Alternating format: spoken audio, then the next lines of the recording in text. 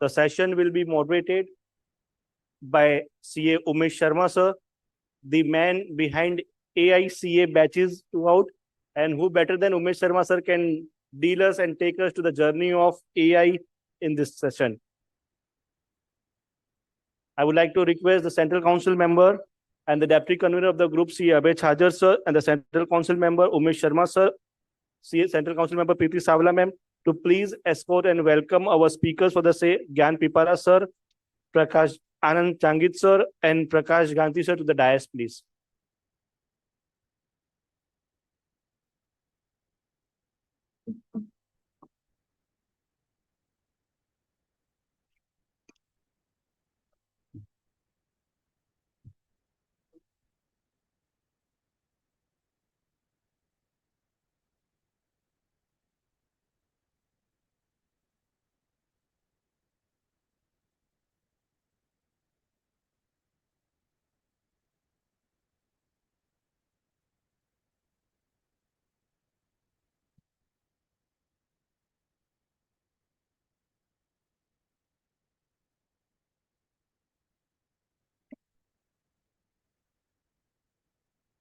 Very good morning, friends. And once again, it's a gentle reminder to the members who are done with their breakfast to kindly come in and settle down. We are about to start with a very important and very prominent session on compliance to confidence.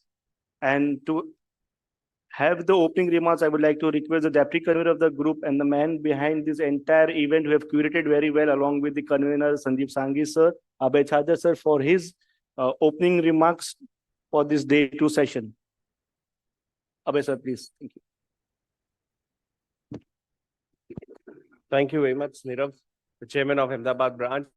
Truly, I think what you said is man behind, of course, but I think you are one person here dedicated, doing so much good effort and excellent work being done by you for this entire event. So good morning, everyone, all the dignitaries on the dais, off the dais. I see quite a few members who are here bang on time, I would say, and that's the opportunity for us to listen to an expert panel discussion, very important discussion. Sitting on the dais, of course, starting with on my left, first one, Gyan Pipara ji. Thank you so much, Anand Jangir, Prashant ji, Kapil ji. Excellent speakers, interaction, doing so well in the AI. The talk about the important topic from compliance to confidence, infrastructure, AI, and cybersecurity for the global CA. And none other than the chairman of this committee on AI, Umesh Sharma ji, my council colleague. He is here today, traveled from all over Kuwait and was there at 4 o'clock in the morning, but he's here among us. Thank you, Umesh, doing excellent work in AI. And I must tell you, yes. So the reason being he's not slept, so he's fresh. Thank you, Umesh, and for being here. And of course, another council colleague, Preeti Savla ma'am, chairman of Women's and Young Members Excellence Committee and vice chairman of various couple of committees, sitting off the dais. The convener of this group, Sanjeev Sanghi, Purushottam Khandelwal ji from Ahmedabad, Madhukar sir, all the dignitaries of the dais. Thank you so much. Good morning to all of you. Welcome again for this very important session on AI. And I can just give you a brief about AI committee. Of course, Umesh will be sharing his experience as a chairman. But I can only say that the 500 batch of the AI for members, the certificate course has already been announced and it's been there at Indore. And I was truly an honor. I think, big round of applause for Umesh for doing an excellent work in AI. So many summit all across the regions and the country. So many members interested and members want to learn. And I think the real time is AI. So it's always been said, a member without the knowledge of AI and with knowledge of AI will have a big difference going forward. So certainly this session would be very enlightening. We'll have a lot of interaction, discussion. Experts already associated with AI committee, they'll be sharing their experiences. Once again, I welcome all of you for this very important technical discussion on the AI topic, compliance to confidence. Thank you very much. Thank you so much, sir. Sir have rightly mentioned about the AI expansions, and I'm truly honored and privileged to say that when we're talking about GCC, the Global Capability Center, and we are trying that our Indian Chartered Accounts are going global, and we're talking GCC at GCC, that Gift City Club. Umesh Sharma sir has just returned from the Kuwait, announcing the AI level batch at the Kuwait. So not just with the global capital center, the institute at this helm with the leadership is trying to ensure that ICI is leaving their footprints across the globe, across the country. That's truly in shape the actual going global. And friends, in ICI motto also, we can see the Garuda, the eagle, it's flying across the globe. So that's truly the vision of the top leadership. And I also request and I also expect and share my confidence that the Indian chartered accountant should at least have the 60 to 70% of revenue outside India. That will truly shape the economy and shape the world. Thank you. With this, I'll request Gyan Pipara sir for his keynote address to this August gathering.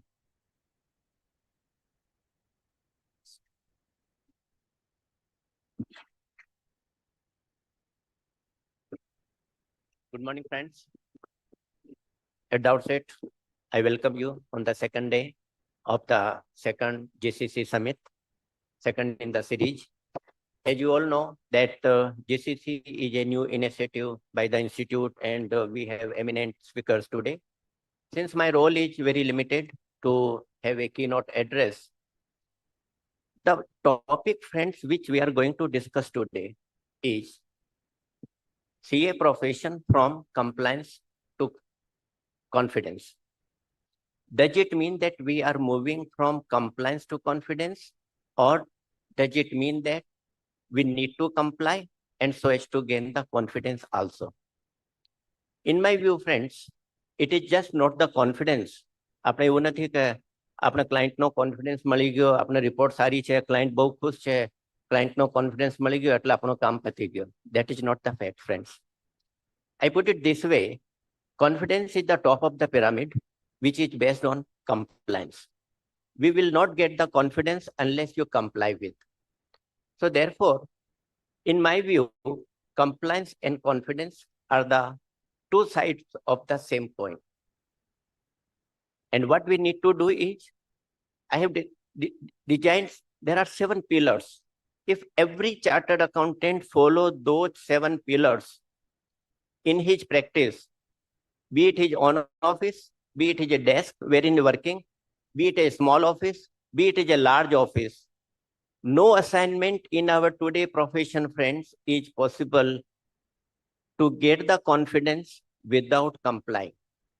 And therefore, I will not take much time, but let me take you through the 7 important pillars.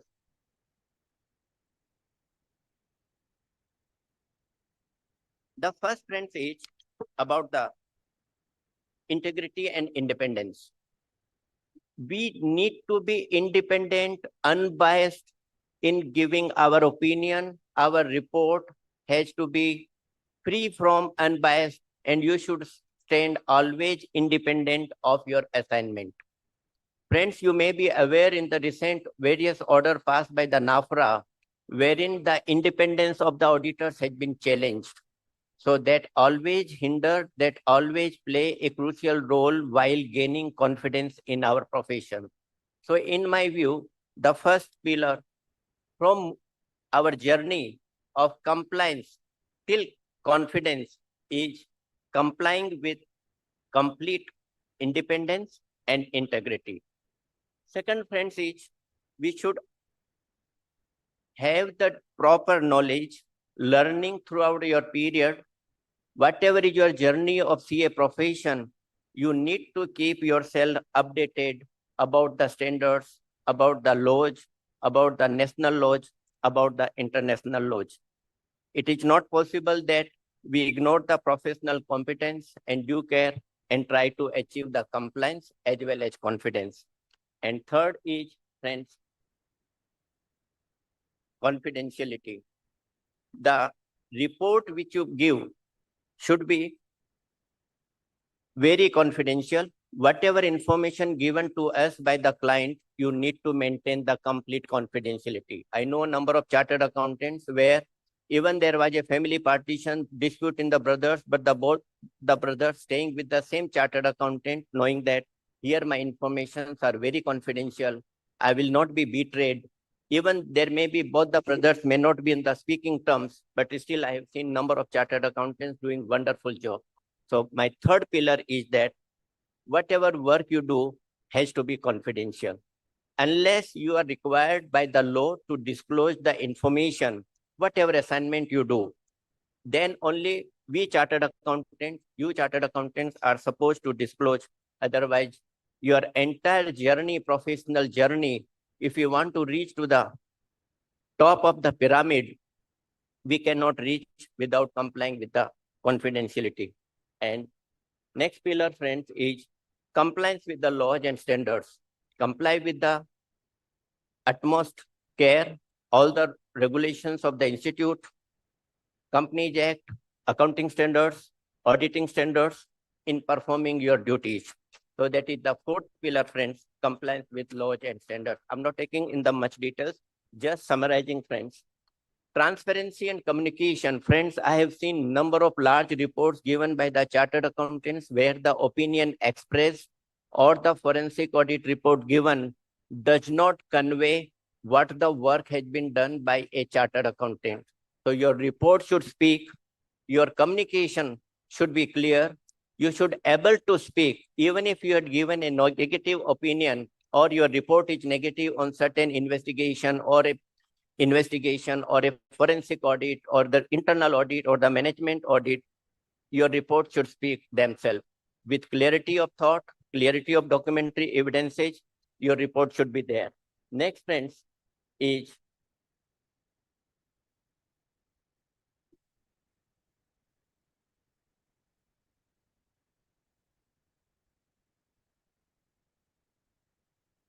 ethical leadership. So you need to act as a guardian of the stakeholders. You need to act as a corporate governance. You need to act as a protection of the investors. So these are the few 6 or 7 pillars, friends, I had given that while complying all those aspects, due care, accountability, ethical leadership, communication skill, accountability, documentation, compliance with the law needs to be maintained so as to achieve the objects of compliance. Once we are compliant, we will certainly get the confidence of our customers. Let me show you, friends, a picture. Here is a picture of a nice bungalow. You will see it. You will feel that it's a nice bungalow, very beautiful house, standing on the pillars. But what if this bungalow, and which is our office, that if we don't comply, if we don't give the due regards to the ethical standards, if we do not preserve the proper documents, this bungalow is of no use. And the next picture, friends, is of a temple. So in my view, our office is like a temple. You should think that my office is like a temple. When the clients come, he should come with confidence and he should walk away with a smiling face. That is possible, friends, only and only if we comply with all the regulations and gain the confidence. With this short information, friends, I would like to touch upon, if you read in the today's newspaper of Business Standard, Sundar Pichai, he has given a very beautiful statement that in the next few years, every establishment is going to use some or other form of AI. So let me give you the few figures. That is, in India, as per Dun & Bradstreet report of 2020, there are 81 million establishments. How many, friends? 81 million. Forget about the small shops. There are 18 million partnership firms and proprietary concerns. 18 million, friends. Imagine the scope of AI with the use of compliance, with the use of confidence, and with the use of AI. Out of 18 million partnership and proprietary concern, friends, there are 17 lakhs, precisely 17.81 lakhs companies registered in the MCA portal, both listed, unlisted, private, limited company. 73,000 are unlisted company. 6,000 are listed company, friends. So 6,000 listed company, 73,000 of unlisted company, 17 lakhs of companies incorporated under the Companies Act, and 16 millions of partnership proprietary concern. With the statement of Sundar Pichai, that in the near future, every business establishment is going to use in some form or other the AI. That is possible, friends, only and only if you comply with, you have the confidence and you have some technological skill in you. With this brief remarks, we have a learned speaker, friends, with you, Mr. Anand Jangid, who is a chartered accountant. Umesh Sharma ji, he's a very good expert in AI. He has been regularly updating the AI group. He has made an AI group wherein lots of inputs has been given. We have Prasant from Mr. Joho, who is also a very learned speaker. And then Preeti ji Savla, who is our Central Council member and very active role she has played in the field of AI, transformation, GCC, Internet of the Things, blockchain, etc., etc. And another speakers we have Mr. I'm forgetting your name. I'm sorry. Yeah, Kapil ji. So let us hear, friends, them. With this remark, I conclude. It is not so that we are moving from compliance to confidence. It is a journey. We started from compliance, ending with confidence. Confidence is not possible of the stakeholders, of the client, of the regulator, of the management, unless we comply. For compliance, various 6 or 7 pillars, as I stated. And with the use of AI, there is a huge features available to you. I can see lots of young faces, friends, where in the Indian economy, we are talking of touching upon 25 trillion US dollar. The present Indian economy is close to 3.5 trillion US dollar. We are talking of immediately near future, 5 trillion US dollar and 25 US trillion dollar. You can understand with this much economy, with so much establishment, with compliance and with regulation and with confidence, sky is the limit. You can reach to that height, friends. Thank you. Thank you, everyone. Thank you. Let us hear that. Thank you so much, sir. The 42 years of experience in distinguished as a forensic and accounting expert was truly visible in your sense, sir. Your words and your wisdom have truly motivated the members and you have set the perfect tone for the session. I'll request our Central Council member and Deputy Kenneth Abhay Chadar, sir, to please welcome Gyansen Pipara, sir, with a bouquet and a memento.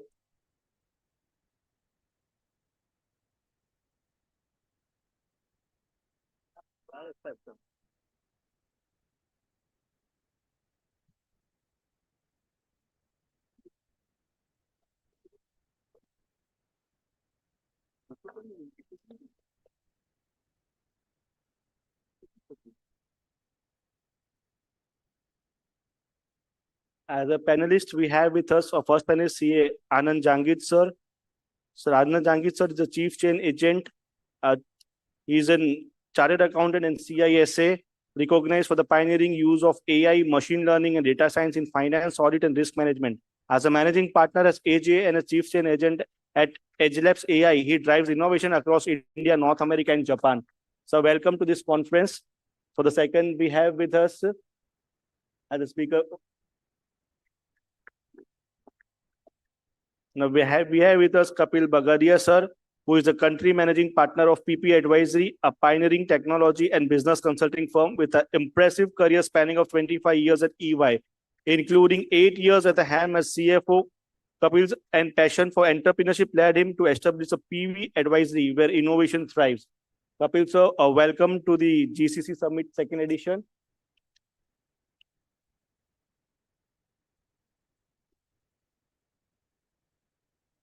And then we have with us the Vice President Joho, Prashant, sir. I request council member to please welcome Prashant, sir. Thank you.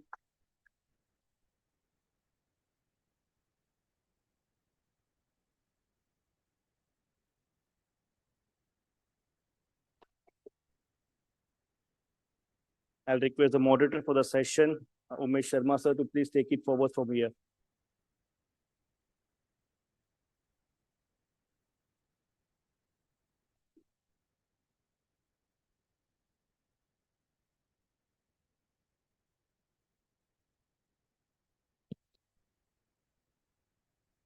Good morning. Friends, I am coming from GCC to GCC. I was in Gulf Kuwait and morning 4 o'clock I came here. And it's a very happy moment to see all the faces here who are glowing. And it's all the concept which we are looking for, that is global capacity center building. And in this concept, when we look into the things, we come to notice that the global work should come to India. And when we see the current political or geopolitical position across the globe of India, we are in building new relationship. So new work will come to India and we have to develop our capacity. We have very vibrant and very different knowledgeable person in each of the aspect of this GCC today as a panelist. One is Anand ji, क्योंकि जिंदगी में हर एक को happiness ही चाहिए, आनंद ही चाहिए. Why a person will go for GCC? To growth is one of the aspect, but the ultimate aim in life is आनंद, क्योंकि सबको खुशी मिलनी चाहिए. So we have Anand ji. और जब आनंद मिल गया आपको, when you got happiness, and to continue that happiness and to continue the work of GCC, you need a mindset which is very calm, which is very cool, and that is प्रशांत. क्योंकि प्रशांत का मतलब ही है कि निर्मल, शांत. So when you are having GCC capacities in your office, in your organization, you will be interacting with global partners, global people, and you have to be very calm and cool to carry on. And once you establish a GCC and you continue, you need a teamwork, you need a leadership skill set, a captain skill set. And who was the best Indian captain? Kapil ji. So you are there to guide us. So we have all the type of characteristics here: happiness, calmness, and captaincy, being a team leader. And we have to understand what are their thought process. We have drafted questions and we will discussing that. But when we look at this panel discussion, I am very happy and very proud that we have leaders like Abhay ji, who is chairing this committee. Thanks Abhay bhai. क्योंकि एक भय था सबके मन में कि what is GCC, how I will go there, what I have to do, what are the skill set. वो भय को दूर करने के लिए अभय जरूरी है. So thanks अभय भाई. और ज्ञान की बात से तो हमने शुरुआत करी है. So thank you ज्ञान जी. And last में vote of thanks के लिए a pretty woman is there. So Preeti ma'am is there. And chairman of Ahmedabad branch, Nirav, is there. He is working very hard to take the branch much greater heights. So with these words, let's start our panel discussion. And first, we will be discussing with Anand ji. Anand ji, Global Capacity Center. So most important word here is capacity. And if a CA firm wants to develop or to enter into GCC, the topic to us is focusing on three aspects. One is infrastructure. Second is the cyber security. And third one is AI. So how you see artificial intelligence redefining the role of chartered accountants from compliance to strategic advisor. So what is the change that you anticipate and what is the role of AI in this? Thank you, Umesh bhai. Umesh bhai being like already the leader in the AI landscape because he's actually the chairman. So I think this questions is very relevant, Umesh bhai, what it is there. So I was just asking a question to Abhay bhai, like what is the mix of our crowd? How many are already in GCC? How many are planning to set up GCCs?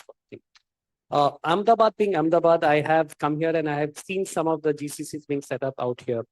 And what I see, as you rightly said, there is a change which is happening from the process, as I would say, the kind of mindset. India was earlier always an LCC. If you know the term LCC, many of you have heard about this thing. No, we used to call it low cost center, or it's a basically LCC. We used to always say this is my low cost. It's like cost arbitrage is something being played if I have to get the work here. But of late, there is a talent which we can all see. And with the kind of advancement, I see both on the side of membership members as well as students, where we are trying to imbibe AI in different things. And that's very important, because I would say it is something like this. I come from Bangalore, and there is a place near Bangalore called Bellary. Okay, that's fine. So there is a place called Bellary, which is around 200 kilometers from Bangalore. Small place. The population size is also very less. And I met a person there. His name is Pandu, and he is a chartered accountant who's doing a kind of work for Indonesian companies who are into palm processing. Imagine it's like a something which is very small, very niche area. He only target one kind of businesses, only does palm oil processors who are there, who are like international companies which are setting up their base in Indonesia. He just takes care of that. Now, why I'm trying to bring out here is, it's not just like he's able to do it. There's a language issue. I interacted with him on something, and he said, if I don't have AI, I can't do it, because the vouchers, the documentations, everything, there was a time, it used to be something which you have to have a translators and all that kind of thing. But if you see the tools of the trade right now, the workflow, the pipeline which organizations are building, it becomes very easy for you to have that. I actually give an example which a lot of people may not agree, but I left Infosys in 2016. And that time we used to have SAP CRM in Infosys. And to set that up, it used to be at some 3 to 5 crore project to have a CRM system of that thing. Today, if I use something from Prashant's organization, Zoho, use it at that, I can have the same feature which I can get it done and delete that. And there are the cost of all this technology has gone down. Same thing with AI. I would just summarize, Umesh Bhai, by saying one point is, we need to see the problem statement. We need to explore the unexplored. There are a lot of things, I would say, there is always a kind of a saying that Gujarat is always, entrepreneur mindset and all the things. One of the things which a lot of people, I travel to US and all things, we see a lot of Indian CAs giving services. How many of you have seen the other side of the world, the global south, the east? There are a lot of things where GCCs can be set up for them, and it's a need of the hour. But as Umesh Bhai rightly said, there's a need for proper infrastructure. No cutting cost on that. Proper cyber security, because that is going to be a key thing, and investment in the right tools of AI. Thank you, Anandji. So we move to Prashantji. Prashant sir, Zoho is a truly Indian multinational company. It is coming from the small place and it has reached across the globe. So the idea, the way you started, the problems that came in your journey. So our people want to know that in GCC, what is the importance of cybersecurity and infra to set up an organization which can start and which can lead the way you people has done? Thank you, Umesh. So it's a good question. Basically, when we talk about GCCs, we are talking about global capabilities, having a mindset, bringing best practices, understanding the world is your oyster. So you need to, the customer does not care where you are. You are serving, if as Anand Bhai said, if it's an Indonesian customer, you need to be the Indonesian to serve them. So you need to understand their local regulations. Now, when we talk about cybersecurity, right, you need to envision like this, like a software framework. There are global best practices. The framework works in a lot of situations, and there are some local nuances. That's how the way you need to look at cybersecurity as well. So cybersecurity, it encompasses obviously people, processes, and technology. When we say people, who have you trained everyone on aspects of privacy, security? For example, in our organization, all 20,000 employees have to undergo privacy training. It's you need to inculcate things like customer confidentiality, everything from the word go. So these are best practices. Similarly, how do you secure all your endpoints? Do you have the tools, technologies? Today, I mean, data is gold, right? It's cliched, but the highwaymen, robbers of today are the cyber attackers. So you need to be aware that as there's a Cambrian explosion of tools. I think I was telling Sanjeev yesterday that every accountant can be a programmer today with all the tools. That means there's going to be a lot more code. There's going to be a lot more. The attackers are not going to sleep. They are going to go ahead of us. And once you have the understanding of global best practices, deep knowledge of what cybersecurity, something that is country agnostic, then you need to understand what are the local regulations. For example, let's take something like data privacy, right? We understand at some level what data privacy is, but what are the local regulations? For example, you have California Consumer Protection Act. You have GDPR, General Data in Europe, right? You have the POPI Act in South Africa. Now, at a higher level, everything looks the same. But in California, they say that if your business is over $25 million, then you need to adhere to that. And it's primarily focuses on consumer businesses. In Europe, regardless of who you are, if you are storing customer data, then you need to adhere to. If you are you don't need to be in Europe. If you are here, your office is in GIF City, your customer is in Europe, you're selling to someone in Europe, you need to adhere to that.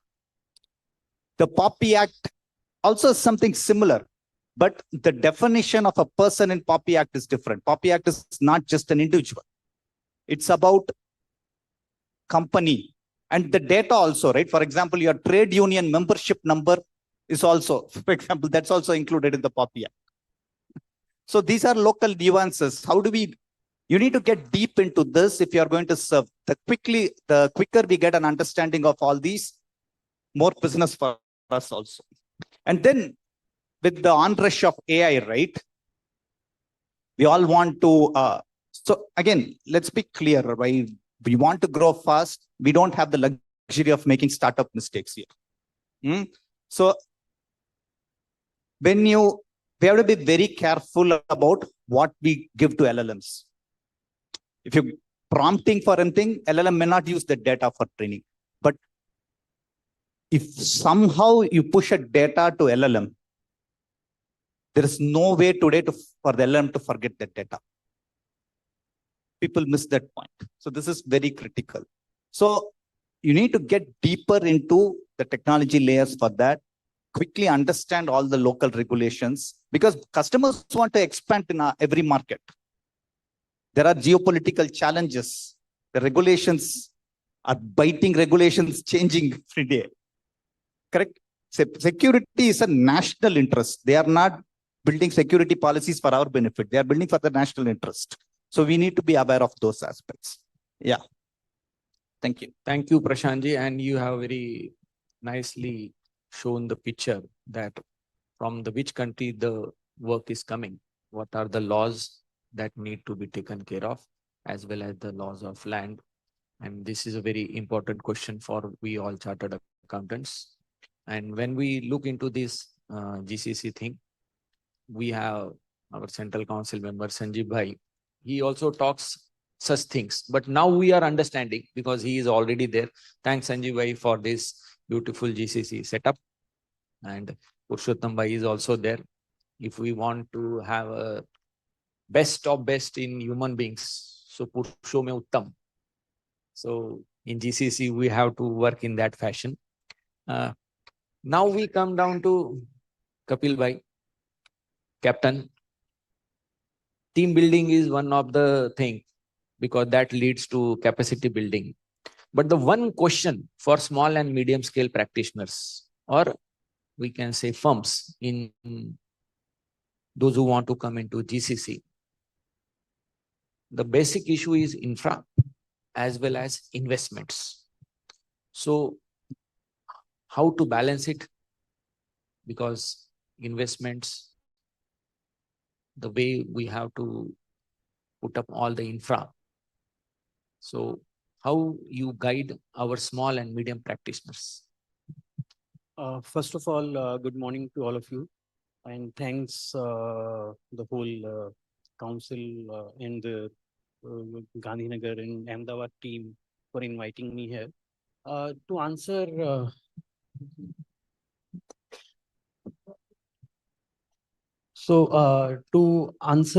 simply this investment thing, this is very relevant, for small and mid-size CA firms, that are we going to invest a large sum in infra? But the answer is, it is not about how much money you have. It is all about how do you architect your infra. I will give you a few examples to understand it better. Like we all know now, everything is becoming cloud-based or SaaS, software as a service. So this is what we need to go for, as in whether it is Google Workplace or Microsoft 365 Business Premium, wherein you get your mailing to collaboration to filing to security, everything. Similarly, if you talk about uh, virtual desktop, I mean, this is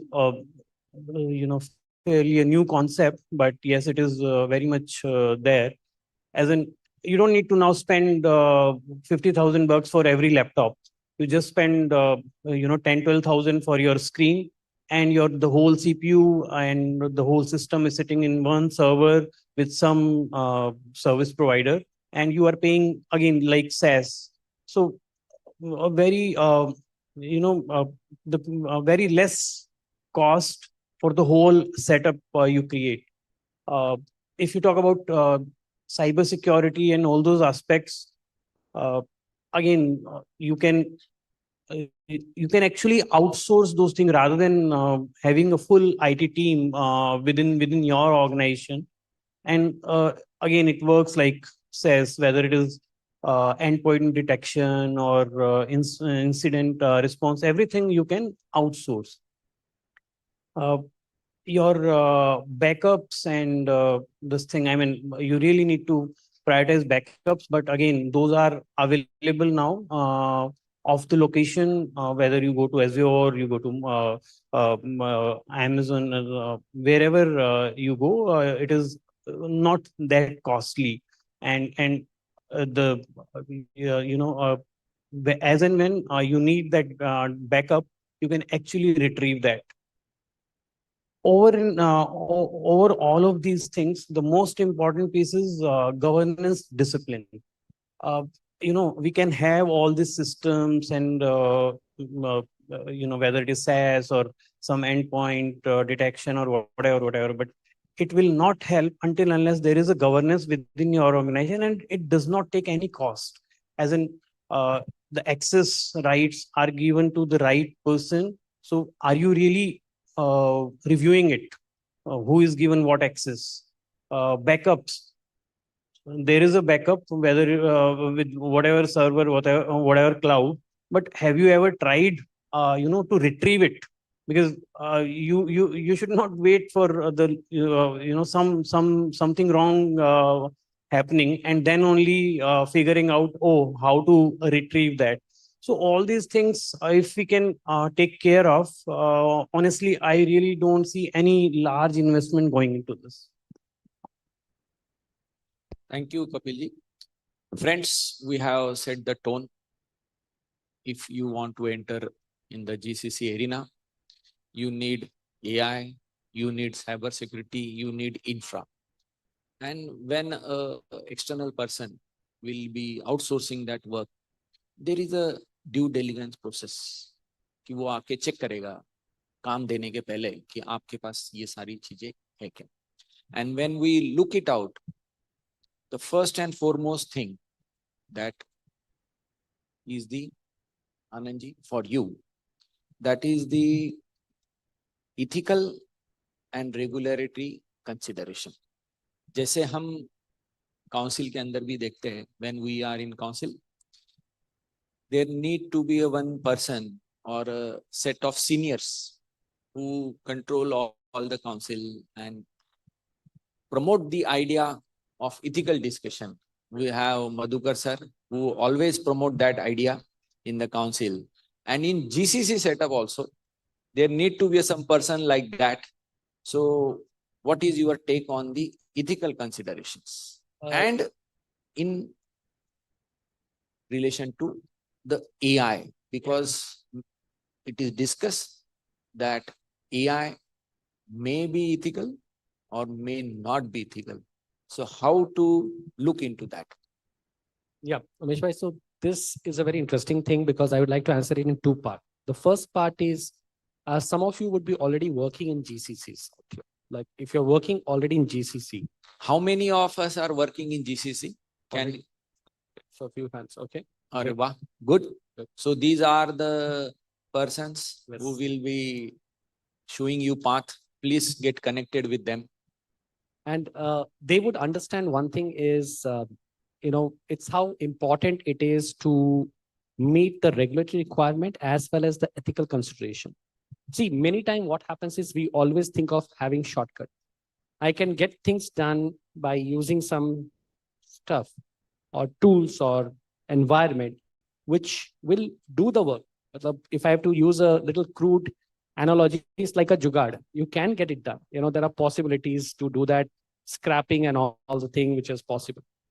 But I will tell you the biggest challenge is to create interesting use case in finance and accounting for the global audience to understand. They should not see I'm sorry to use again one more word, like when I used to work in Infosys, there used to be a term for most of the Indian developers. We used to be called cyber coolies, because the concept was that you are not adding much value. You are like, you're doing stuff which is like low end and all that kind of thing. If you want to move up the value chain long term, ethics and understanding of the regulatory landscape in real sense is very important. This is for my friends who are already working in GCC. My friends who are actually going to set up, I have a request with most of you. Think of yourself, you are carrying, a kind of a very heavy responsibility that one bad thing you do, the name of the whole industry goes for a toss. Globally, India will be seen. I don't know how many of you remember in cybersecurity case, there was one HSBC card leak which happened in Bangalore, how it was shown in the Western world that how insecure it is. Because Umesh bhai also knows there are some people who are ready to sell you an ISO 27001 certificate for 15,000 rupees without actual audit doing. Okay, you can say, hum log ISO 27001 hai, but actually, are you following that in the kind of way? If you are using some tools, like for example, I'll tell you a very easy thing. I want to connect to some external data sources and bring it up all together and have some, a pipeline build up for my client. There is a way called scrapping, but I hope a lot of you know scrapping is illegal. It's not supposed to be done. If you're doing that, if you're not using API and proper data source, if the client came to know that you have done it, there can be a kind of a case file against that person because the work is done. We understand SOC 2 reviews and other kind of things. So I would say, please understand, it is very interesting field, but if we take shortcuts in trying to basically just meet the requirement, ki chalo ho jayega, I can cut the cost, cut the corner and all things, long term, you will be facing a lot of issues. My submission would be try to understand, and here where AI helps you. Today, I don't know how many of you are very excited. Yesterday, Grok Fast, Code Fast was launched. Yesterday it was launched. There are already 2 million subscribers who are already on that right now. And that is changing the way agentic AI is done. Now it's a great thing, but if you go with the subscription and all thing, yes, that will take some time. There are other ways to deal with that, and I can create codes and other kind of stuff from there, but they don't make sense. So my point is that see the big picture. Think of yourself as an ambassador of the Indian GCC, thing, because we want to say we have the talent, but how do we basically present it up? I always say is, this is the kind of thing when we talk about ethics, go the hard way. Don't take the easy way. Understand the process, understand the whole details, and then take it. True, Anandji. And one more point to be noted. We are happy that under the leadership of Anandji and the team of faculties and the speakers, we launched the first book of AI in ICA committee that is on ethics in AI. So it's a ethics in AI. So you all should go through that book if you want to enter in the arena of GCC. Now we come down to Prashantji. When Zoho started the journey, which were the common blind spots that you remembered and that our participants should also remember when transforming their firm from the compliance to this GCC arena? So what are that important blind spot to look into as regard the cybersecurity, infra, and AI? So one, I think the first step is to start actually. So there is because many times people don't even take the first step. So before worrying about of course, blind spots, you will hit and you need to figure out how to go at. The first step, there's a Chinese proverb that says that the best time to plant an oak tree is 20 years back. The next best time is today. So we need to make that step. But once you have decided to take that step, right, when you're going to transition your systems from legacy systems to modern cloud-based, obviously, the first and foremost thing is, does it really, first you should be convinced that it's really good for your clients, and then for your firm, for your practice, for your business, and then you need to go forward the full hog. Now, once you go to something like a cloud system, right? Obviously, the data is not within your premises. The data is in a different data center.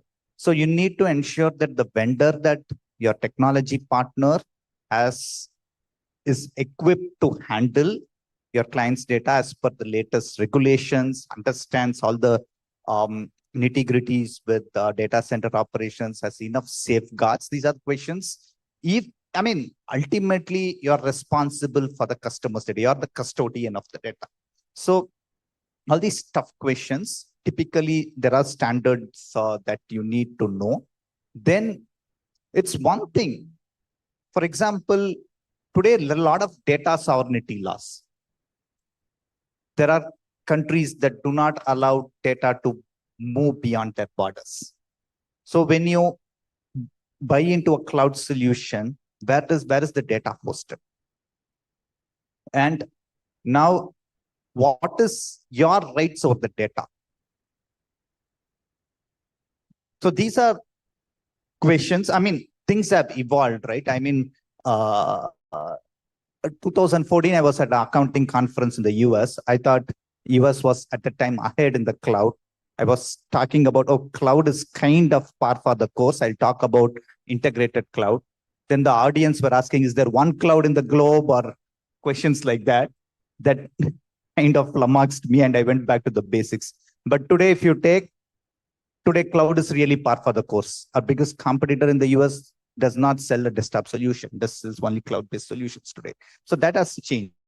So that is one. Then next step is when you have decided to have a clean plan.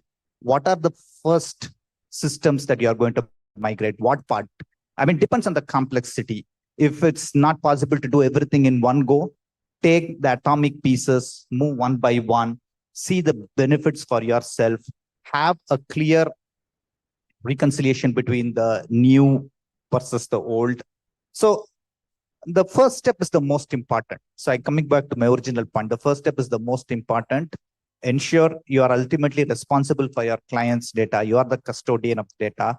Have regular checkups. I think once you start, things will fall in place, because today cloud as such is advanced. There are enough safeguards in place. You need to be aware of that. Thank you, Prashantji. The point you noted down is very important to all of us. Yesterday, we started level 1 certificate course in Kuwait. So I was very pretty relaxed, because in India, we are doing the courses and we are giving all the AI related information, tools, knowledge. And I was stuck. They said that in Kuwait, no cloud. The country doesn't want the data to go out. So the Sheikh and Sultan of that country doesn't want the data. So they say it's all desktop. We have our own server. How we will install LLMs? How we will install the tools? तो मुझे पता चला यार ये भी एक issue है. So when you enter into the GCC arena, you are living in India, you know the rules and regulations are related to India. But as soon as you enter in the work of other country, you get, oh, this is there. So thanks, Prashantji, for giving that most important aspect, that you need to know what are the things related to cyber security and cloud. Now we will move to Kapilji. Kapilji, when you see our small firms, medium firms, they want to enter into GCC. We are regularly doing audits, but when you enter into GCC arena, there is a cyber security audit concept.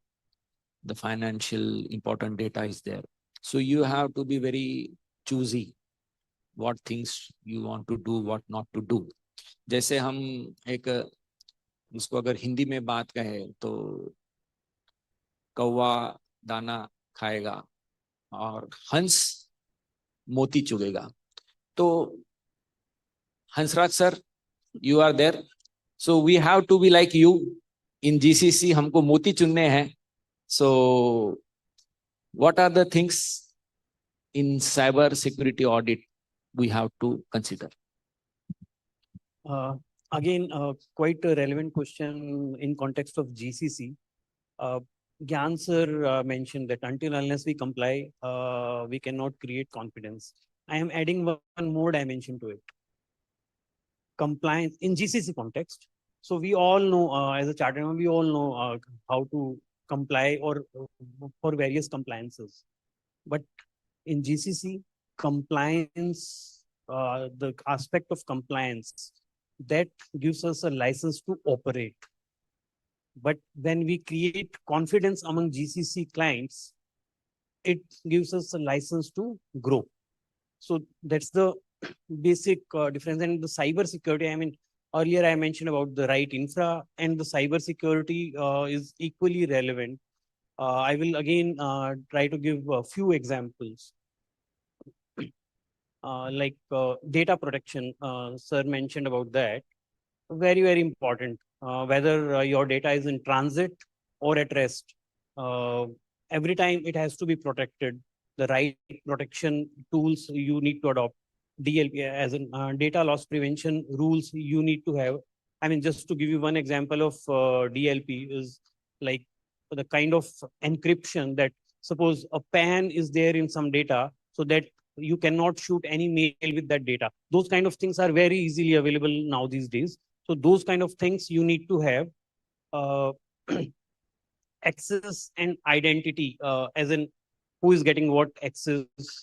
We all need to have multi-factor authentication, as in, first the login password and then some OTP or those kind of things. And Microsoft report says that 99.9% the kind of the cyber security challenges are restricted only with MFA.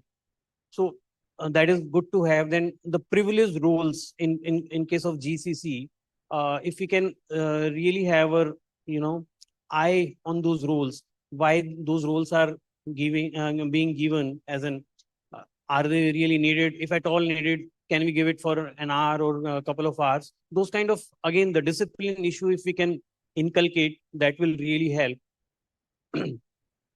Endpoint, we talked about that endpoint detection, anyone attacking your website or your database. So there are again tools which can actually alert you if someone is attacking your system, and then how to get rid of those challenges. And similarly, the response, incident response, we call it, as in, if any incident is happening, such breach of security is happening, then what would be your response? Who is going to talk to whom? Who will retrieve the data? How much time it will take to re-establish the whole framework for your client? All those things in cybersecurity are going to help you. So again, the compliance is the foundation, but if you create these kind of confidence within your client, that will attract investment and sustain growth. Thank you, Kapilji, for bringing the important points in front of our people. Now we are on the last lap of our discussion. The last question will be there to all the three panelists. जैसे phases रहते हैं of every moon, and then now we are coming toward the full moon question. And चांद की जैसे चमकना, चंद्र की जैसे, तो हमारे Chandrashekhar sir, you are here. Thank you for coming and gracing. Now we come at the most important thing in AI: original intelligence and artificial intelligence.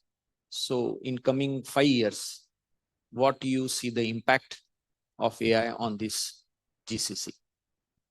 5 years is very long, Umesh bhai. The things how they are changing.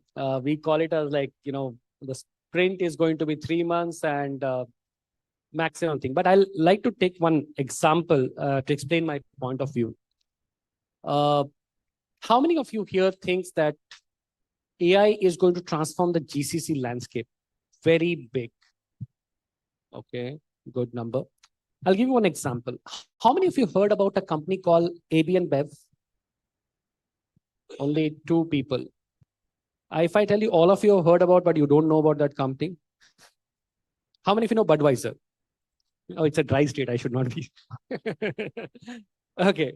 Which company makes, sorry? Is it? Okay.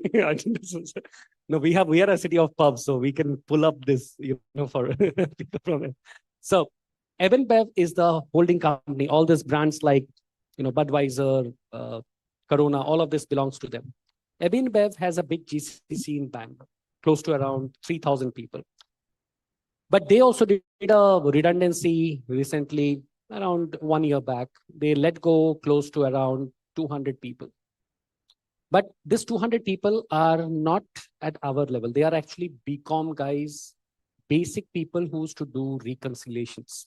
They implemented one solution called Blackline, as you can Google it out, which does automatic reconciliation. Now, that one thing changed the whole landscape. They have to let go 200 people because they couldn't retrain them for anything which is thing. My point is that if you are actually looking at the bottom of the pyramid, don't even go for it. Anything which is at the bottom of the pyramid is to go away very soon. Like how many of you get excited in the morning ki aaj reconciliation karenge? Anyone? No, right? It's not an exciting thing. But if I say FP&A for a company, don't you think you just feel amazingly excited? Yeah, we'll do that. My point is that in the GCC landscape, try to go for niche areas which are very interesting, which, come on, I'm just assuming all of you are chartered accountants, so, you have an intellect level. We should be trying to do at that part, play our game at that level. If you do that, there is no challenge from AI. But if you are actually at the low end jobs, that is going to go away, whether we like it or not. And here, the most important thing which I would request you to try to go is to create use cases. People don't do that. And you go and Google, do search, whatever number of finance use cases, very low. I don't know why we are so, I don't know, there is a term, CAs are always known to be having a lot of, one of the fundamentals of accounting we have learned is called, conservatism. Conservatism is good in other part, but not when you are trying to deal with technology. That is my submission, Ramesh bhai. Thank you, Anandji, because this is a very important question that AI is impacting many jobs. तो काम आएगा या नहीं आएगा GCC में? And if we want to enter, then we should be AI enabled. So that is the take that you are having. Prashant sir, final questions to you.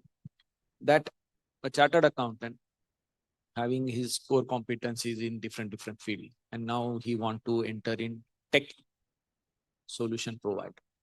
So what skills, what tools they need to empower themselves, as you have a very good platform, Zoho. So practically speaking, what you suggest, which types of platform along with Zoho, or what type of tools being for a CA to have a tech solution provider? Thank you, Ramesh. So when we actually designed our solutions at Zoho, right, we wanted to do much of the heavy lifting for chartered accountants as well as their clients. For example, much of the business rules, if you take an accounting solution, right, all a business user needs to tell the accounting solution is what does he sell, whom does he sell, where does he sell. Under the hood, the system is supposed to triangulate all the rules and provide everything. Now, over and above that, what is the value add that we bring? So that's where I think much of our sensitization about the current solution. See, basically, you don't need to look at things as a product. You need to look at it as a platform over which you can extend it. You can solve problems we ourselves have not imagined. So you need to wear your technocrat hat. So we call as techno-functional experts, right? Today, anybody can build an AI agent. So Anandji was talking about lack of use cases, right? Today, the platform is available for you to test out those use cases. So that's where you need to bring your tacit understanding of your clients, which only you know. It's kind of an individual small language model that only you have. We don't have. So that's what you need to bring it to the value. That's where you can bring the biggest value addition to. For example, that specific agent could be only for your client or only for one market. So I think the platform today is available. We have provided the platform. We work very closely with chartered accountants in India, globally as well with CPAs and others. In fact, very recently, we won a few GCC deals with help of chartered accountants. So you should be able to bring your understanding of the client, implement it, bring it over our platform, and that's where the combined offering wins. So I think it's a collaborative journey. It's an exciting journey. Very excited about it. Thank you. Thank you, Prashantji. Now, a final question with Kapilji. Your tips for digital transformations to our members. Yeah, sure. And probably I would request if you all can listen to this with some focus, because many of you may be benefited with this. The first and the foremost is mindset shift. Sir talked about, even yesterday you were talking about that. Our perception in the market is balance sheet, tax, compliances, which is good. But now we need to add a few skill sets, So like if anything, when you are talking about GCC, be ready for anything. I mean, a very large Medcare and healthcare company, we were approaching to them and not getting anything. And finally, they came up with something like to, map medicine names from one country to another country. Like paracetamol is being called as Dolo at one place and Crocin at another. Now, imagine without any medical background, how you will do it. But AI is there, Google is there, people you have.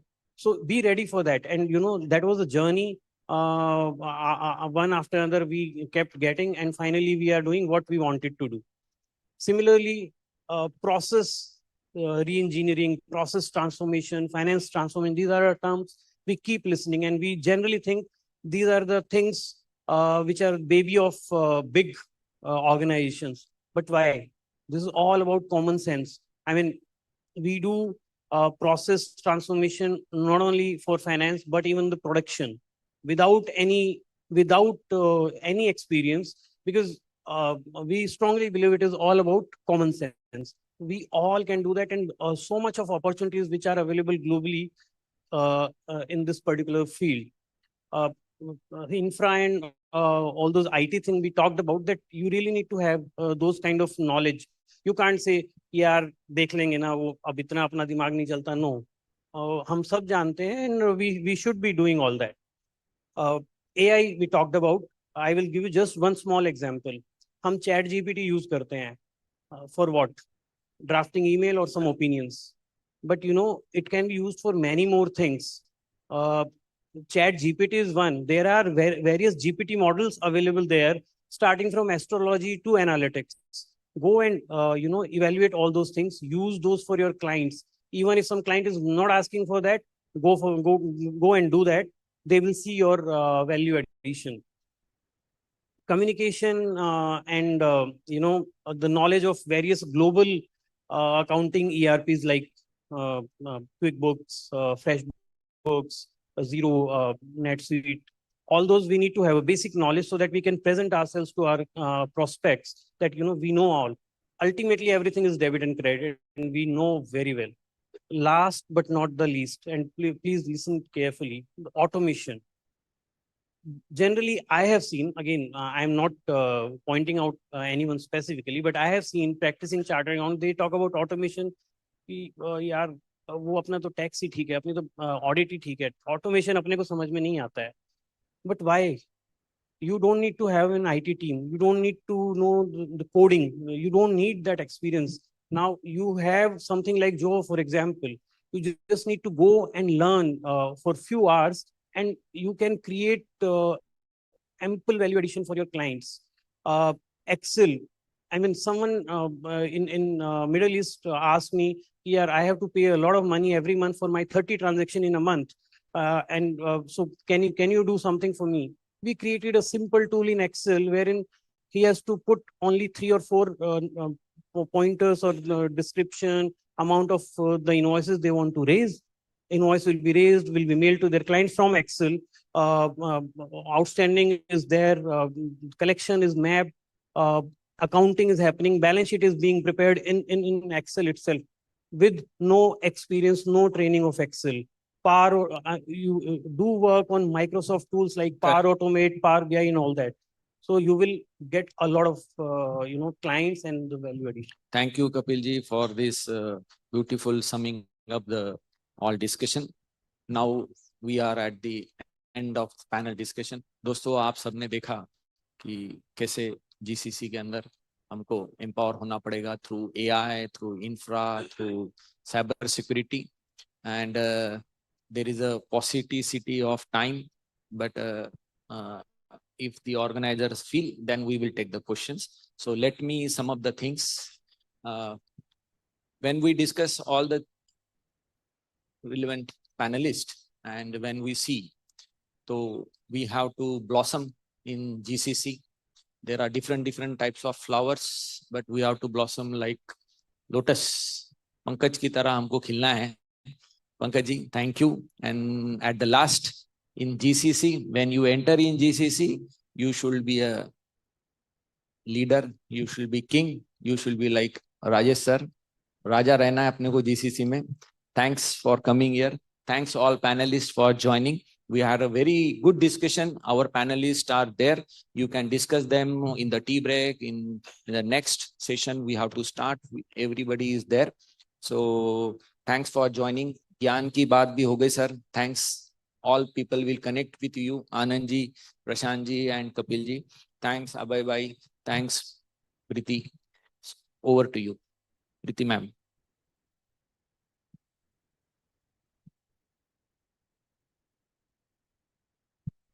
Hello, friends. So I can see all the panelists and the speakers of the next sessions are already there. So my countdown of the time has already started. But it will be incomplete if we do not propose a formal vote of thanks. And when I was understanding and hearing the discussions, and it was going on the like paracetamol, which is a necessity, and for certain chemicals, when USFDA is not certification is not allowed in by China, and where the India has the largest opportunity. So here also I can say we have to go beyond boundaries and from compliance to confidence. And when we say beyond boundaries, and as the panelists were discussing, not to just restrict oneself to only accounting or tax. Where is the pain point of the client? And if you are able to give solution, right, to this pain point, then only we are able to survive and grow.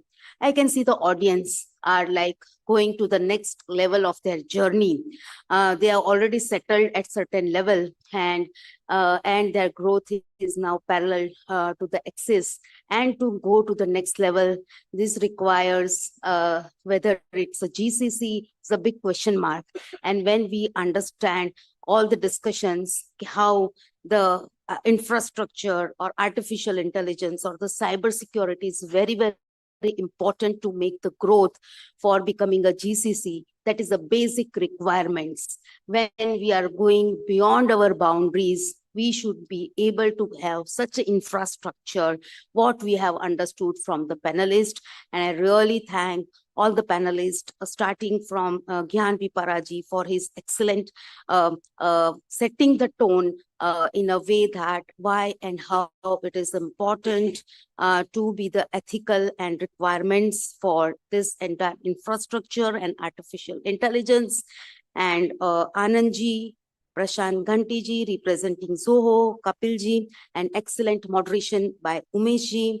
And I can see Abhay Chajarji and Sanjeev Sangiji and Purushottam Khandelwalji for hosting over here in the city of Ahmedabad, all the council members present, and the Niravji and entire team of Ahmedabad branch for hosting over here. So really thanks everyone for having this session, entire audience for listening this. Thank you very much.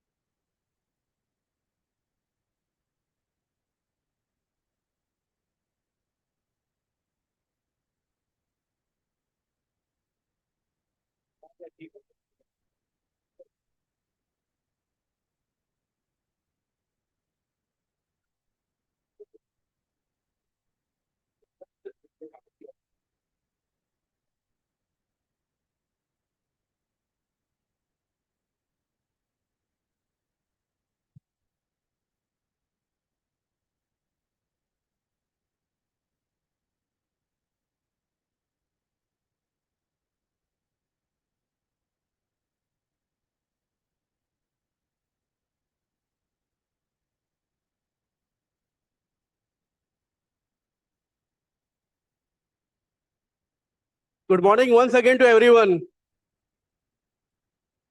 Requesting everyone to please take their seats. We are starting with the next session. Requesting all to please have your seat.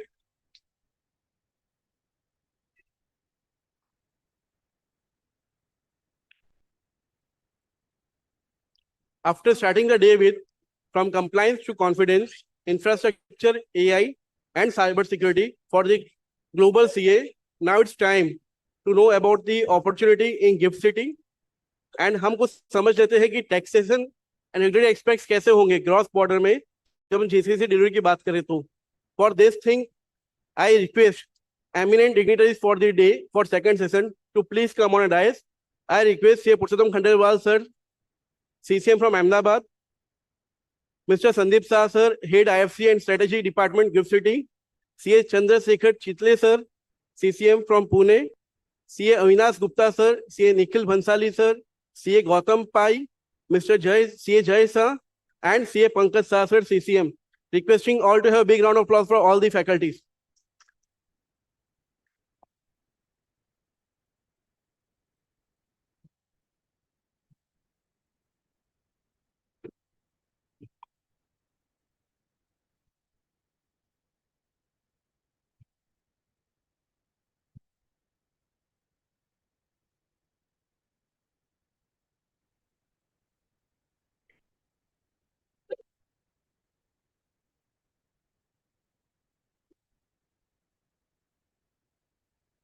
When we are talking about taxation, regulatory aspects, and even opportunities in GIFT City, we should have opening remarks with none else but the CCM from our own Ahmedabad, say Purushottam Khandelwal sir.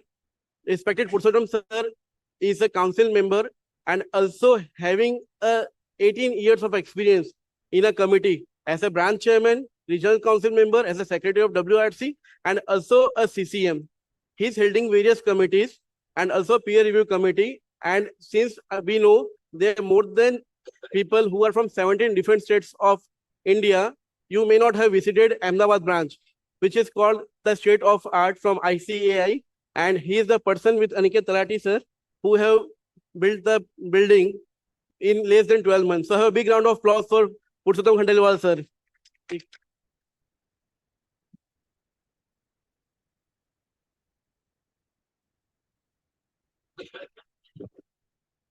Good morning. क्या अहमदाबाद वाले branch वाला एक तो नाश्ता वास्ता करा नहीं लगता। Good morning.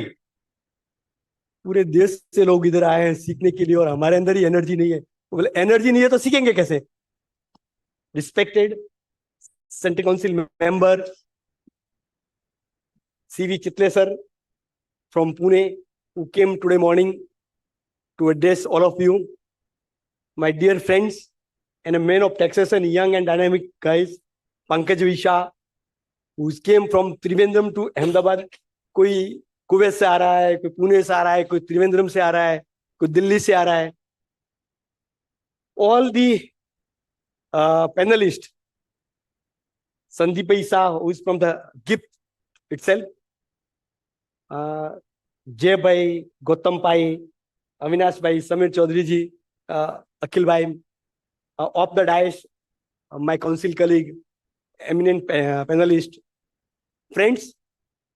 Yesterday, we learned a lot about the GCC, opportunity in GCC. But today, we learn about what is opportunity in GIFT. Because Sandeep sir is here, there is two different. GIFT is a different, IFSC is different. Sir, Sandeep मैं आपको बोलूंगा कि उसको थोड़ा अच्छे से करके बताना कि अभी गिफ्ट बोलते हैं और IFSC भी आ जाता है उसके अंदर. तो गिफ्ट क्या है, क्या अपॉर्चुनिटी है, कैसे बना, वो संदीप भाई बताएंगे. और जो टैक्स एस्पेक्ट है कि taxation regulatory aspect in cross border GCC delivery will be delivered by the eminent panelist, moderated by our senior center council member C.V. Chitle sir. Friends, ये गिफ्ट कैसे बना? मैंने कल भी आपको बोला था कि gift is a gift of Narendra Modi to this country. Friends, once Modi ji was visited to Singapore, they met the delegation of Singapore, those who are from the India, और उन्होंने पूछा कि आप इंडिया से है लेकिन इधर क्यों बिजनेस कर रहे हो? ऐसी कौन सी चीज है जो हम नहीं दे पा रहे? जैसे वर्ल्ड में हांगकांग, सिंगापुर, लंदन, न्यूयॉर्क, ये सब जो है फाइनेंशियली हब है. भारत के लोग वहां जाके बिजनेस कर रहे हैं, दूसरों को रेवेन्यू जनरेट करके दे रहे हैं. हम नेशनल बिल में क्या कंट्रीब्यूशन कर सकते हैं? उन्होंने एक डीप स्टडी किया और बताया कि ऐसी कौन सी चीज है और हम उनको देने से लोग यहां अट्रैक्ट होंगे. गिफ्ट सब तभी से चालू हुआ संदीप भाई. गिफ्ट अपने आप में एक विदेश है. गिफ्ट में भारत के बहुत सारे कानून लागू ही नहीं होते. अगर बोलते हैं कि विदेश जाके हम स्टडी करके आएंगे, तो विदेश तो जाना होगा जब आएंगे. एक बार आप गिफ्ट आके स्टडी कर लो तो आपको गिफ्ट में विदेश के दर्शन हो जाएंगे. सो फ्रेंड्स, मैं आप सबको मतलब दिल से वेलकम करता कि आप यहाँ आए और जानने की जिज्ञासा है. तो 500 लोग आए पूरे भारत के 17 राज्यों से, जो गिफ्ट के बारे में जानना चाहते थे, GCC के बारे में जानना चाहते थे. कल भी हमने बोला कि यहां में से अगर एक भी व्यक्ति सक्सेस हुआ या इसने किसी ने क्लाइंट को बता दिया कि GCC या तो खुद इंडस्ट्रीज बनो या जो इंडस्ट्रीज में है उनको सपोर्ट करके आगे लेके आओ. हम क्या करते हैं? किसी व्यापारी को इंडस्ट्रीज बनाने का काम ही तो हमारा है. हम किसी कल गुजरात गवर्नमेंट ने GCC पॉलिसी हमको बताई, बहुत सारी फैसिलिटी है जो हमको कभी मालूम ही नहीं था. तो अगर आप उनको एक दो को भी बता पाए तो हमारा यहाँ आना सक्सेस है. So I will not take much of time. Once again, I welcome all of you in this GCC conference. Thank you so much.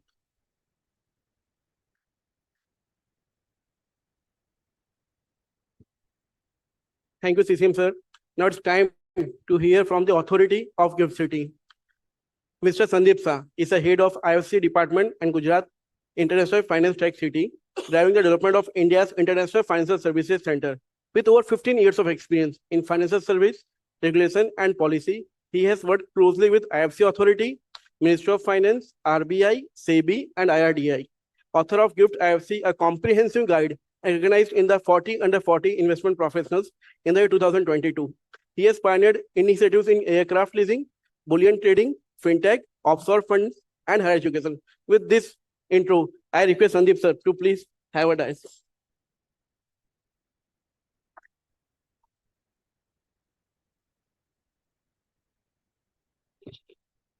Good morning, everyone. Thank you for giving me this opportunity to present GIFT City. Before I start my presentation, if I can know how many of you are visiting for the first time to the city? Oh, that's a good number. Then I think I have a good story to tell. probably being a chartered accountant, I think in your journey as a practitioner or as a part of organization, you have helped companies in terms of doing ODI transactions, doing LRS transactions, and as well as many foreign currency denominated transactions. And most of the times when you are advising your clients either for fundraising in dollar currency or in terms of investing into the global markets, typically you have always dealt with other jurisdictions. कोई Singapore भेज रहा है, Dubai, Hong Kong, and so and so. And that is where I think the opportunity lies, and Government of India realized it way back in 2015 that India should come up with its own international financial center, because this is our demand, our requirement, and in basically today's term we call it more like Atmanirbhar. We need to be Atmanirbhar in international financial services activities that India requires. And that is where it is very important that we develop a center which is at least at par with the other global financial centers. And when I say at par, it comes from broadly four factors. One is the infrastructure, and I'm sure you will be happy to see kind of the way the city is coming up. The second important aspect is the regulations. And in the first day of your session, Rajaramanji would have highlighted about how the unified regulator is playing important role to create the right kind of regulatory ecosystem. The third important factor that we realized is the income tax, and which is your core domain. It's important that our tax regime is quite efficient. And when I say efficient, it is not only from the perspective of providing incentives, it is also from the perspective of providing certainty. Because many a time global investors are ready to pay tax, but don't tell them that it was not 10%, it was 15%. So they prefer certainty, it better than us. And the fourth element was more on the dispute resolution side. And I think as a city, these four pillars we feel are very critical to ensure that we create the right kind of ecosystem. Today's topic, and I'm very happy that, till recently, Global Capability Center was largely discussed in the forums like NASCOM. And that is where it was largely taken as more as a ITS kind of a segment. We never realized that it can actually become a kind of a role of an industry that we call. A month back, I was in an event organized by CII, and probably they also they are working on creating a national framework for GCC. And today I'm happy to see that Institute of Chartered Accountant has taken a very important step to now create awareness, create kind of visibility about how GCCs are now becoming integral part of the operations.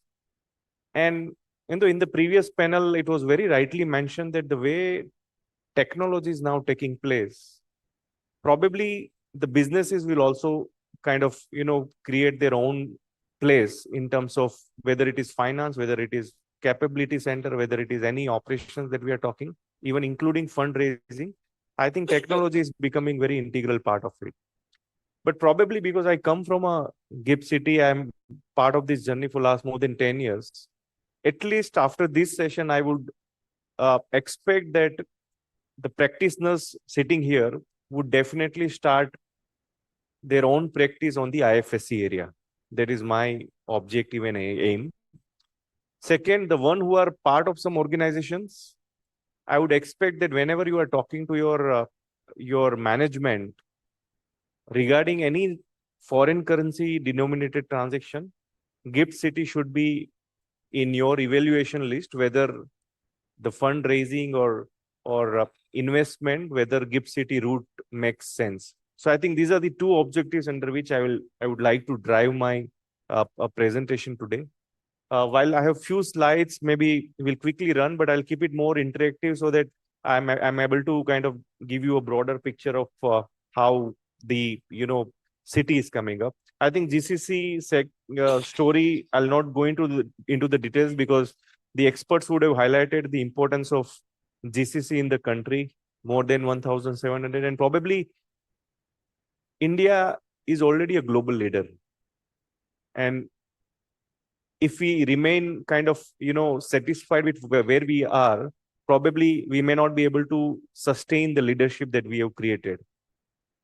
And I think it's right time to create dependency for the global world for the services that we are offering.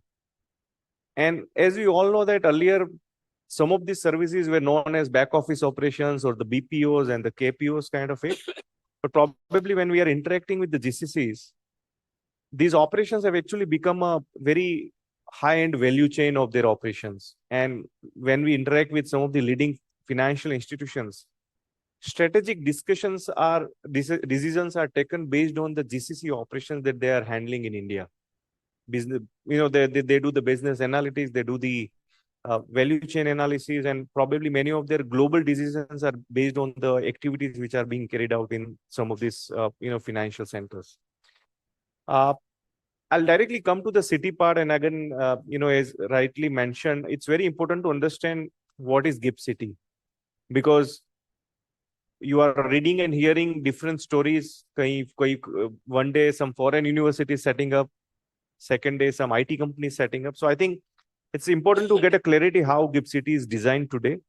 So total area where you are sitting basically in a land, that's 886 acres of land. It's a purely greenfield project. In 2011 or 2012, there was nothing on this land. It was a complete barren land. You can't even walk. That was the status of the area.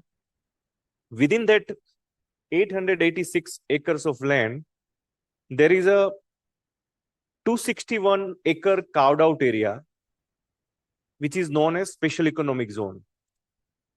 So from SEZ perspective, it is as good as any other SEZs in the country, and SEZ Act continues to apply for the 261 acres of the area.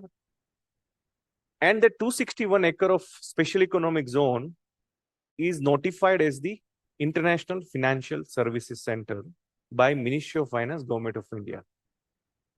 Which means activities that we are talking in terms of international financial services are largely happening in the special economic zone, which has been kind of defined, as the 261 acre of land. So, and the remaining part of the city is domestic zone, which is as good as any other parts of the country. Because many of you are, coming to this place for the very first time, I think it's important to also know that not that the city is well connected with the two major cities. So Gandhinagar is the state capital. Ahmedabad is the commercial city. So Gandhinagar is only 20 minutes drive from here. Ahmedabad is around 35-40 minutes drive. International and domestic airport around 20 minutes from here. And they are well connected with the major cities in India and globally. So I think from a connectivity perspective, city is well located, in the state of Gujarat. The idea is to provide integrated development. Many times we have seen that in global financial centers, the people travel from home to office is largely between 45 to 60 minutes of time. And that is where we wanted to create an integrated approach where apart from commercial, residential and social facilities are also integral part of the city. And that's how, there are more than 25 buildings up and running right now. More than 47 buildings are under construction. So maybe next time when you come, you will find a very different skyline, because every 4 to 6 months, new building is coming up in the city, both in the commercial and residential space. And more than, I think, 26,000 people are already working in the city. The unique part of the city is also the infrastructure facilities. I think if you've not visited some of this facility, I think you should take out time and look at the facility. More as an Indian, you will feel proud that something of this nature we have created in the country. And, we have underground utility tunnel, which carries all the pipelines, cable connections. You don't need to dig land for any maintenance activity. There will not be any manual intervention for collecting the waste in the city. It's a fully automated waste collection and segregation plant. Water is drinkable at the tap level. There is a city level water treatment plant. So I think some of the very unique infrastructure facilities have been built, created in the city, and these are all up and running. The cooling that we are getting in this room or any other buildings in the city, you will not find any chillers outside the building. You will find building without the air conditioning units, in the commercial space or a residential space, because there is a centralized cooling plant which provides chilled water and then it is converted into air. So 10,000 ton capacity of plant is up and running in one of the locations, which also improves the life of the building and from energy efficiency perspective. And because we are talking GCC today, it saves 30% of the energy cost when you use some of these facilities. The bottom of the photographs are some of the upcoming infrastructure facilities. You come at a right time because the Sabarmati River is now flooded with the water, which we don't see in a normal season. So, however, government of Gujarat is now developing it as a riverfront. Ahmedabad, you may be aware, there is a riverfront concept, which is a water body. Similar water body is coming up closer to GIFT City. The work is going on. We are coming up with 28 acres of central park, the middle central photograph, which will again house one of the high-end recreational activities, walkway and running track and many of the other facilities. And Lilavati is setting up multi-speciality hospital. Again, the building is in very advanced stage of construction. And by end of this calendar year, the multi-speciality hospital will also be up and live. The good part, I think the talent is always a question whether we will get right kind of talent in Gujarat or closer to GIFT City. So I'm not sure how many of you are aware, but within the 3 kilometers from GIFT City, there is a knowledge corridor, which houses very well-known academic institutes and universities. And, like IIT Gandhinagar is only 3 kilometers from here. National Institute of Design, National Institute of Fashion Technology, Gujarat National Law University, National Forensic Science University. These are already available, in the vicinity of GIFT City, which ensures that the right kind of talent would be available in the finance or a tech background or in the, law background from these institutes. And again, I think very important aspect, for the first time in the country, 100% campus of a foreign university is established in GIFT City. Now, typically when you say while the foreign universities have earlier done joint ventures or tie-ups, but there has never been a 100% campus of any foreign university. 2 Australian university have already commenced their campus. So if your family and friends are looking to actually undergo master program or even undergraduate program, they will offer the same foreign degree which they are offering in their home country. Even the certificate or the degree will not mention that it's a GIFT City campus. It will be a Deakin University Australia degree. It will be a University of Wollongong Australia degree. No difference, the same curriculum, same module, same mechanism in terms of the delivery of programs. And that is again, I think we have been sending close to 1 million students every year abroad, which typically means we are importing education services. Not only fees that we are paying in dollar, but also when student goes abroad, they spend a lot of money when they are staying there, right? That is where I think this will play a very important role, not only from a talent supply perspective, but I think in terms of, bringing back our foreign currency to the country. And this 2 UK universities are again coming up from January 26. The good part is they are all among the QS 500 ranked university. And that is the quality criteria we have ensured. And these are all among the 200, 250 ranked universities which have obtained the license, and many more such foreign universities are coming up. Another interesting project which we are right now working is on the International FinTech Institute and Innovation Hub. This is being developed jointly with Asian Development Bank. This, while again from a GCC perspective, it's very important because in evolving tech world, the requirements of the jobs are changing very fast. And it's important that a chartered accountant or an MBA who has done some financing part of the job, if we want them to kind of train in some of the additional areas, This institute will run very customized training programs, which has already started in collaboration with IIT Gandhinagar, UC San Diego from US, and the Ahmedabad University. This institute is up and live right now from one of the campus.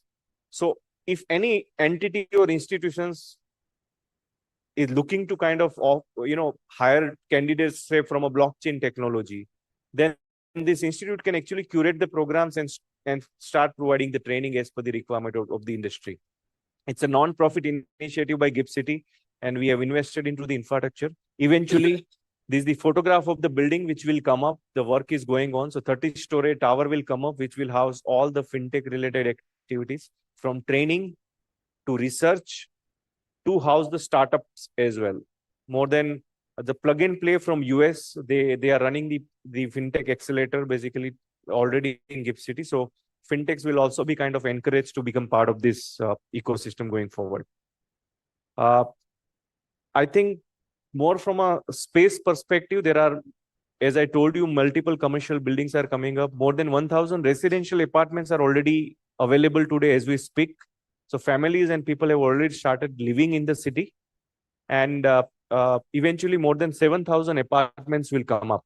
And idea is to kind of provide walk to work concept where people can stay here, they can work here, they can kind of, earn here. We also have a Jamnabai Nursery School from Mumbai, from nursery to grade 12. From last 8 years, they are operating here. More than 2,000 kids are already enrolled. So from a schooling and education perspective, that's infrastructure is already available.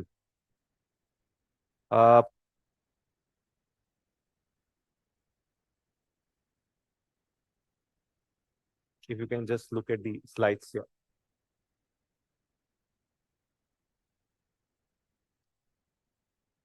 Yeah.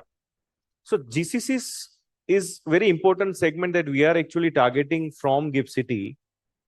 And GCC, when we talk, there are two types of institutions that we can talk of. One is the BFSI specific GCCs. They have been recognized under the Unified Regulatory IFSC Authority, and they can get the license from IFSC Authority and operate under the IFSC zone. The advantage for the banking or a financial services GCC would be they will get the 10 years of income tax holiday. Under the Section 80 LA of the Income Tax Act, financial services GCC will get the income tax benefit. They will be licensed by the IFSC Authority, and they can operate from that special economic zone, which I mentioned, to 61 acre. The remaining part, which is domestic zone, can also house non-BFSI GCCs. So if you're working and talking to engineering GCC or a pharma GCC, they can also operate in the domestic zone of GIFT City. Now, the advantage for such GCC would be the Government of Gujarat GCC incentive policy, which is again very interesting, where they are actually reimbursing capital expenditure, operating expenditure. They are reimbursing, the provident fund of the employees, 100% for the female employees, 75% for the male employees. There is electricity duty subsidy. So these benefits are very important and significant to kind of reduce their operating cost. And that is where I think even the non-BFSI GCCs can also look at setting up the operations in the domestic zone of GIFT City. If we talk today, who all are present in the GIFT City, I think in the companies like Capgemini, Accenture, Infineon is a chip designing company. They have set up more than 600 people operation. Technip, again, they are running a technology operations with more than 700 people. IBM is operating with more than 600 people operations. So see, these large institutions have already come in and they are operating today in the city. We have also done bit comparison of the cost in terms of how GIFT City is positioned today in terms of the other major cities in the country, more from a cost perspective. We'll share a copy of presentation so that you can get more insight of what is the value proposition for GIFT City. I think the important point here to note is about the ecosystem that GIFT City offers. Probably you will not find a place where, where the international stock exchange, the capital market ecosystem, the banking, insurance, fintech firms, regulator, entire financial services ecosystem is actually operating from one location. And that's the advantage that generally the global firms would get. Another important aspect that global firms look at is the sustainability or a green angle. Probably it's mandatory for all the commercial buildings in GIFT City to get the green certification. And that is one of the tick mark that global companies would like to have. The entire city has also received green certification basically today as we speak. Some names of the key institutions which are already present in the GIFT City, some of the global banks, global fund managers, leading technology firms, companies like Wipro, Infosys, Cognizant, they have also set up their operations of more than 500 to 600 people. Leading Big Four, they have also set up not only their advisory consultancy arm, but also the FPI related services have also been set up by some of these leading firms. As chartered accountant, you also have an opportunity to set up operations in GIFT City as an ancillary services firm. This is, I'm not sure how many of you are aware, but under the ancillary services framework, advisory, consultancy, taxation, legal services are also permitted. So if your invoice dollar denominated businesses are significant enough, you will be able to actually set up your own office and provide services to the global clients as well as the clients based in GIFT City for their financial services requirements. Second business which you can look at is the bookkeeping, accounting, and taxation and financial crime compliance, what we call is BATF. IFSC authority has again come up with the regulations where global accounting services can also be offered from the zone, from GIFT City, and you can enjoy the 10 years of income tax holiday. So BATF is something which you can look at if you are providing accounting services to Australia, US, UK. Those services have been permitted to be offered from the GIFT City. So I think with this background, probably, for the practitioners, I think which is beyond GCC, as I told you, the banks in GIFT City are offering foreign currency loans. They are providing trade finance related services to the MSMEs in India. The listing of foreign currency bonds are possible through the stock exchanges in GIFT City. So I think these are some of the services which you can talk to your MSMEs clients in India, where if they are looking for a foreign currency fundraising, GIFT City can be the right options for them. And the last point is the listing of equities. Many times the unlisted companies in India are looking to raise equity capital. First of such listing is now coming up in GIFT City. You can also advise your companies to have a direct foreign listing on the GIFT exchange. And the good part is you don't need to dilute 25% of the equity stake. You can dilute 10% stake. 90% can remain with the promoter, and the listing can happen on the international exchange in GIFT City.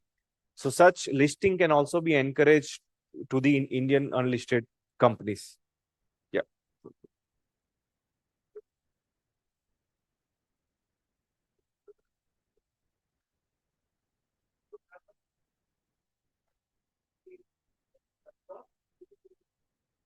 Sure. So there are two types of options. If you think that you want to start small, then you can actually operate under the co-working space. So there are 4-seaters, 6-seaters, 8-seaters available where you don't need to invest into the interior or the infrastructure part of it. They will provide you common meeting rooms, common, conferences, cafeterias, and they will give you the fully furnished office space. Additionally, if you think that you want to start in a very large scale, so you may also operate under a 2,000 or a 3,000 square feet of space where you do the interior work and the private developers will provide the space. So I think both the options are available under which one can start.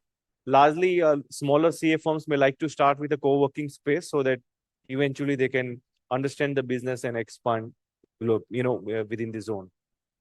That's where I think the city has so many components, and that's why I told you as a practitioner, it's important that you create a separate vertical so that the services that I mentioned can be captured very well, and then probably you can have your own practice in GIFT City.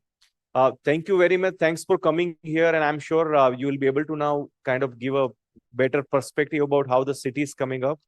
There are a few questions. Should we take it now or it's later on, right? So I think because I understand there is a session lined up. We are already based in Gift City. You will get our contact details in case you want to meet as a group or as individual. We'll be happy to take the discussion forward. So thank you very much, and thanks again for inviting me here.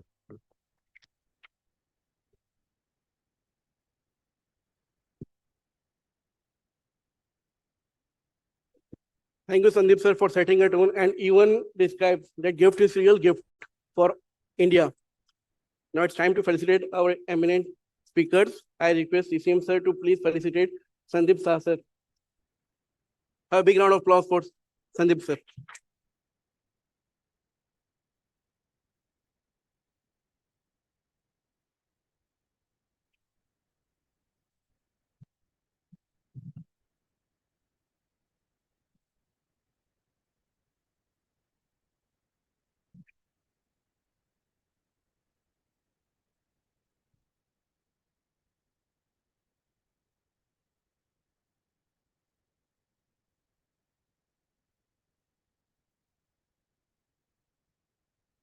जितने members यहाँ पे बैठे हैं तालियां उसमें कम पड़ रही है. So if the authorities and all the panelists are coming here and even the CCMs are coming here by sparing their time, so I request everyone to please have a big round of applause for that. And now it's time to felicitate our panelist, Sir Avinash Gupta sir, Managing Partner for APD Global. Requesting CCM sirs to please felicitate Avinash Gupta sir. Avinash Gupta sir is a seasoned professional specializing in transfer pricing, international taxation, international structuring, FEMA, PMLA, black money matters, and ITT and CIT appeals. He leads App Global, a firm with a strong presence across India, headquartered in Delhi with 16 branches and international offices in 7 different countries, committed to delivering tailored and practical solutions. Also request now to felicitate our next faculty, CA Nikhil Bhansali ji, Head of Tax of Pluxi India Private Limited. He is having an experience of more than 15 years in direct and indirect tax, international tax, and transfer pricing. Currently leading the tax function at Pluxi India and previously heading tax and treasury Schneider India. In enthusiast and heads-on in aligning tax function and evolving global frameworks. Have a big round of applause for Nikhil sir. Now our next eminent panelist is Ms. CA Jaisa, a partner at IMAG Advisor. He has over 14 years of experience advising clients in tax and regulatory domain, and he's a partner in IMAG Advisors. He has worked with Auditors Consulting, Dhruva Advisors, KPMG, Reliance Industries. Thanks, Jay, for coming. And we have nostalgic memories since we are sitting in the same bench for all CA career. Now I request for CA Gautam Pai, a CEO of Officacy Global, has more than 12 years of experience spanning investment banking, cross-border investment advisory,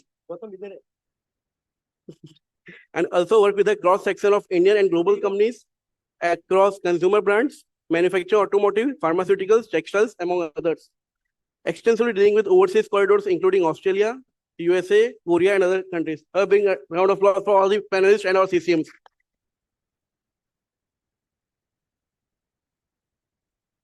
Now requesting respected CCM Chitle sir to please have a panel discussion. Thank you. नमस्कार. वैसे GCC Gujarat को और अहमदाबाद को बिल्कुल ही नया नहीं है, इसका मुझे एहसास था. मगर जब मैं एयरपोर्ट पे लैंड किया सवेरे तो वो एहसास यकीन में बदल गया, क्योंकि मैं एक आदमी से मिला और उसको बोला सर आपका परिचय करवा दो. तो बोला कि वैसे मैं 8-10 व्यापारियों का अकाउंट राइटिंग करता हूँ, कभी पैसा लगा किसको तो यहाँ से वहां से उसको दे देता हूँ.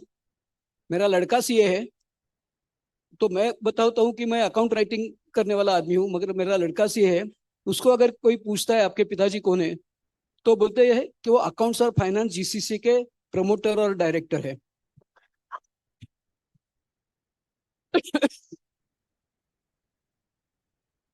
मैं कुछ दूसरी एक चीज बताना चाहता हूँ. जैसा अनिकेत तलाठी प्रेसिडेंट थे, उन्होंने मुझे एथिकल स्टैंडर्ड्स बोर्ड का चेयरमैन बनाया.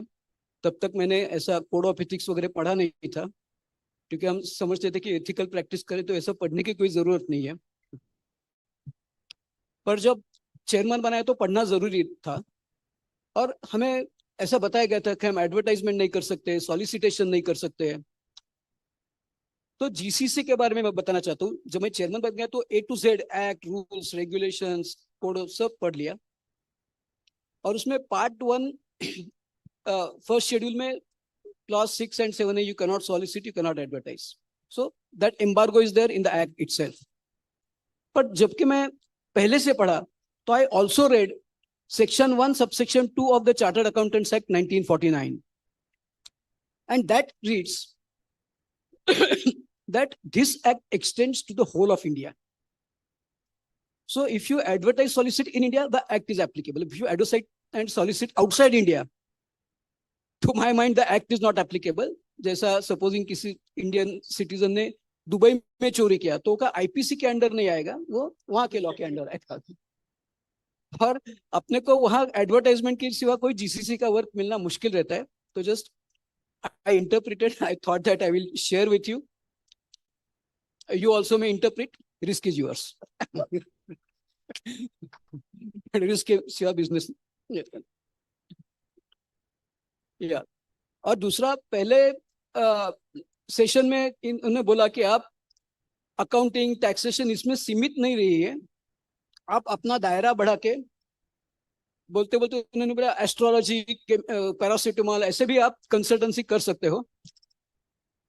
क्योंकि ये ईयर में भी मैं एथिकल स्टैंडर्ड बोर्ड का चेयरमैन हूँ, तो ये जानना बताना जरूरी समझता हूँ कि जो भी चीज चार्टर्ड अकाउंटेंट करना चाहता है वो section 224 of chartered accountants act या रेगुलेशन 190A 191 में जो भी सर्कुलर्स, नोटिफिकेशंस इश्यू किए हैं काउंसिल ने, उस दायरे में कर सकता है। शायद एस्ट्रोलॉजी और फार्मा उसमें नहीं आएगा, पर क्योंकि गुजरात है, ये बताना मैं नहीं चाहता हूँ कि जो आपका जीसीसी नहीं कर सकता है वो शायद आपकी वाइफ का जीसीसी कर पाएगा।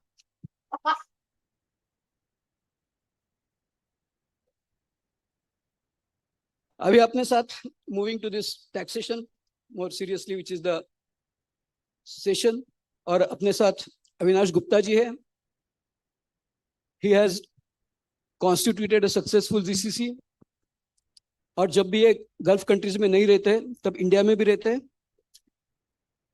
तो उनको हम ये पूछ लेंगे कि what are the key considerations in setting up GCC in India and how to set up GCC in India. आप खुले दिल से कोई भी बात बता देते हैं, आप कंपटीशन की परवाह नहीं करते हैं, तो इसलिए आपका जो भी रहस्य है आपके सक्सेसफुल जीसीसी का, लोग जानना चाहेंगे। Thank you, Chitle sir. So sir, whenever we are trying, we heard a lot of speakers, but I like one speaker yesterday who talked about 5 tips, and I'm very happy that out of the 5 key things he said, tax is one thing which is very important. So Pandya sir is here. So sir, we know nobody is happy in paying taxes, including myself, but we have no option but to pay taxes. And the entire success of GCC lies with the first key step is how we set up a GCC under what legal form. So I have written an article also on this. I think it is there in the book published.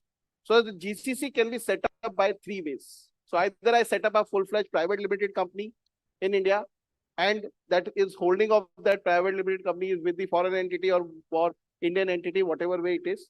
Or now the institute have allowed us to do an LLP. So LLP is another legal form where we can set up a GCC under the aegis of a limited liability partnership.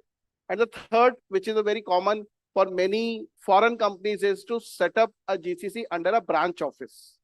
So these are the only 3 things.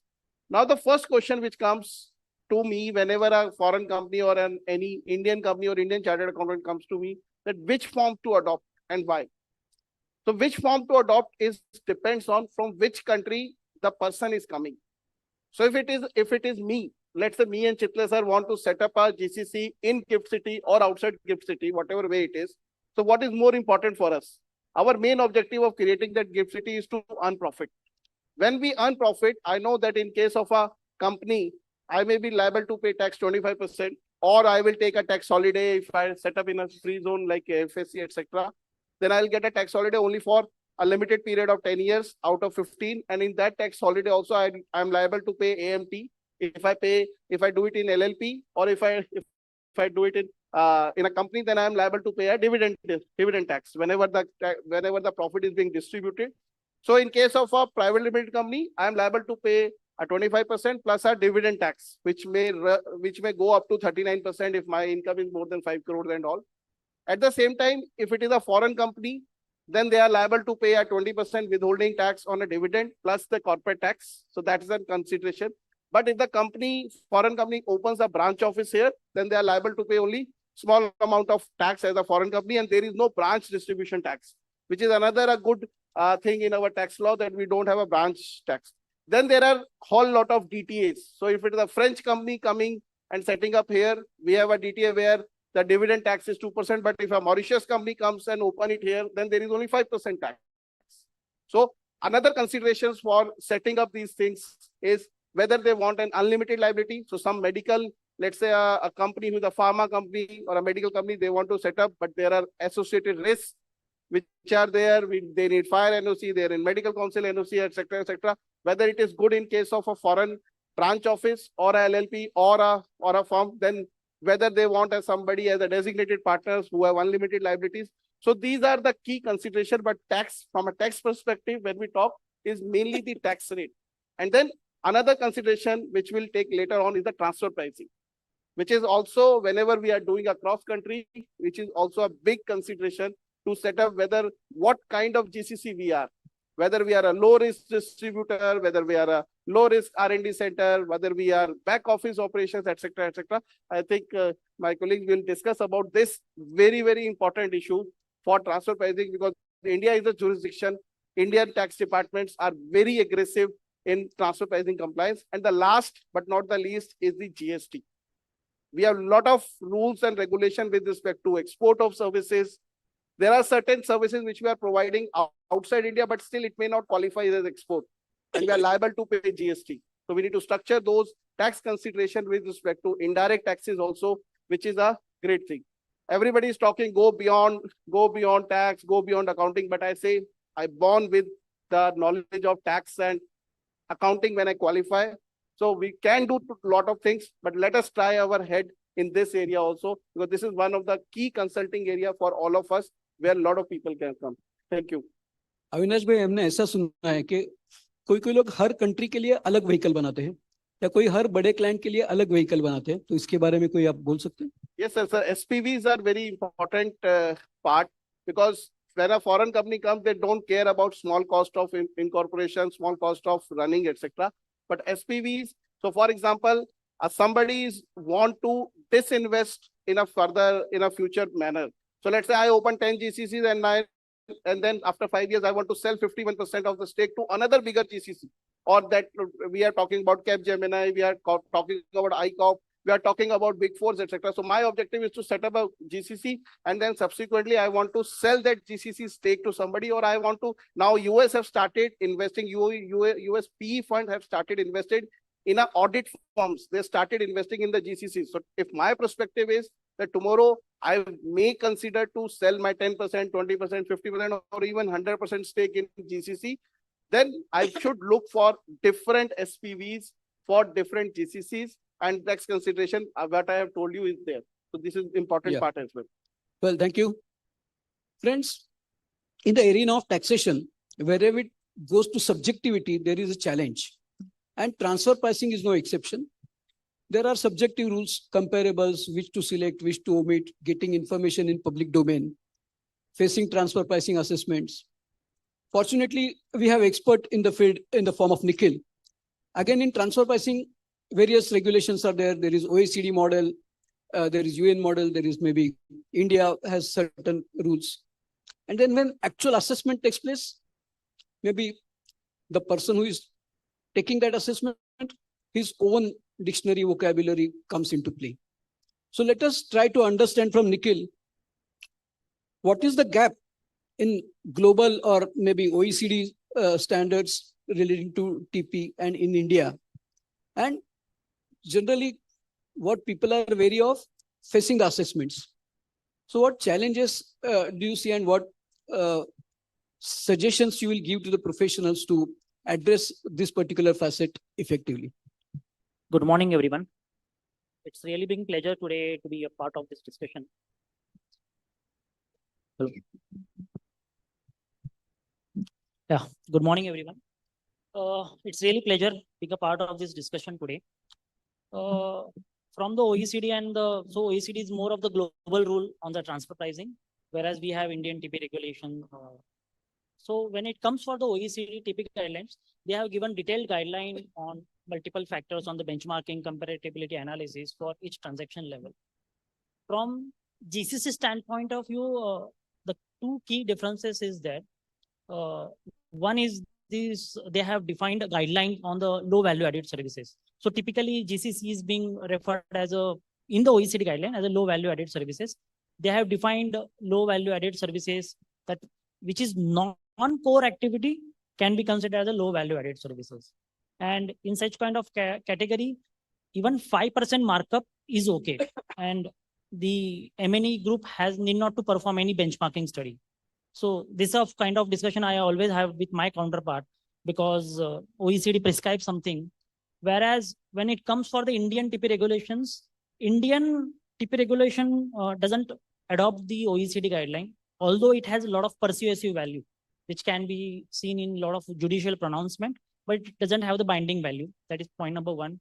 And again, India is not the member of the OECD. So again, that is adoption could not be there. Although we are part of the G20 or OECD inclusive framework, where we have adapted BEPS Action Plan 13, Master File, CBCR, and all those guidelines. But this OECD guideline is not a mandatory. So at one end, your global counterparts is saying that 5% markup is okay. Whereas when it comes for the Indian TP regulations, Indian TP regulation still says that for every transaction benchmarking have to be done, and there is no such kind of exemption is there. Whereas we have safe harbor rules, rule 10C, 10D, and all those stuff, where benchmarking starts from somewhere 17 to 24%, depending on the which kind of services you are providing. So this is one key differences when it comes for the markup perspective. And second key difference is, whereas OECD TP guidelines provide a lot of guidelines on location saving, on the value of the intangibles, whether how intangibles can be considered, how to be valued these intangibles during the course of these things. Whereas Indian TP regulation doesn't prescribe any methods, except they have one circular 6 of 2013, which has prescribed some methodology for the low risk R&D center. It's a beautiful, I mean, the principal alignment is same between the Indian TP regulations and this particular circular. So from GCC point of view, these are the two key differences when it comes for the deviation from the international OECD TP guidelines and the Indian TP regulation. Now, coming back to on the part of the assessments or the maybe advanced pricing agreement. So one thing is, be it transfer pricing or any tax strategy, documentation is a crux of the transfer pricing part. I mean, it's cornerstone. Most often it is being seen, your agreements are perfect, but they are not in sync with your actual conduct of the business. And at times during the course of assessment, you have something documented on your transfer pricing study. I am the low risk distributor or I am the low risk service provider. Whereas during the course of the transfer pricing or even the course of the APA, the transfer pricing officer are actually checking the LinkedIn profiles of the employees, what services they are being, actually being rendered. So there need of the actual alignment of the actual conduct of the business as compared to what is being written in the contractual term. So that is one part. And again, nowadays from 2-3 years, they have started pointing out the location saving. So once you have moved your operation from the European, the cost base is this much, you are saving this much of cost base.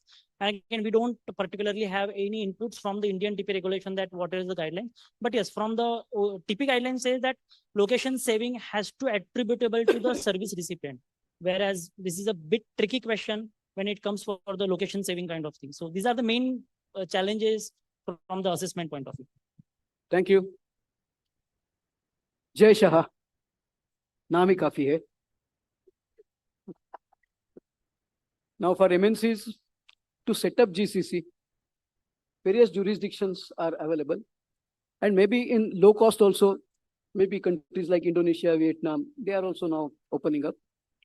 So what do you think comparative advantage of India, maybe or GIFT City, for setting up this GCC as opposed to other countries? And how long will it continue?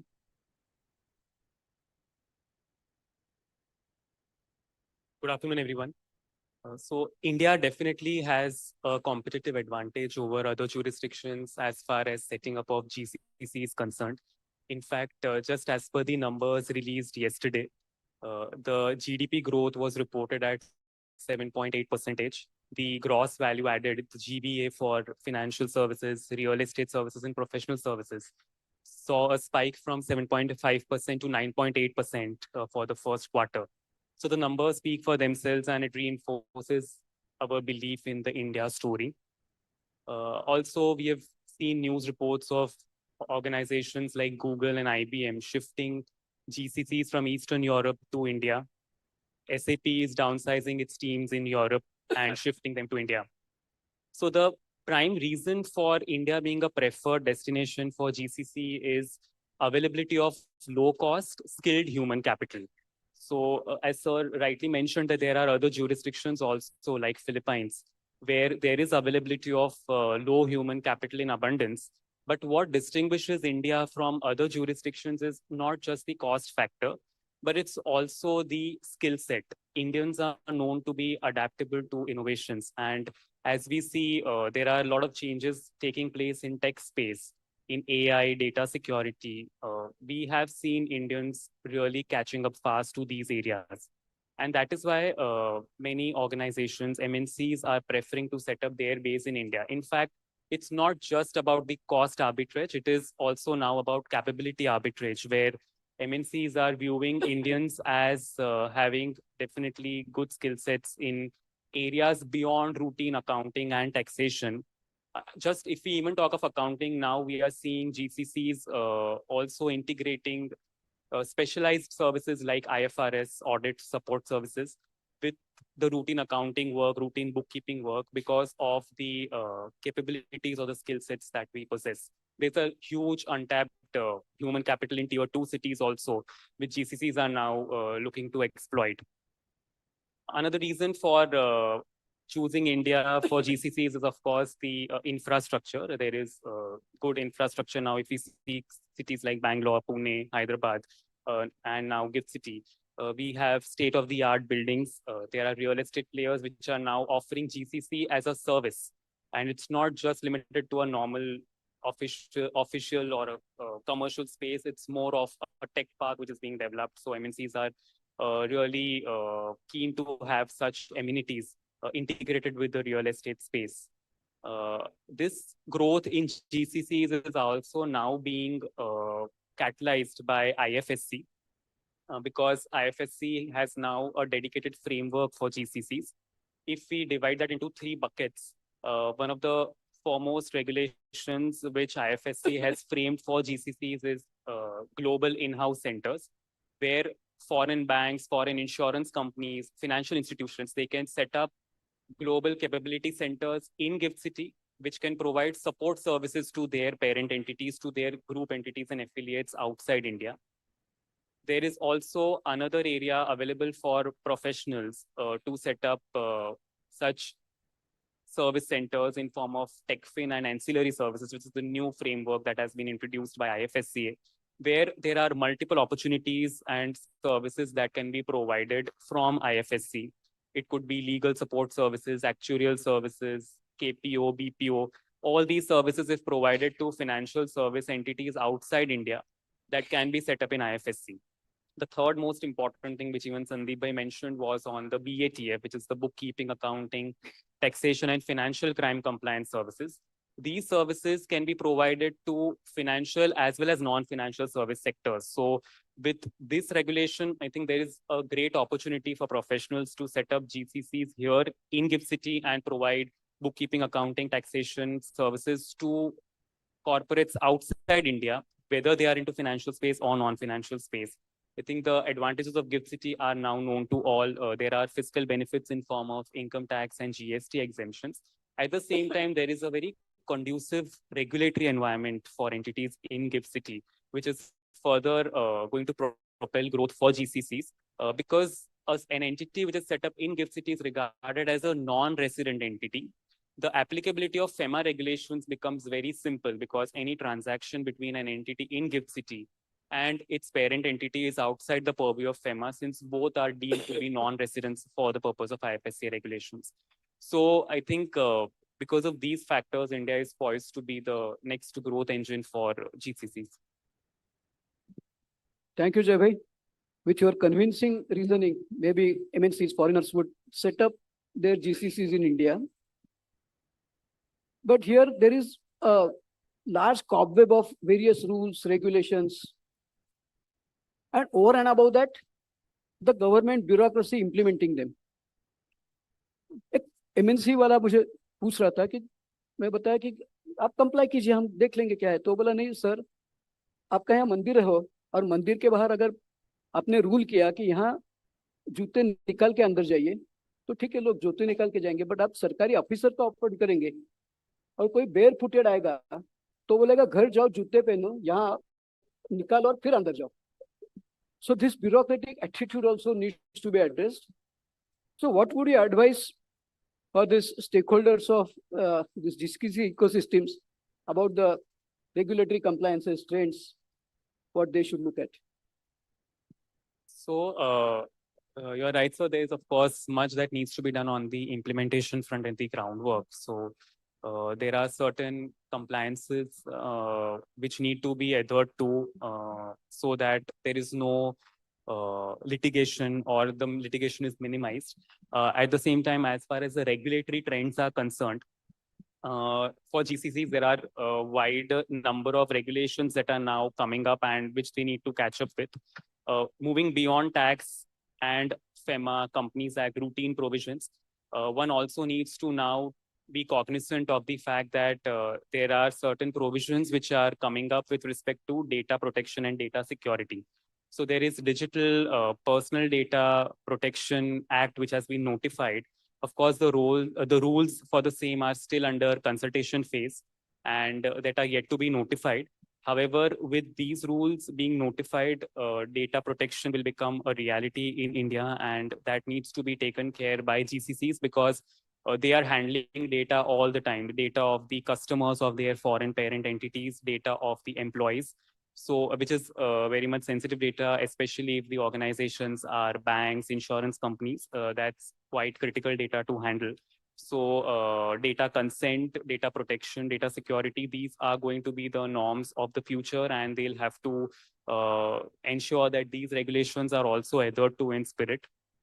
Another emerging area, if we talk about the regulatory trends, is with respect to the labor law compliances. So recently, the government has come up with 4 new labor codes, which of course have yet not been notified. But once notified, they'll also be very critical for GCCs because ultimately it's the human capital, the human resource, which is the key asset for GCCs, and they need to ensure that they are in compliance with the labor codes. As we all know, these are promised to be simpler and more efficient in their but the key is how well they are implemented. That remains to be seen. ESG is another important area which is coming up, but that's an area of regulatory compliance which needs to be really seen very positively by the GCCs. Ideally, ESG has been the buzzword globally, and now even the Indian government has committed to be net carbon zero by 2070. So in light of that, I think India is also now poised to offer a lot of good services with respect to ESG. So GCCs can now offer sustainability reporting solutions to their parent entities. There are various technological services which can be integrated with ESG, and that is how GCCs can also enter into this new area. And another regulatory trend is, of course, the policy support from the government. While yes, there is some bureaucracy at the bottom level, but the government support is there. There is a positive intent. We also in the budget 2025, where the Honorable Finance Minister made a statement that there is a national framework which is being designed in order to boost the GCCs. And in fact, Ministry of Electronics and Information Technology is already working on designing a national GCC policy, which will also serve as the guidance for states. So yeah, I think these are some important areas to watch out for. Yeah, thank you. So you have exposed to us to various regulatory framework, the requirements. You mentioned about data protection. So we also have enacted presently DPDP Act is in vogue. Again, software, it has to be licensed not only for GCC, but even for our normal practices. And one particular aspect that one needs to keep in mind is while entering into a contract with particularly upcountry clients, one should be mindful of which jurisdiction they are selecting for the purpose of trying non-compliances. If it is India, maybe suit is filed today, maybe 10 years are assured for the purpose of getting final result. But if it is in US or Singapore or other country, maybe if not 10 days, at least in 10 months, the things would come out. And corporates like Enron, etc., for non-compliances, they were wound up within number of days. So what jurisdiction one should negotiate, one will have to also take a careful look at. Now, we are habitual to incentives and various subsidies whenever we are opening a shop. एक पे एक free मिलता है तो अच्छा लगता है. So in GCC sector में भी ऐसा कुछ हो सकता है क्या? So let us ask Gautam that what all range of incentives and such benevolent provisions are there for setting up a GCC in India. Thank you. So just adding on to what Jay mentioned and also what Sandeep ji mentioned, there are few factors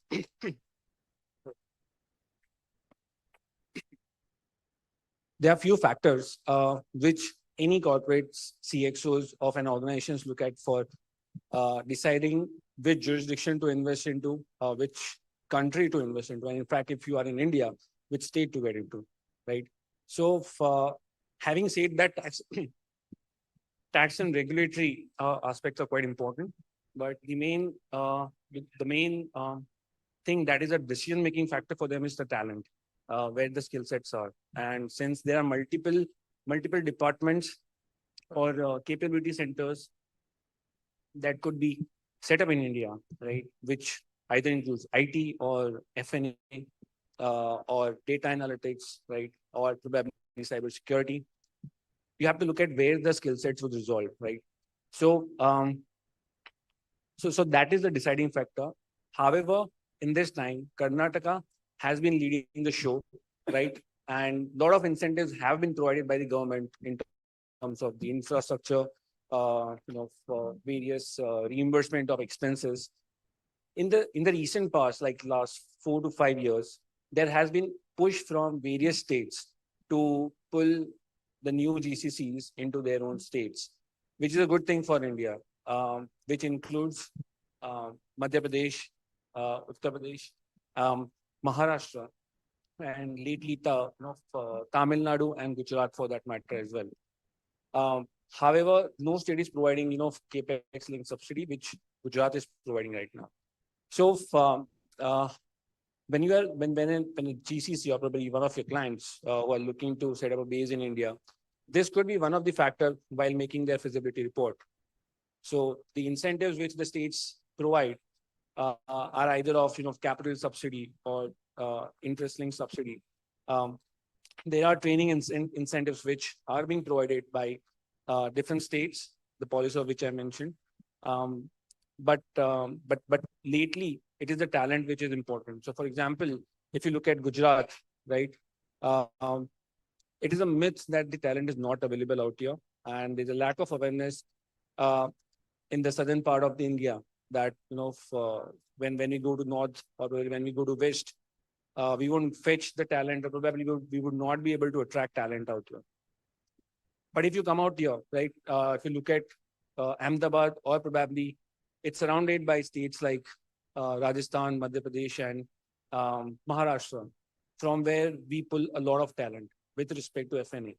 So it's quite important to understand how to utilize IFSCA, that's Gift City, along with the talent which is spread across India. So therefore, the GCCs right now are evaluating why not we set up a shop in the Gift City as well, where we pull in, or maybe where we can set up an F&A GCC which is under the BATF norms, right? And parallelly have a, GCCs for different processes wherein we need tech employees, where we need skilled laborers with respect to IT, in, cities like Bangalore, Pune, or for that matter, Chennai, right? So state government incentives are one of the things which you have to look at. Second is the tax incentives, which all of them are talking about. For tax incentives, I guess we have to divide into two parts. For larger corporations, which are quite big in size. There are Pillar 2 norms, of course. The international tax expert would be pulling some thoughts on it. But for large corporations, you have to look at whether you fall in the Pillar 2 norms. And if yes, so then whether there will be top-up tax, which will be applicable in your parent jurisdiction. Even though you are having a tax advantage here, your parent can charge tax. But in most of the cases, it may not, right? So that 10 to 15%, right? So that 15% of advantage is quite clear when you evaluate when you make the project feasibility report. Second, with respect to the GST, right? So there is no GST applicable. So if you set up in SEZ or probably IFSCA, you may not have to pay GST on export of service. At the same time, ITC has been taken care of, since you may not also be liable for GST on input. So one is the state-linked incentive, and the second is like looking at the overall scenario, the global political scenario which is currently going on. There has been a pushback for the manufacturing companies in India who are supplying to the US, right? And sorry, and we are in talks with few of the manufacturers, the global corporates, for example, Walmart, H&M, we take Costco, right? They procure goods from India, they procure goods from China, right? However, they have been taking a hit. So if there is an additional penalty of 25% for those set of manufacturing companies in the US, the consumers is going to bear it. However, some hit will also be coming to the US companies, and some hit will be coming to the Indian companies. So they are trying to, and they will be looking at, to push back a lot of workforce to India, because that will do nothing but hit the P&L, right?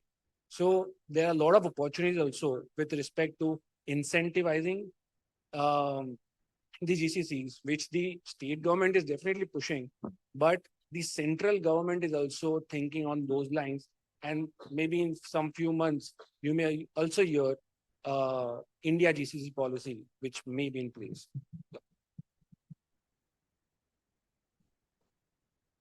Well, thank you. लोगों को एक बार tax पे करने में दिक्कत होती है. So if they are exposed to double tax in one country, in another country, there may be double jeopardy. As Gautam said, that maybe number of workforce is being pushed to India because of wage arbitrage. And if that particular GCC is considered as a permanent establishment of the MNC, maybe they would be exposed to proportionate tax on their Indian incomes as well out of global earnings. So while setting up GCC, what is the risk that GCC is being treated as a PE and consequently you suffer greater taxation? Avinash. Thank you. I think this is the biggest risk what any foreign company will face, because India is very, very aggressive in establishing any subsidiaries in India to be a permanent establishment of the foreign company. And after signing of MLI by India, gone are the days when we say that contract is being signed outside India, hence it is not regarded as a PE. Now we have a term called principal role. So whenever we are setting up a GCC for a foreign company, if it is a branch office, then it itself is regarded as a permanent establishment, no doubt about it. Then the apportionment rule come about the transfer pricing, how we apportion the relevant profit related to a PE. But for the other, if we go for an LLP route or we are going for a private limited company route, so that PE risk is the biggest risk, whereby we have to understand and structure the transaction with adequate support between the companies. So the Indian GCC and the foreign parties, whosoever, whether it is one company or more than one company, the agreement should be properly structured in such a manner that it will not expose to a PE risk. The best way of structuring is to understand the agency PE. Because in most of the GCC, in most of the cases which are there in the courts, and we have a lot of ITAT judgments in this favor is the agency. The Indian Tax Authority always tries to establish, or not always tries, but they go and see during the assessment proceeding whether you are doing a business in India through GCC or GCC is only supporting a business outside India. That is a key factor. If GCC is supporting a business of a foreign company to do the business in foreign company, then it is not regarded as a PE. But if somehow by actual agreements and the actual working, it is being established that GCC itself is doing the business and they are running the entire show from India, and they are interacting with the customer, they are selling with the customers, they are actually going and delivering the services to the customer, they are collecting the services. So practically the foreign party, the foreign company is only and only a paper company. There is no substance available in the foreign company. Everything is being managed by a GCC. Then yes, it is exposed to a PE risk. The moment it have a PE risk, apart from the tax being paid by the GCC here, the foreign company is also liable to pay tax on their global income as a PE. So PE risk is a very, very big risk. And for that, adequate tax structuring, and then it may also give rise to GST in some respect when we have a permanent establishment being established here. And in some of the cases, the GST department have also claiming that because the foreign company itself is providing services here, then why not to pay GST also on that? And then Indian company is also deemed to be an agency. They said that you are providing services to a foreign company, not only the foreign company, but to the PE of a foreign company. So whatever service they said, no, it is not an export of services. You have to pay GST as well as charges. So we have very lot of case laws on this. Bangalore ITAT is a leading, followed by the Ahmedabad ITAT also in this respect. So this PE risk is a very big risk. Well, thank you. In GCC seminar also, there is high command. And we are told that maybe the remaining three, Nikhil, Jay, and Gautam Bhai, whatever they want to state about this GCC in their domain, maybe in 1 to 2 minutes, if they state, we will proceed towards closing of the session.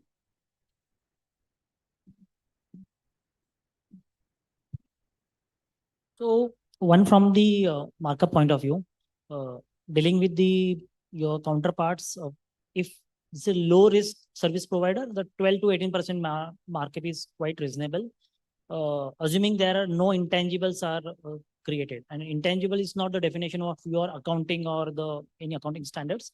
One has to look at what actually intangibles are created from that perspective. One has to give a perspective on that while having structuring of the GCC. Second, from the GST point of view, of course, it's considered the export of the services. But to avoid foreign exchange risk, you may evaluate to have the export in INR, where if your banking arrangement, if you are with the counterpart, if they have special rupee Austro account, so even that export proceed can be received in INR, and that will be still considered as in compliance with the RBI, and you may still claim as this particular services as a export of services. CBIC circular is there. And third and most important factor is that whatever services being properly documented, you should be in a position, whatever contractual terms are there, the services are actually rendered in accordance with that. So sir has already pointed out the PE risk, which is most significant, where the tax officer calls the senior people of the organization, and during the course of the hearing, they actually pitch that what are the types of functions being performed. So there has to be sync in the actual conduct of the witness with the even contractual term. Thank you. Well, thank you, Jay Bhai. 1 to 2 minutes. Yeah, so just wanted to add, so with respect to the opportunities for maybe the chartered accountants or the finance and accounting professions in building solutions for GCCs, there are multiple processes which they follow in any kind of capability center, which includes your finance and accounting processes, audit processes, your tax processes, which includes income tax, GST, and and also, for regulatory compliances, which includes FEMA, etc. As Jay mentioned, there has been, GDPR-like data protection standards which are in place, and that will do nothing but increase the compliance burden, but at the same time given a surety to the global MNCs that the data is quite protected and streamlined. So that's one, and a lot of products on the AI and analytics side of it. So there is a concept called the fintech sandbox in the GIFT City, right? Which is for the BFSI companies as well as for any founder who wants to build a fintech product for the world, not for India, but for the world. So therefore, maybe this is an opportunity for you to also explore a lot of startups who are already in this domain and make sure that maybe you build some product for the GCCs, because there are a lot of PE-backed firms. Bloom is one of them who have invested in a lot of GCC driven, solution-driven, startups. We should explore those set of companies and see to it that if you can make some product for GCCs, that could be, that could be an opportunity to get into the ocean.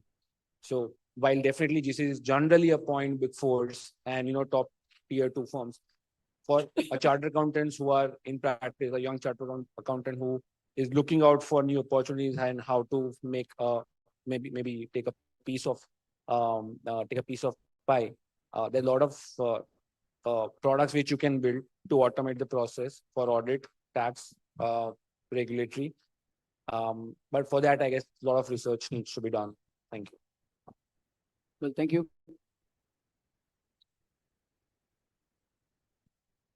Okay, so from whatever has been discussed about tax and regulatory provisions, one bottom line one can draw is that is from the story of one Salim who used to sell caps, और उसका टोपी सब बंदर लोग लेके जाते हैं. अभी जमाना सलीम का नहीं है, उसके पोते का जमाना है, और वो भी जंगल से गुजरता है. सलीम बोलता है मत सोना, वो बंदर ये चुराते हैं और फिर नीचे डाला तो ले दे. So he goes, वो भी वहाँ सो जाता है, उसके भी कैप्स लोग बंदर लोग ले लेते हैं. So अरे दादाजी ने ऐसा कैप नीचे फेंका था, उसने भी नीचे फेंका सब बंदर ने. तो वो देखता है और नीचे फेंकता है कैप डाल के. कोई भी बंदर नीचे कैप नहीं डालता है. फिर वो ऊपर देखता है सबका ध्यान है क्या, सब देख रहे थे, जोर से डालता है, फिर भी कुछ नहीं होता है. तो ऐसे कैसे हुआ? फिर एक बंदर बोलता है हमारे भी दादाजी है. So if you try any fancy things, try to understand that governments are also reactive. So please be mindful of the other side of the table as well. Thank you. Over to you, Pankaj.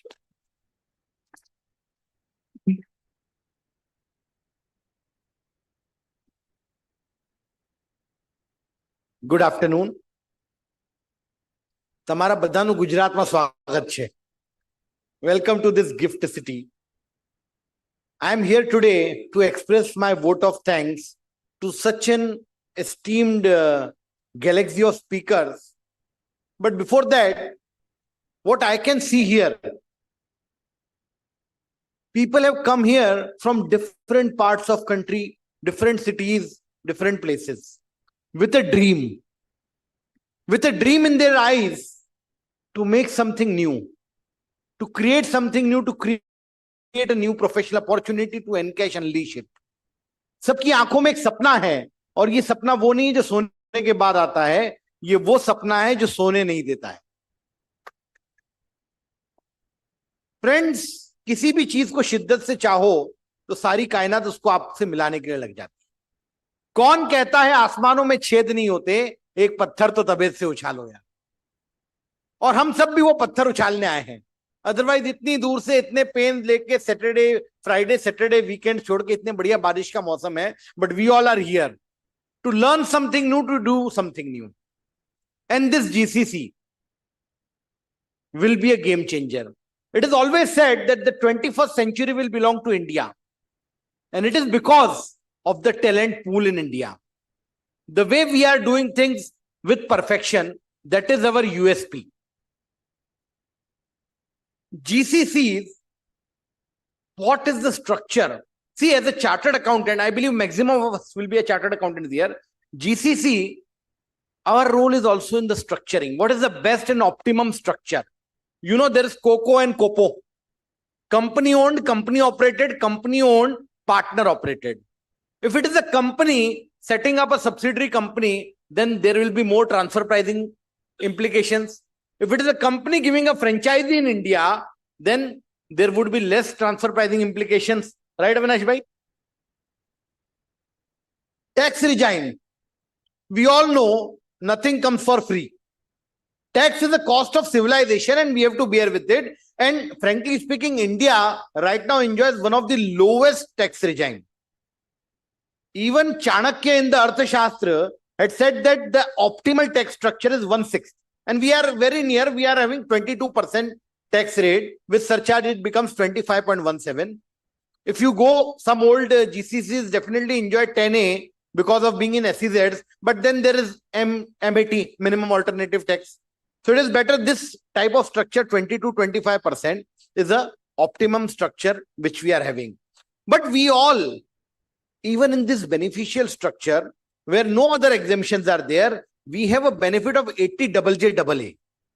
This is a provision because see, it is the talent pool, it is the manpower which is recruited, hired in this GCCs. And for that, 80JJAA is a very beautiful benefit for creating employment, for increasing employment. But many members in service industry are of the old notion, yaar ye to manufacturing ko milta hai, we will not get it in the service industry. You will definitely get it in the service industry. वो यही होता है ना यार, if we are not updated, कुछ जिस तरह तेज हो गई है रफ्तार जिंदगी की कि सुबह का गम शाम तक पुराना हो जाता है. तो वो प्रोविजन जब हमने पहले पढ़ा था वो अब चेंज हो गया है. Service industry also enjoys this 80JJAA benefit. So this is a very big incentive for our GCCs. So if you take all these benefits, your tax structure will become the optimum 1/6, which is prescribed by Chanakya in the Arthashastra. You see, transfer pricing implications are there, but with safe harbors and proper planning, structuring from starting, you will get a hassle-free, litigation-free regime. And it is always better to be conservative, but we should have proper plans in place. And वो बोलते हैं ना कि थोड़ा चलना हो तो तेज चलो, लंबा चलना हो तो साथ चलो. So together we all, and we will make a difference. So I am very much thankful, first of all, to our moderator, CV Chitle sir, who hails from Pune. So a big round of applause for Chitle sir, who is a master of wit and humor. So as far as wit and humor and the subtle advices which he has given in humor, they would be very useful for one and all, especially when it comes from the chairman of Ethical Standard Board. I am thankful to Sandeep ji in absentia, who is the head of GIFT City here. I am thankful to Avinash bhai, who is an expert in taxation, domestic or international, whatever you may say, everything. So he is a jack and all and master of all. I am also thankful to Nikhil bhai, Nikhil Bansali ji, the head of tax, Pluxi, Gautam ji, who has spoke on the incentives available here, and Jay Shah. The name says everything.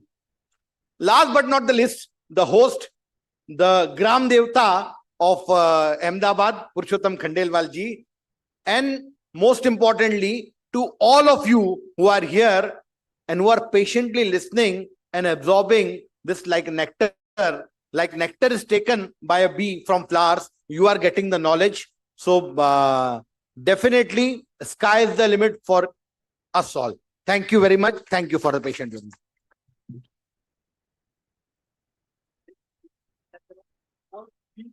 Are practically success in their GCC. All are here. Don't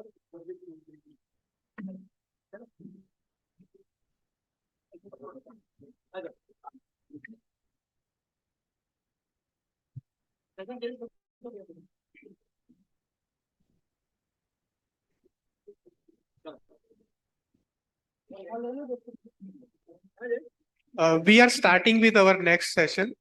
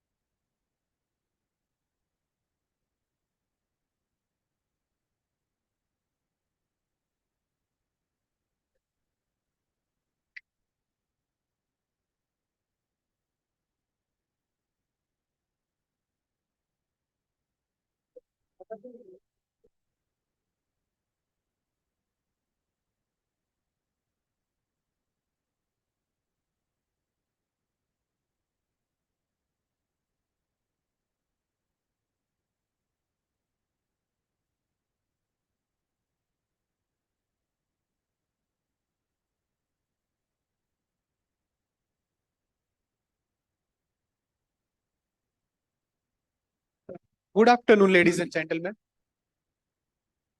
We are starting with our next panel discussion, from leisure to leadership, a leader's vision for accounting GCC. I request Hansraj sir to escort our dignitaries on the stage. CA Dhruvin Kothari sir, who is Managing Director at KMK Ventures. CA Guru Prasad Makam, who is an eminent speaker and a partner at Guru Jana and Company with over 700 plus members. And CA Uday Ranpara sir, who is an eminent speaker and a director of Unison Globus.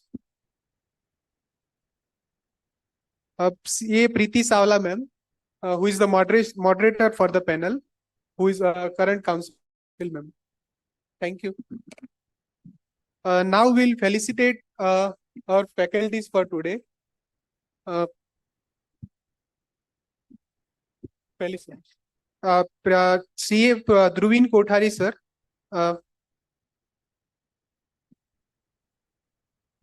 CA Guru Prasad Makam sir, and CA Uday Ranpara sir.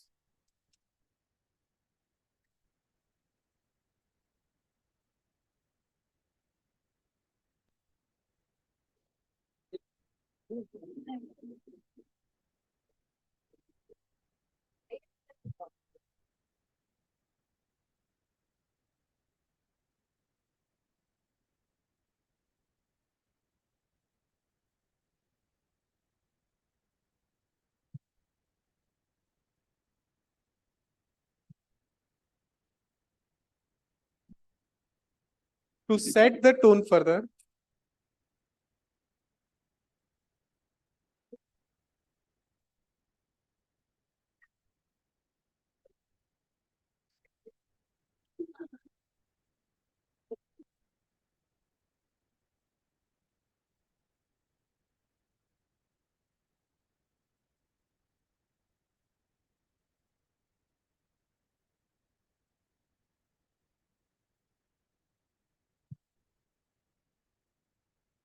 the tone further, I would invite CA Hansraj sir to deliver his opening remarks.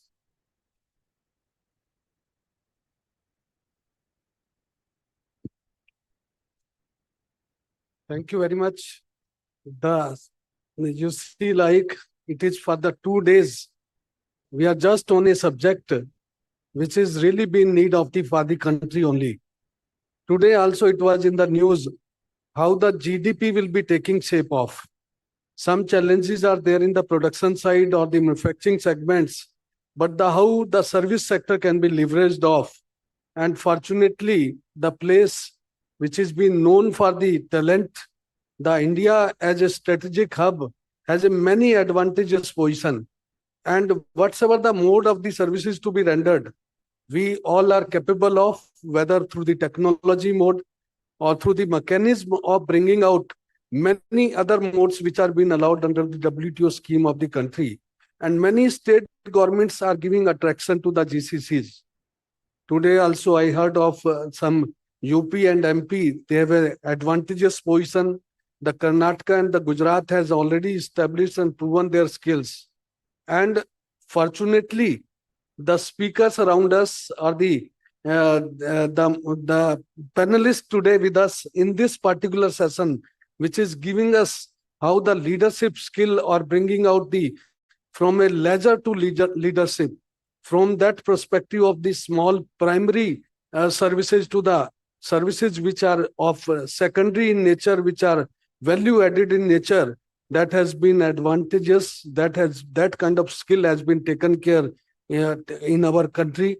And three of the panelists which we find the best amongst us, I can see like Guru, I know for a very long time, he is the best amongst, we talk about the technology are bringing out the GCC for the country. I'm really, I welcome you, Guru Bhai. The Dhruvin Kothari also, I first time met him, but I heard of him. He is the best amongst the lot who will be bringing out so many good things to understand and give us the best of the knowledge. And Uday Bhai also, I understand he'll be giving us in whole prospectively. And you see, like we talk about the moderator, the person who understands how to map their knowledge for to bring out best for each one of you. So our Preeti Savla man from as a council colleague, I know her capability and competency, how she makes the things happens to be, so that the best should be coming from all the our panelists. With this initial remarks, I welcome each one of you, and hopefully our leaders from the Ahmedabad, Purushottam Khandelwal, and the organizing the convener and the deputy convener of our GCC group in the ICI, they are justified in bringing out to this second series here in Ahmedabad only, though I was there in the first series in Delhi also. That was also equally good. But here in Ahmedabad, because of the gift city is the main thing, and the visits to the gift city has always encouraging for many. So this, with this initial remarks, I welcome each one of you. I welcome our moderator as well as our panelist, so that and request them, request Preeti Ben to take this session forward. Okay, thank you.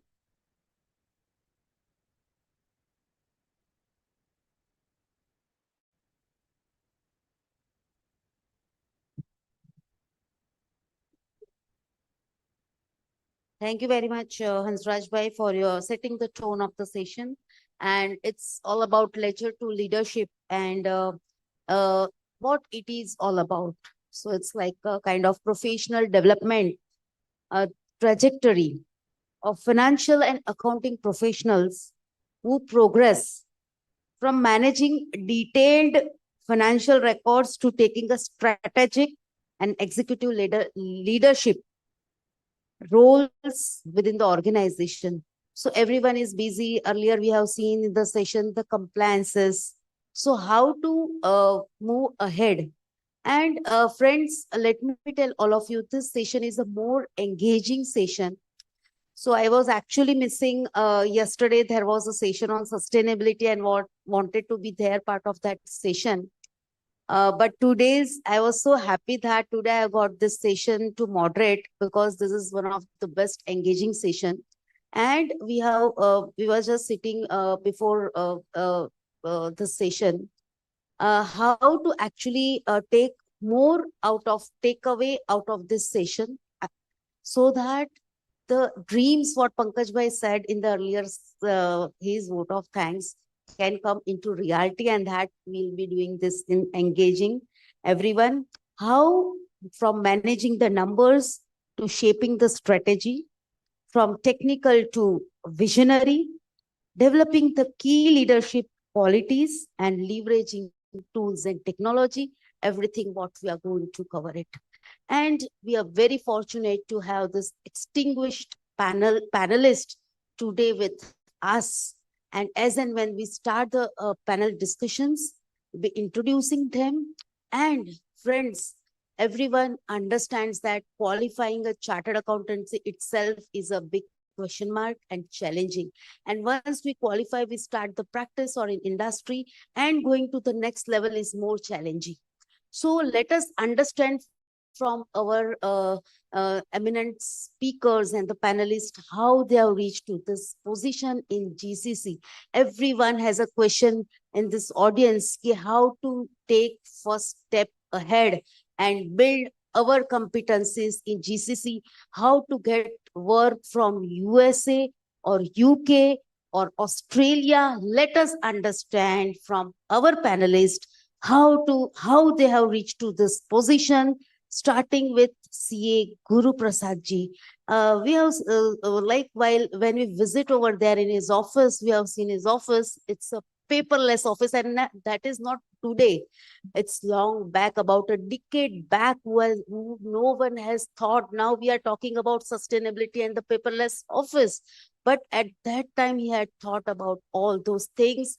Sir, like they have more than like 1,000 of a team members. Friends, let us understand from Guru sir, how you have reached to this position. Sir, firstly, thank you all. I was thinking everybody would go for lunch. You stayed back. Thank you for that.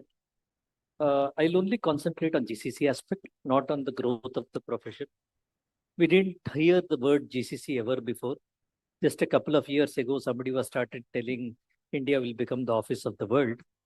So we were looking at setting up GCCs. We didn't set up a GCC for us. Many of them will set up their own GCC for rendering services. But we created GCC as a service. Like income tax is a service, tax audit is a service. Can we do GCC as a service?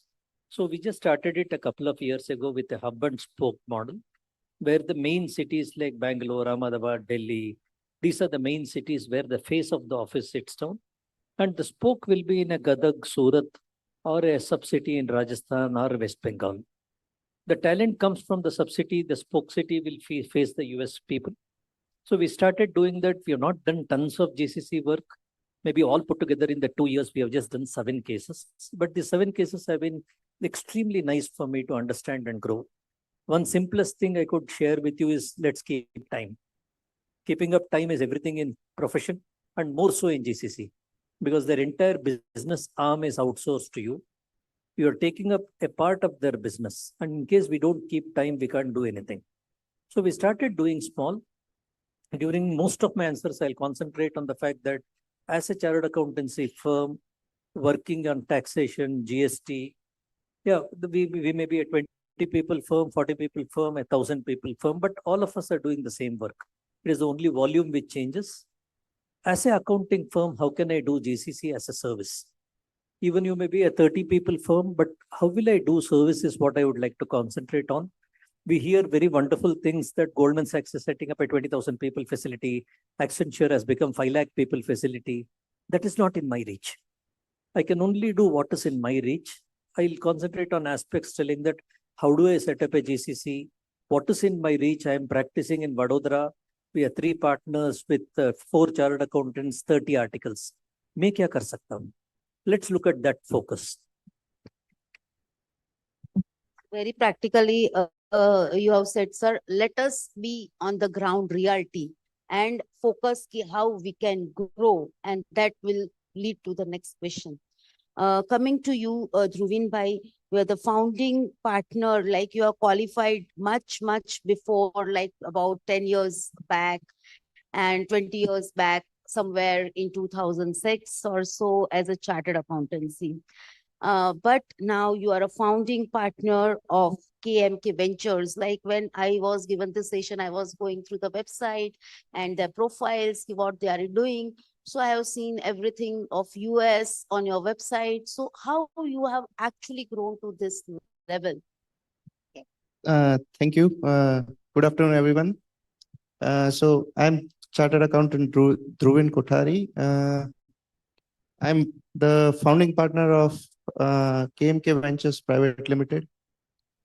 I qualified as a CA in 2006. From 6 to almost 2018, I was practicing on the domestic front. And in 2018, just an idea popped up that there's a lot of buzz around the word outsourcing. So can we do that?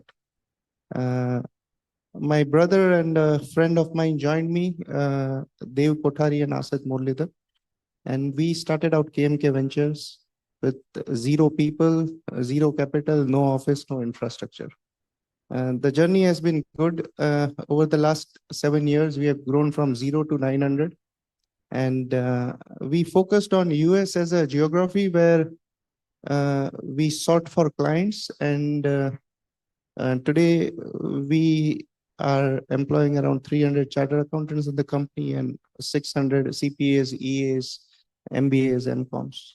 So the journey has been good, ma'am. And it's something that I would like to enlighten everyone on. If someone is having a vision of setting up a GCC or outsourcing firm, then that's what I'm here for. Thank you. Some glimpses or some some story if you can share with the audience. Yeah, so there are a lot of stories, ma'am. So we started, the day we started, we did not know whom to pitch for a client. And I remember that day when we went on a site called Upwork. There are 2 sites, Freelancer and Upwork. And we went on that site, and there was, so people put their jobs on that. So you can bid for a work and you can get a job. And the first work that we got was for $80. And the 3 of us, we spent the whole night working for $80 because we did not have a technical knowledge on it. And from that till today, it has been a great journey. Things have been mostly positive. And what we believe in is that if you put in the hard work with the right set of values and integrity, then things will happen for you. It may happen at a very fast pace, or sometimes you have to keep patience, but things will work out well. So, yeah. So it's a combination all about hard work, the time, 18 hours a day, and patience, perseverance, which all I can understand from your conversation, which is required to be put in. Coming to you, Uday bhai, you have qualified chartered accountancy and also as a CPA USA. And now being a group CEO of Unison Group, and also from Ahmedabad, both Dhruvin and Uday is from Ahmedabad. You're also from Ahmedabad. So being in Ahmedabad, qualifying CPA USA, what made you to actually qualify? सारे लोग तो practice में होते हैं, अच्छा खासा GST कर लिया और tax, audit. What made you to do CPA USA, and what made you to actually become a part of GCC? Thank you, Preeti, for asking this question, and thank you, ICAI, for providing this stage. Good afternoon, everyone. Kem cho Ahmedabad, Badda Majama. I hope most of us understand Gujarati. How many of us understand Gujarati? Oh, thank you. Thank you for just proving that you all are awake and you are listening to what we are saying. I started my journey in 2003 with Johnson & Johnson when I was half CA. And in 2004, after qualifying, 1 more year I have invested in that company. And in 2005, I realized that Mumbai is not the place I would want to live. Sorry to say, Preeti. And have to go back to Ahmedabad. Ahmedabad na loko ne Mumbai ma na phave. So wanted to come back to Ahmedabad and met a gentleman, Vijay Zinzuwadia, is sitting here with me, my partner for last 20 years. And we started, or rather, I joined his CA firm, which is called Zinzuwadia and Company. Worked together in CA firm for a few years. And then in 2006, when we started deciding that we have to think out of the box, we are doing good practice, but this is not for what we are made. So let us think out of the box and let us try and do something in international territory. And we started our journey from UK market.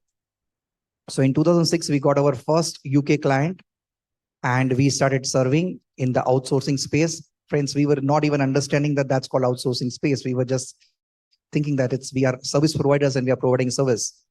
In 2013, we formalized it. I had to surrender my COP and I had to become managing director of that company. And That's where our journey started. From UK, we expanded in US. After that, we expanded in Australia, recently started our UAE projects. So this is our journey, and now we have 600 people working with us. We are operating from Ahmedabad. We are also operating in GIFT City, Baroda, Surat, Hyderabad, soon coming to Chennai. So that's my journey. So it is not only about Ahmedabad or Mumbai. Now you have become a global personality, what I can say. Thank you so much. So this is a journey, means everyone was in practice and to go to the next level they thought of and had some punch, fire in the belly, and then they have went to the next level. So if you think you can do, if there is a will, there is a way. And Guru sir, coming to you, see, majority of the participants are practitioners. All of you are practitioners. If you can raise your hand. Yes. All of you are into traditional practice? Yes. So, sir, if the audience like the question, for all these traditional practitioners, if you can let everyone understand how a traditional practitioner can actually venture into GCC. The other mic is not working. I had to borrow this.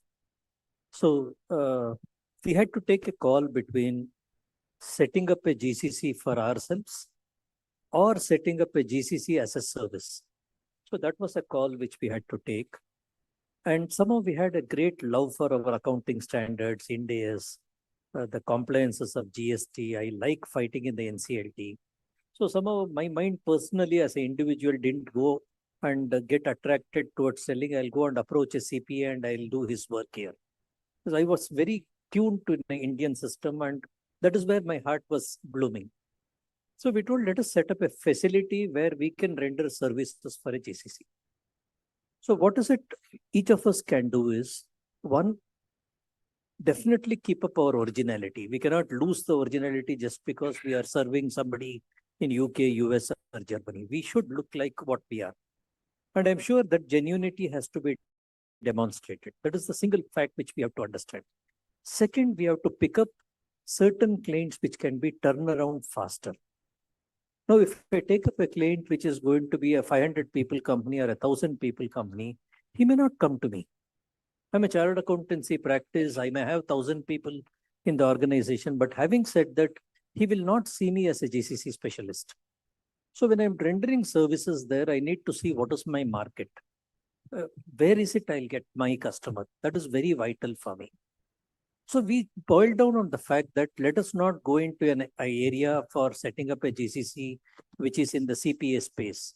I will not set up a GCC in the accounting outsourcing space.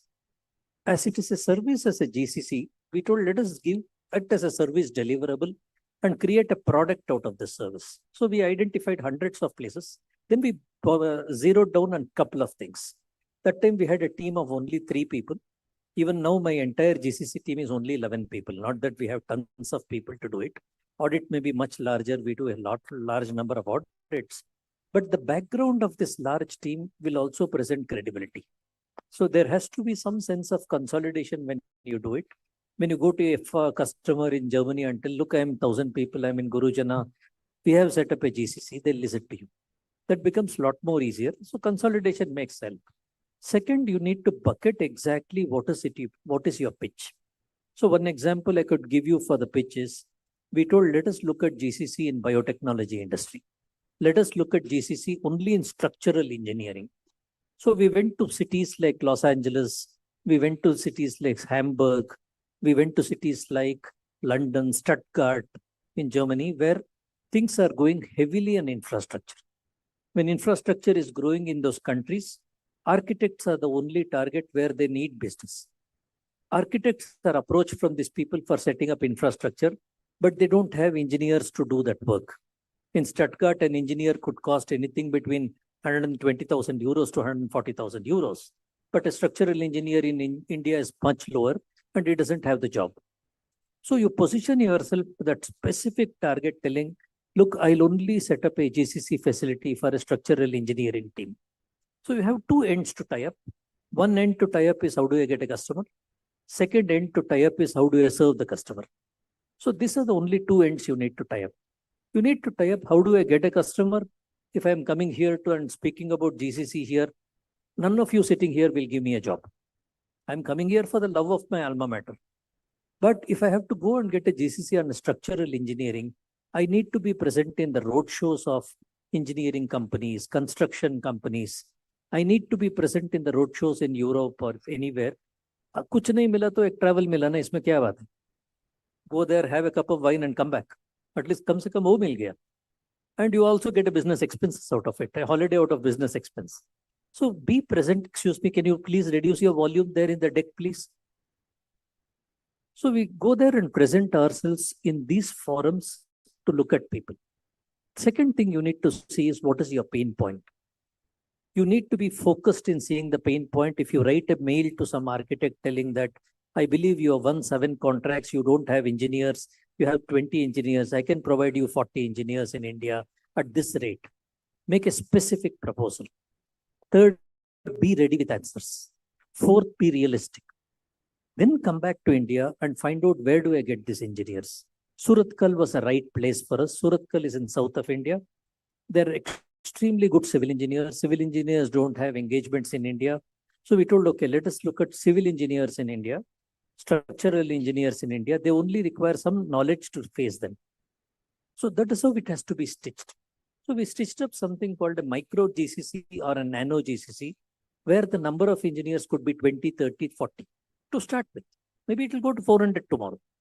But when I go to a person to pitch to him, I can pitch with him or start with 10 people. GCC is not defined as you need to have 10,000 people. You can start with 10 people.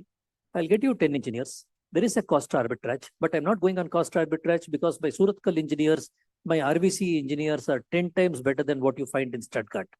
These are their credentials. Today, it is not the position of telling me, come mein kaam karta hu. Today, the position is telling I am delivering better than any of your engineers in Hamburg. My engineers are much better trained than them. We have artificial intelligence. That has to be the positioning. Make a one-pager. Send it to them as a focus. I saw your website. You have got 9 contracts. You have got 20 people. I saw your Instagram. This is what it is. Now I can offer this to you. This is the costing. And this is my role. I can either do it as a build, operate, transfer. I can run it for you, or I can set it up for you. That's how you need to be so focused. We took out something at a clinical research. Udupi as a clinical research facility. We told, okay, world over clinical research is becoming extremely difficult. It's not easy to do clinical research. Can we spin it around and tell, okay, you guys do the research there. The clinical trials, I'll do it in India and send it back to you. We have failed thrice. It's not that we are successful. But that is something which you have to do hyper focus. Without hyper focus, just going and telling I have competencies and doing GCC would not function. So understanding the pain points of the prospective customers and the fulfilling their requirements and very focused approach will really help. That is what the discussion is bringing out. So thank you very much. And this is really a good tip for the day. So for the session, I can say, coming to you, Dhruvin bhai. So since KMK Ventures have grown, you have said you have about 900 people and everyone is looking forward to have some setup in GCC or some KPO like knowledge outsourcing unit or something. If you can guide this audience how to begin this setup, to have a setup in GCC. Yeah. So friends, there is a slight difference between what is a KPO and what is a GCC, right? GCC is you have a MNC who sets up their capability center in India. A KPO, you are deploying your people to work for clients based out of different geographies outside India, right? Overall, a lot of CAs have been venturing into starting an outsourcing firm. That's the base, because unless you create a base, nobody's going to come to you that, hey, please set up a GCC for me. As sir said, you may start with a nano or a micro GCC, but scaling up you need to have a base. You need to show your clients that there is a base. So starting out with outsourcing with an outsourcing firm in the finance domain, that is accounting, bookkeeping, tax, FP&A, audit assurance, is a very lucrative field, a very sought after field these days among practicing chartered accountants. I would say it's a field where there is a great scope, and there is a lot of money to be made if things are done in the right way. Right? We need to be ahead of the curve. In our story back in 2021, when we were growing, we were at around 100 people in 2021. And the work that we were doing and the work we are doing right now is absolutely different. Back then, we were doing a lot of grunt level work.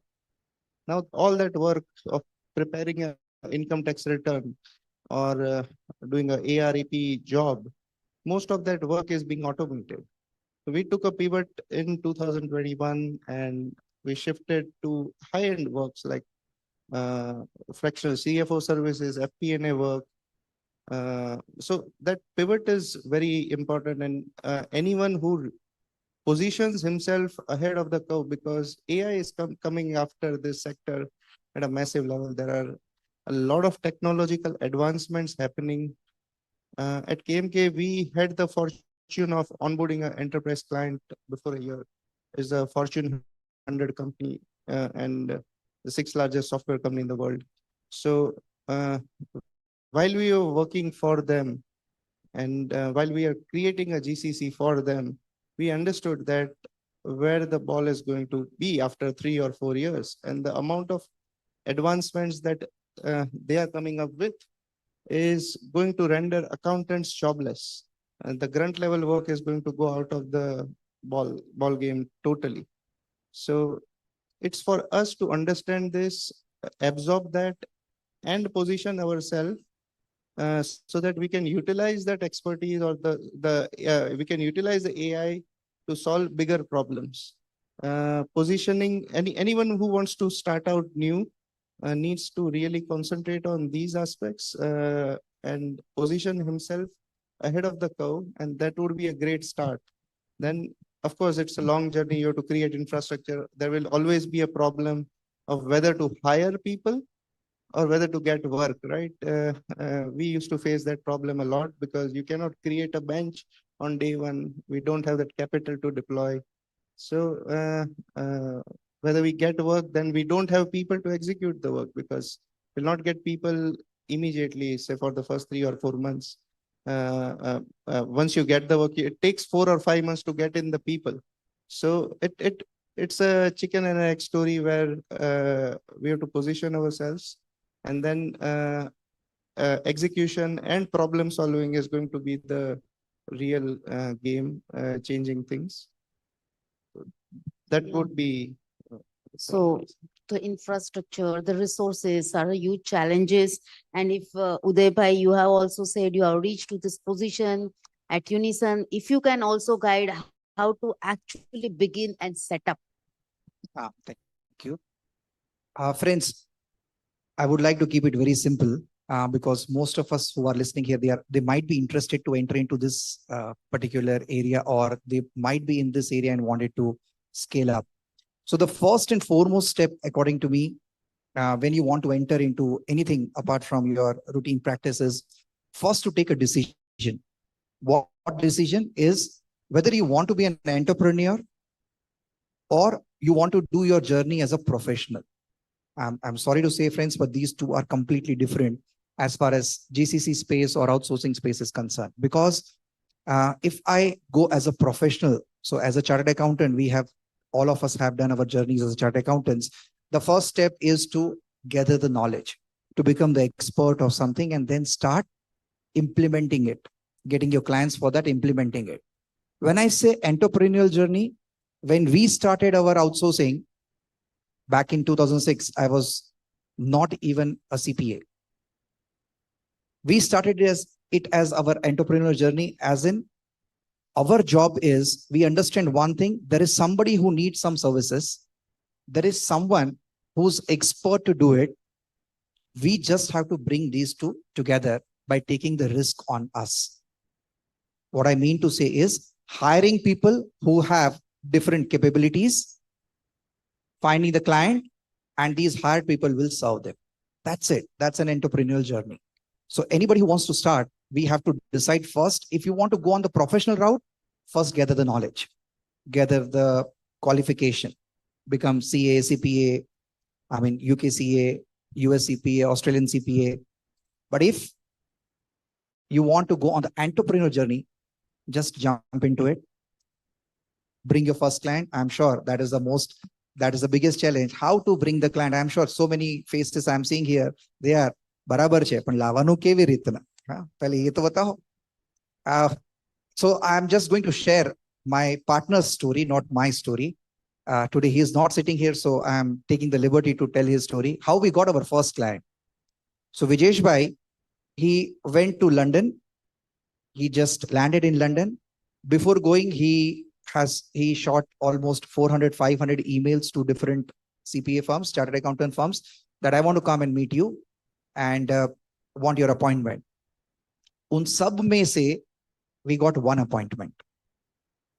400 email के बाद एक appointment मिला, and that too was a Jewish firm. Why I'm emphasizing on Jewish with all due respect?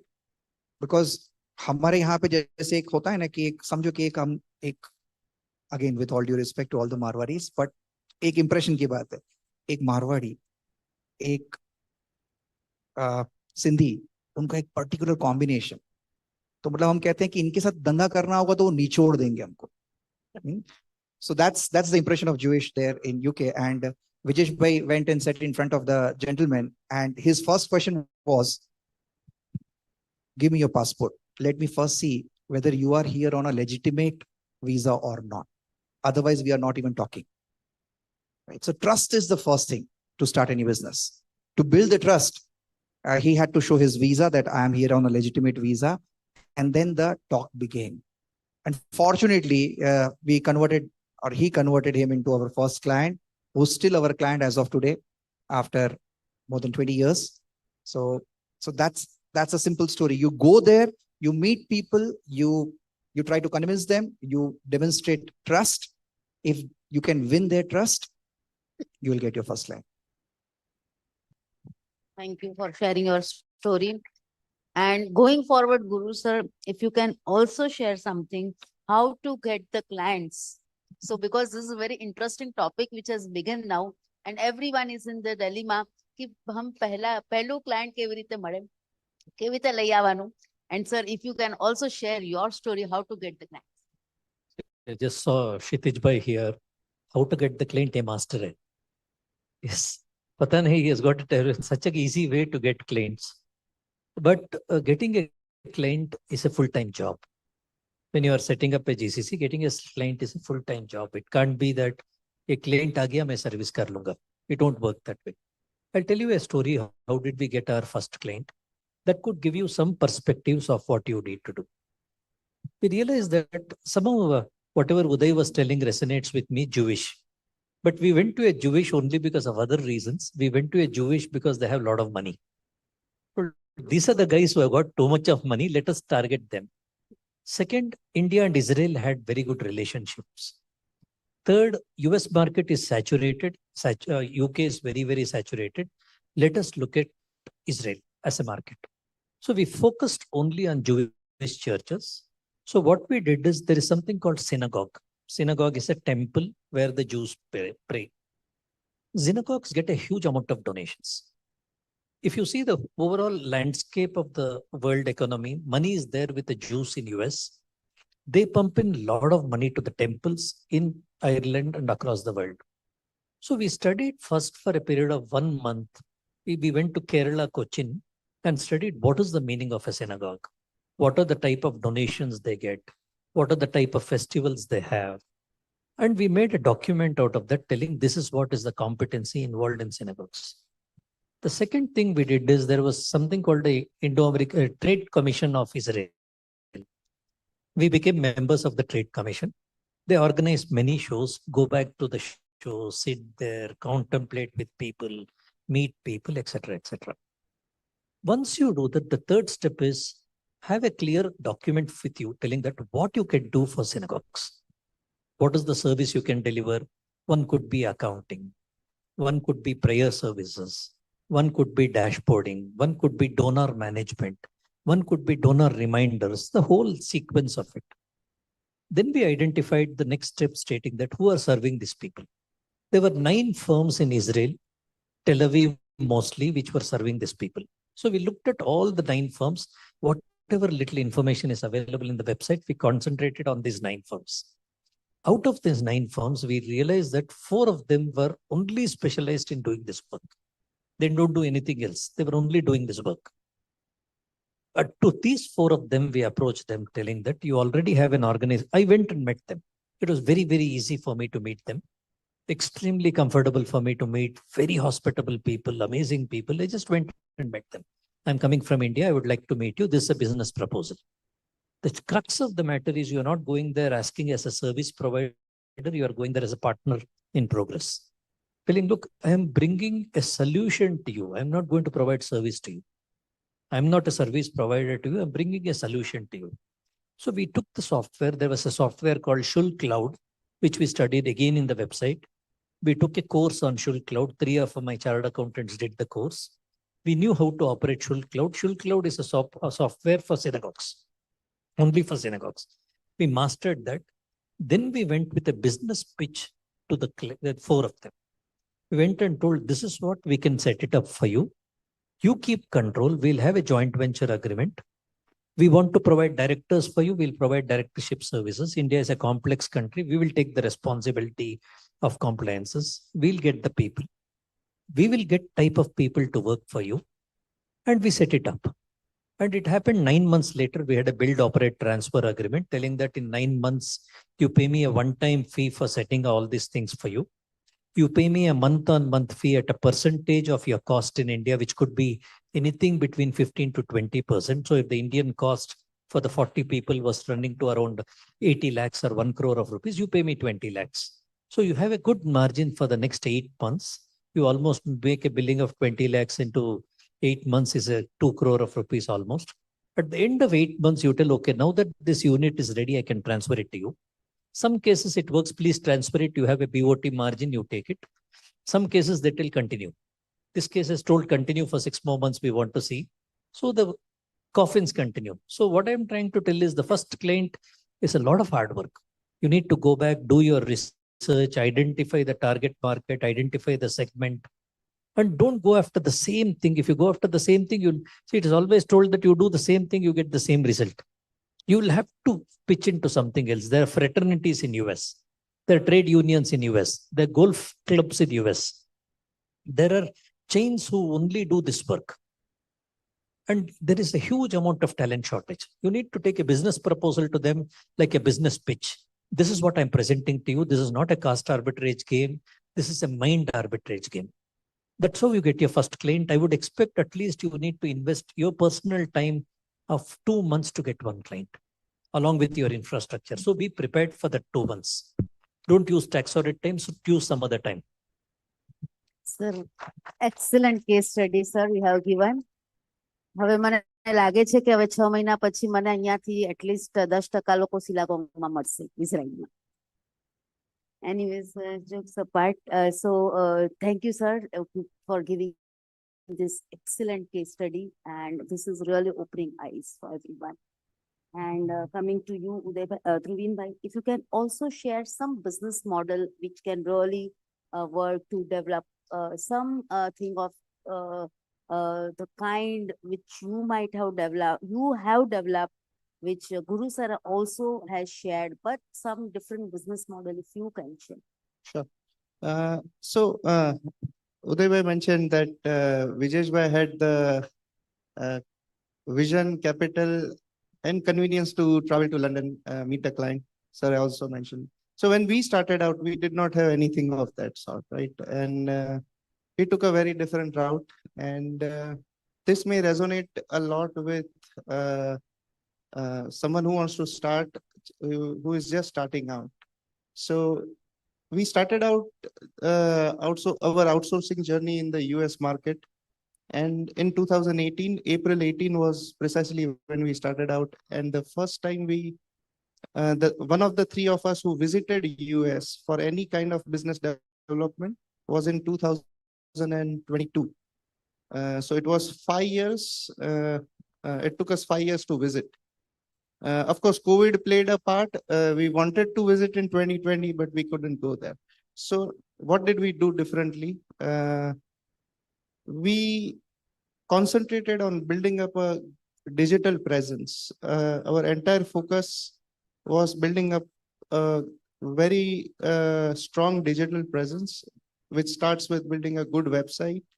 And the biggest factor that played a great role in our success was working on SEO, that is search engine optimization.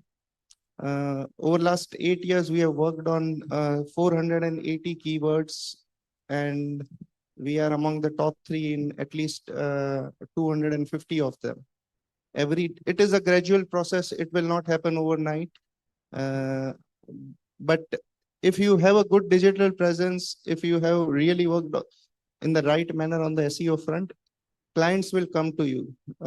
Clients will search you out. And SEO is a capital intensive thing, right? It's not for free. Like you create a website in 5,000 rupees, it will not happen. But if you deploy your capital in the right frame, SEO will still take you places. People will look you up, and if you appear in the first page, and if you can get in the first page on some keywords, then it will get you a lot of business. Apart from that, email marketing is a thing of past. Nobody would even look at emails these days. It will straight away go to spam. But mail marketing, so mail is sending your brochure, does work a lot. Specifically in the US, it is working. Even in the UK, I suppose it is working. So these are some different nuances that people can try, and which are much cheaper, like doing a visit to US and meeting and staying there for a month and meeting 15, 20, 30, 40 people is a costly affair rather than doing it this way. Into a very interesting story that I would like to share here. In 2022, when we first visited the US, we exhibited in one of the conferences of AICP. I think Uday Bhai's firm was also there. And we did it in 22, 23, 24. We did not do it this year. Last year, when we did it, there were 50 CPA firms from India who were exhibiting, for 50 outsourcing firms from India who were exhibiting in an AICPA conference. And it was a fish market, right? So the right thing to do is taking pivots at the right juncture, trying to be ahead of the game, and getting into different channels of marketing. But all said and done, the SEO thing is definitely going to work for anyone who tries it. And if you have the vision to get into this domain, please invest in that, put the right kind of efforts, and success will follow.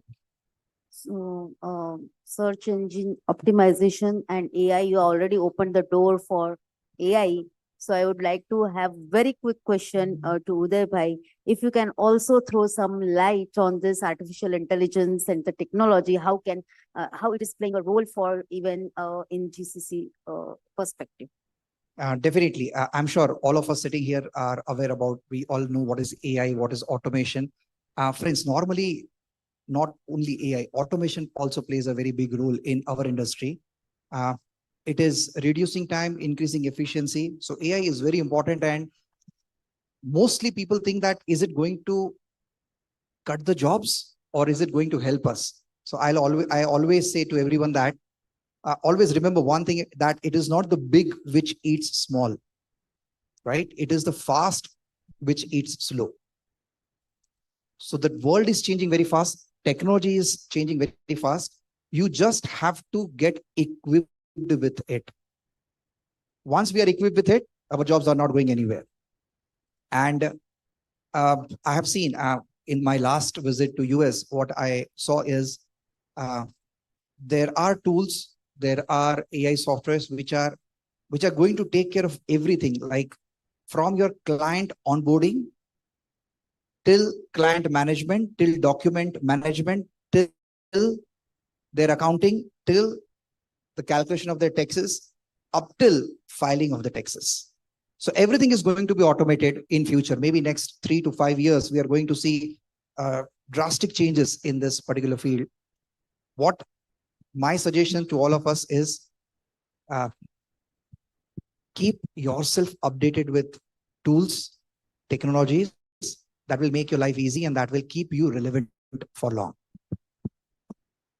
Thanks, sir. That's a great views. And let us now come to a rapid fire round. And after that, we'll open the floor for, because we understand that a lot of questions from this panelist from the floor and from audience to understand what and how. And Sanjeev Bhai will be taking through that. But before that, we'll have very quickly a rapid fire round. And the first question to all the panelists, and they have to answer only in one word. That is starting with Guru sir. Sir, if you can share one leadership lesson you have learned the hard way. Straightforward. So you have to clap also for this. A similar kind of an answer. So you have to answer something different. Integrity is what I believe. Integrity, yes. Hard work. Hard work. So a round of applause to all the three panelists on this. And the next rapid fire question is Guru sir, to you. What's the biggest myth about accountants becoming leaders? Mindset. Mindset. So it's all about the mindset. The accountants are the leaders in themselves. I concur with him. You have to answer something different. Okay. So yeah, it's possible. That's what I would say. So it's always possible, doable. and it has to be positivity. So it has to be go out of beyond the compliances and accountants' mindset. Think out of the box. Yes. Think out of the box. Think out of the box, and the uniqueness is required. So thank you very much. And now if sir, if you are not an accountant, or if you are not a chartered accountant, not into accounting field, what profession you would have chosen? Branding. Branding. Branding is all about Guru and Jana. Sports. Table tennis player. Table tennis player, and that is what the sportsmanship which Dhruvin sir is actually showing. I am an academician, so definitely academics. Yes, by passion, he has always said that he is an academician. So a loud applause to everyone for sharing their life journey, how they have reached to this position. So thank you very much. And now we are opening this floor for the questions. Next 10 minutes up to 2 o'clock, we'll be opening the session, questions from the floor. So mic can be actually given in the audience. You can introduce yourself and then take it up. And I really thank all the panelists. It was a very good journey for this session also. We were interacting since yesterday. But thank you all the panelists, Hansraj Bhai and Sanjeev ji, for really drafted, structured this session very well. So thank you, Sanjeev Bhai. Over to you, Sanjeev. Oh, this is for vote of thanks or the questions? Okay, so yeah, please. Thank you very much. Thank you. Yeah, can we have the mic over there? Yes, we'll take only 2 or 3 questions because the lunch is ready and we want to wrap up the sessions. I want to ask you, actually, you said that COP has been surrendered, but I want to know the young CS like me who are looking for a practice and going for practice, and then going for onshore to search for clients. But why you surrender the COP? First of all, wrong question to be asked in ICAI forum. Okay. Because I have to legally correct. You know that a practicing chartered accountant who's holding a COP cannot do anything full-time apart from that. So if you're just providing a service and you have a department wherein you are just providing an outsourcing service, that's completely fine from your firm. But if you are taking it as a long-term business, you definitely will understand that for legality, you will need a company here, a company in US, then there has to be contracts between them. So when you're opening up a company, what position you will take in that company? If you're becoming a CEO or a whole-time director in that company, you cannot hold COP. So my reason was because we had a legal form or private limited company, and I was supposed to become managing director for that, and that's why I had to leave. Like that, right? CA firm can give it as a service. Correct me if I'm wrong, because dignitaries are sitting here and they are better having good knowledge of it. Ethically, I am good, but CA ethics are different. Yes, any more questions? Here. Yeah, we need to be very short and crisp. Can we give more mics over there? And you have to name the panelists whom you want to ask the question. Great. I want to ask the question to Guru sir. So it's about, how important role is to aggregate our firm or merge our firm into a one big giant one. And what is the mindset shift that we required for that? Very important to merge, because merging is not for size alone.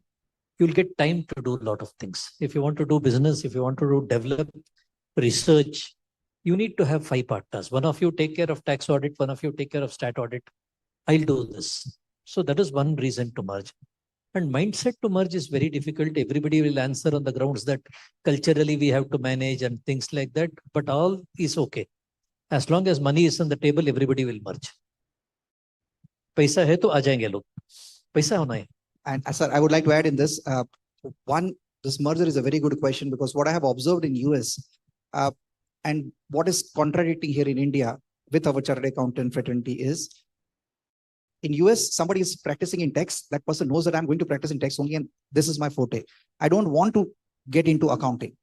And that's where their mergers and acquisitions are very fast, and they are making big firms. Like a tax partner says that, okay, there is an accounting partner and there is a consultant, so let us come together and make a joint venture or a merged firm. In India, normally what we have observed is, we chartered accountants, we think that we can do everything because our course is designed so beautifully, and we have done such a hard work for that for 5 years. That makes us feel that we can do them. If we can clear CA exams, we can do anything in this world, right? And that's where we start thinking that, okay, tax, I know. Somebody talks about, I know something in international tax. Okay, this is a good area. I'll not think there that let me merge with this guy. I'll think I should also develop this area. That's the mindset. That's what Guru sir said, that we have to change the mindset and mergers will become very easy. Yeah. So हमारे साथ ना वो जो नाम होता है ना, वो संजीव सांगी एंड कंपनी, वो बहुत प्यारा होता है. हम उसमें से जी भी नहीं हटाना चाहते. अगर उसमें जी हट गया ना, तो तलवारें निकल जाएगी. जिस दिन हम वो तलवार निकालना बंद कर देंगे ना, हमारे मर्जर शुरू हो जाएंगे. Any more questions? Yes. You did mention about this cost-effective strategy of running around SEO as well as mailings. Could you elaborate more on these, especially for someone who has never done this before? Any experienced tips, etc., which would help us extract the low-hanging fruits to begin with in these methods? Yeah. See, SEO is not that costly to start with. You set up a website, you hire an in-house SEO guy. It will cost you around 25,000-30,000. Choose the right keywords and keep a proper track of that. That will work over a longer period of time. It will not happen overnight. So SEO is not something that you start today and tomorrow you'll flash up on the first 3 sites on Google. It doesn't happen like that. It's a gradual process, but it is a much cheaper exercise than, say, exhibiting in a conference in US, right? If you exhibit in a conference in US or any other place, UK or Australia, it will cost you nothing less than $7,500 to $15,000 for a 10 by 10 booth, right? And then you have to have at least 2 people go there, your branding material, all sort of things have to happen. So that's a much in the cost of one conference, you can build up your SEO for the entire year, right? And you can slowly and gradually go up on the ladder on the search engines. Thank you. So we just have one last question. You can discuss with offline. Just want to add one single word to this is be a magnet. It's all about push and pull. So if you push things, people will go away from you. If you become a magnet, people will come back to you. And that magnet is all about your intellectual abilities, your capabilities, your demonstration, which you want to showcase, and the entire world will come back to you. One last question, and before we end. Hello. I am CA Naman Mehta from Bhavnagar. My question is to CA Dhruvin, sir. We discussed at length the customer acquisition or marketing side of the outsourcing business in this panel discussion. Now, for the resource side of it, how do you ensure that your resources are trained and continuous training happens in your organization? And how do you acquire new resources? And what outlook do you have for tier 2, tier 3 cities, mainly in Gujarat, for new resources? Yeah. So the answer to this is when you're starting out, to get good people is going to be very difficult. Your key role as a promoter needs to be on the L&D side. So you need to be a subject matter expert. Say you want to venture into F&A domain, right? You need to be a subject matter expert. You need to create a team around you, which is a subject matter expert. There is no dearth of people in India.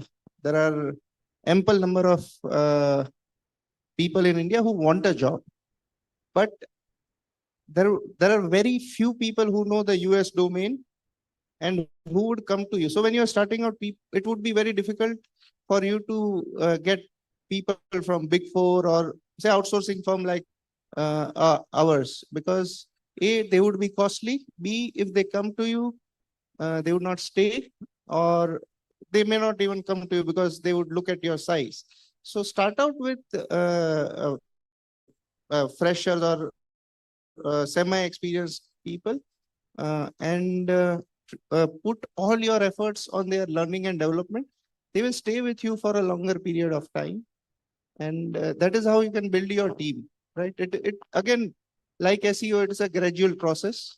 So, but if you put in the right concerted efforts on the learning and development, then you can build a great team around you. Thank you. I think it's time to conclude because everything has to end in the right time, in the right. I would now request Sanjeev Sanghi sir to please conclude the session with formal vote of thanks. So once again, thanks to all of you for attending this GCC summit. I think if we take one single idea from this entire conference, we still have a post-lunch, very, very interesting sessions coming up. But if you just keep one single idea with you and take it forward, I think that will change, because that has happened to me. That has happened to all the panelists sitting over here with Guru sir, with Mr. Kothari, with Mr. Uday and other panelists. And I can see Hansraj sir sitting extremely left, a very, very dynamic central council member who always believes in actions. So, the lunch is waiting for all of you. We'll have a very quick break for next 30 minutes and then we'll rejoin for our next session. So thank you all so much. Thanks for a wonderful interactions. Thank you.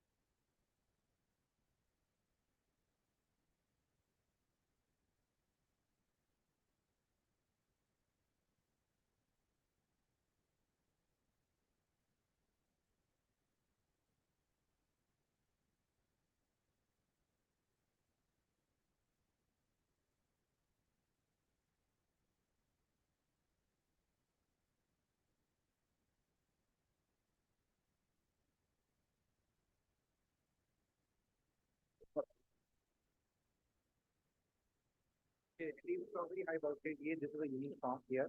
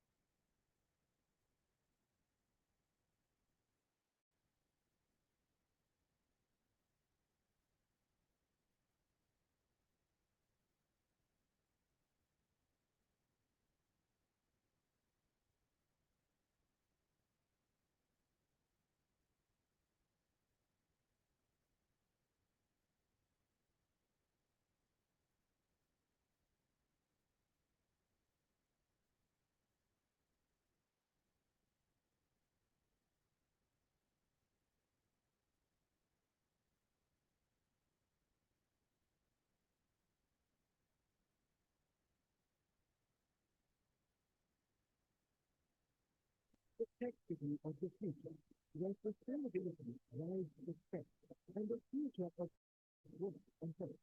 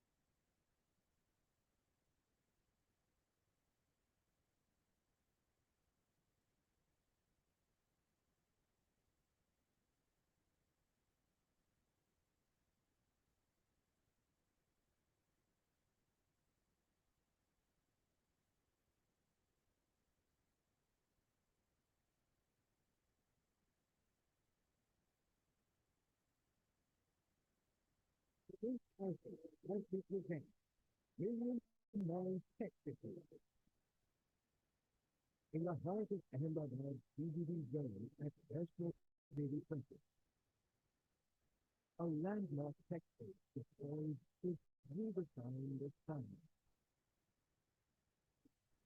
Welcome to Million Mind Tech City, spanning 65 acres, where futuristic workspaces blend innovation and technology to transform the future of work. It offers world-class spaces for domestic and international visitors.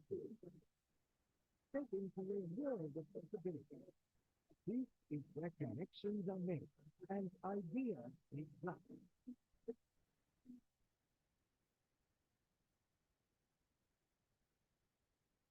Million Mind Tech City is a grade A IGBC Platinum certified model, seamlessly blending smart innovation with green technology, an energy efficient experience, a serene floating down.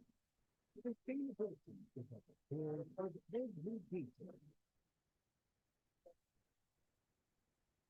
Welcome to the M1 Tower, featuring the largest doorway the city has ever seen, with soaring 4.2 meter ceilings that create an atmosphere of openness and grandeur. With over 1.65 lakhs square feet of amenities, world-class gyms, yoga studios, coffee shops, restaurants, food courts.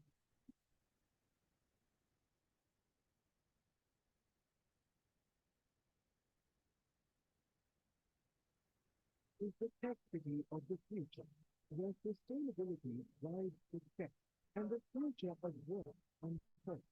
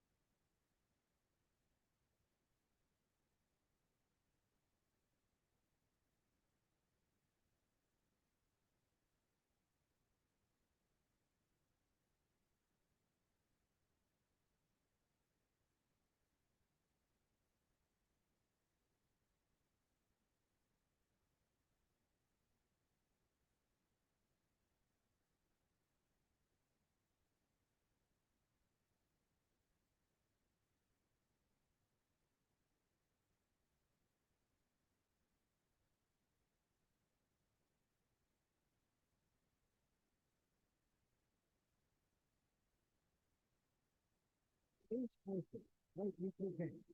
Million Mind Tech City. In the heart of Ahmedabad CBD zone at Westway Dairy Center, a landmark tech city is poised to redefine the sky.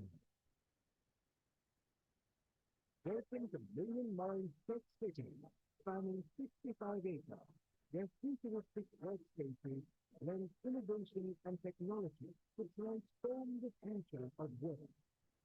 It offers world-class spaces for domestic and international businesses.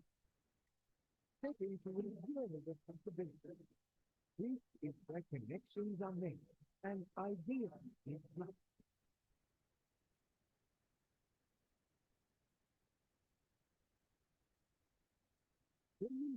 Tech City is a three-day GCC Platinum Certified market, seamlessly blending smart innovation with green technology, from energy-efficient exterior to serene floating down.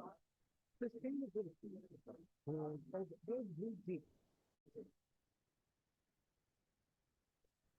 Welcome to the M1 Town, featuring the largest workplace the city has ever seen, with soaring 4.2 meter ceilings that create an atmosphere of openness and grandeur. With over 1.65 lakh square feet of premium amenities, world-class gyms, yoga studios, coffee shops, restaurants, food courts.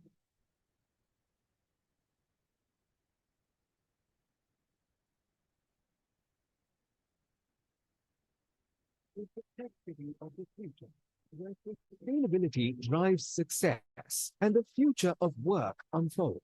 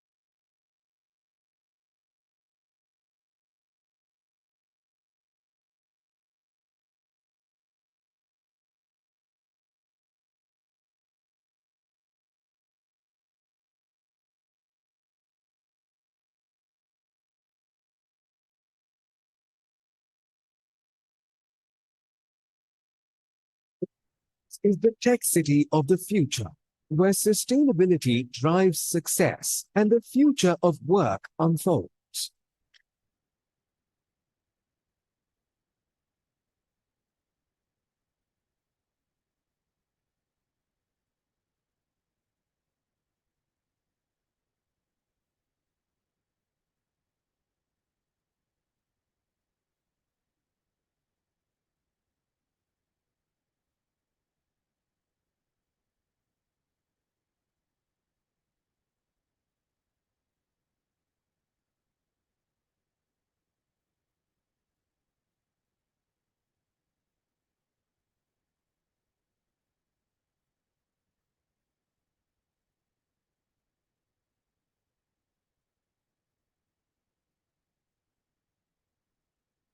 Jai Shastu.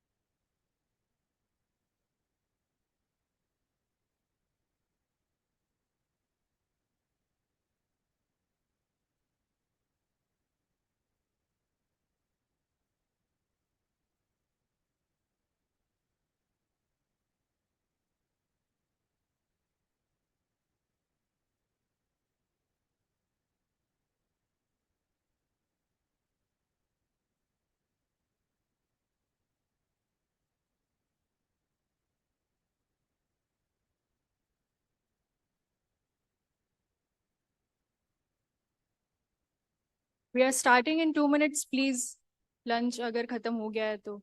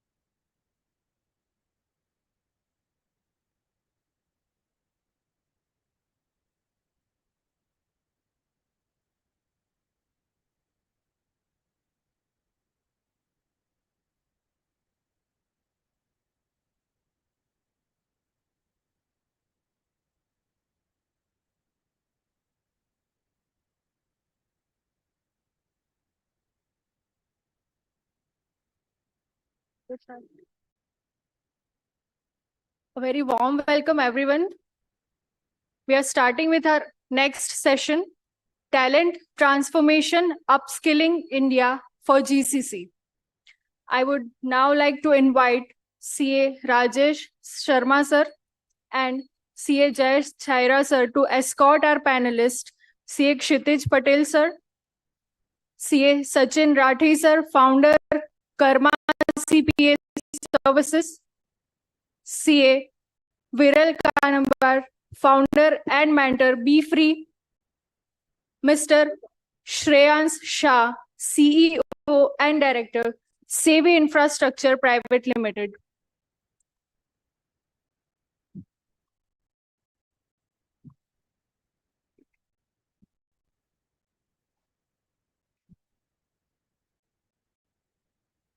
Thank you so much, sir. I would now like to request CA Jay Chaira sir and CA Rajesh Sharma sir to welcome our faculties and panelists with a token of appreciation.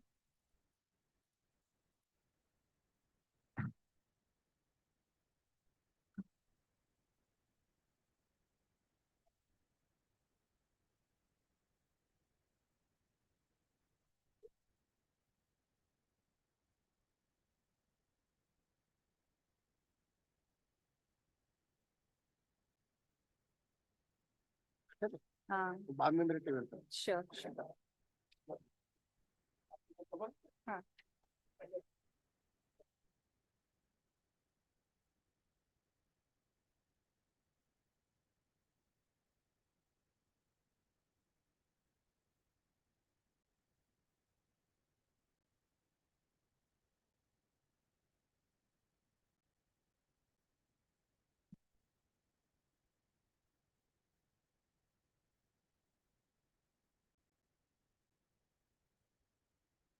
Done? Yes, yes. CA Kshitij Patel, then CA Sachin Rathi, sir. Then he is founder Karma CPA Services.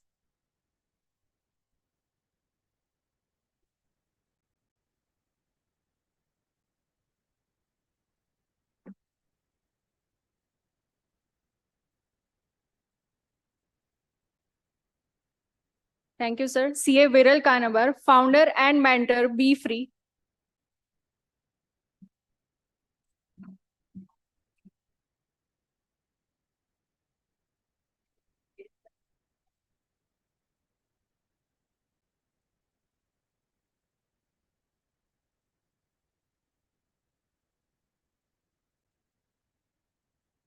Thank you, sir. Mr. Shreyans Shah, CEO and Director, Sevi Infrastructure Private Limited.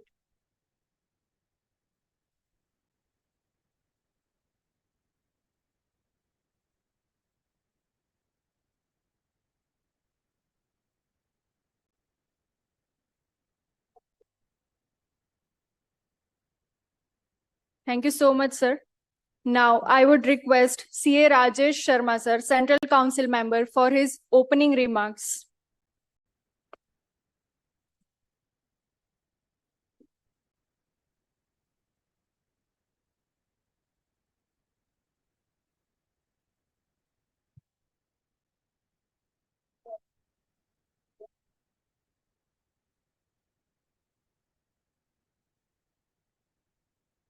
Hello.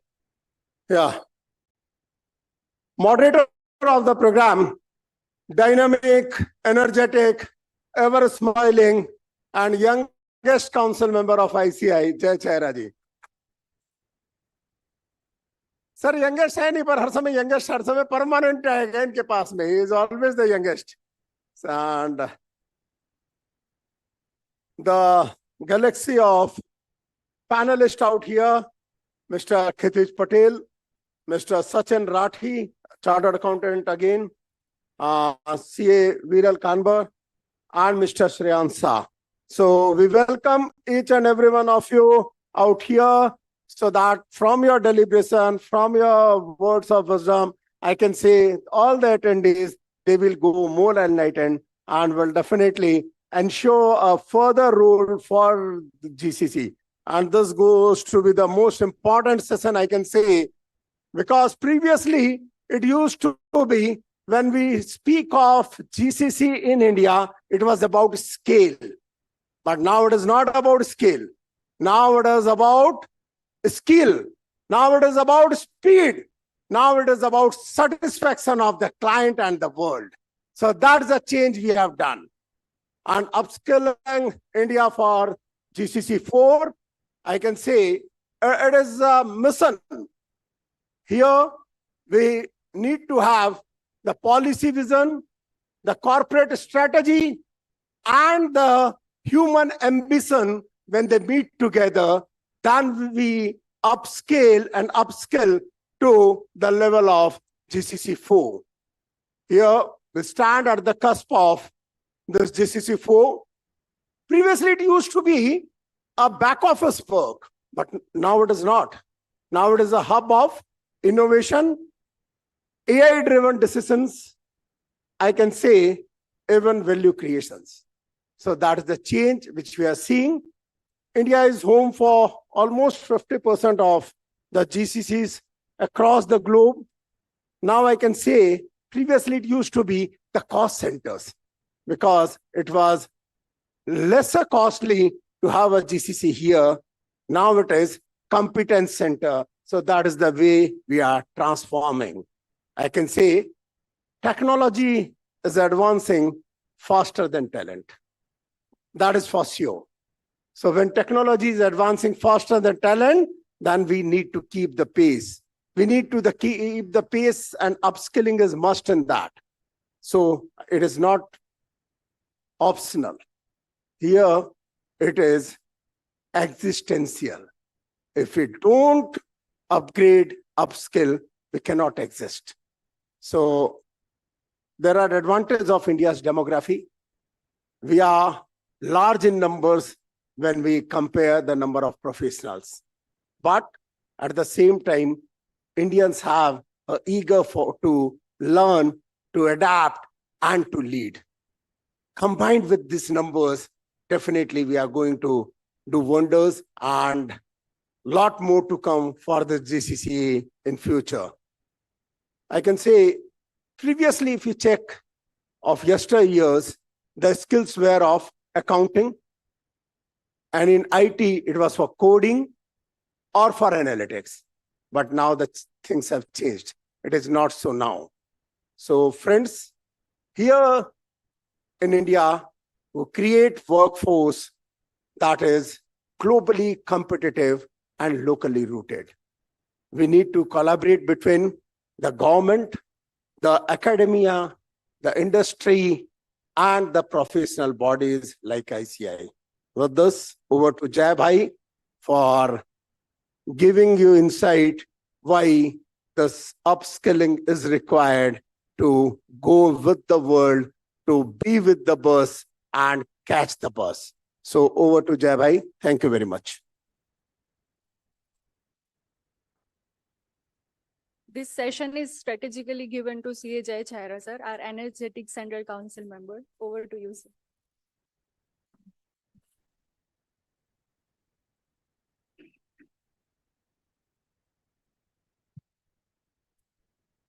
Thank you, Aishwarya. Well, I'll straight away come to the business rather than coming with any, initial remarks. Let us come straight to the business. I believe that this is the most important session for this particular conference, talent transformation. Why do I say that? Well, we chartered accountants, we have already proved that when it comes to domain expertise, we are excellent. Let it be income tax, let it be GST, company law, audit, whatever, we are excellent.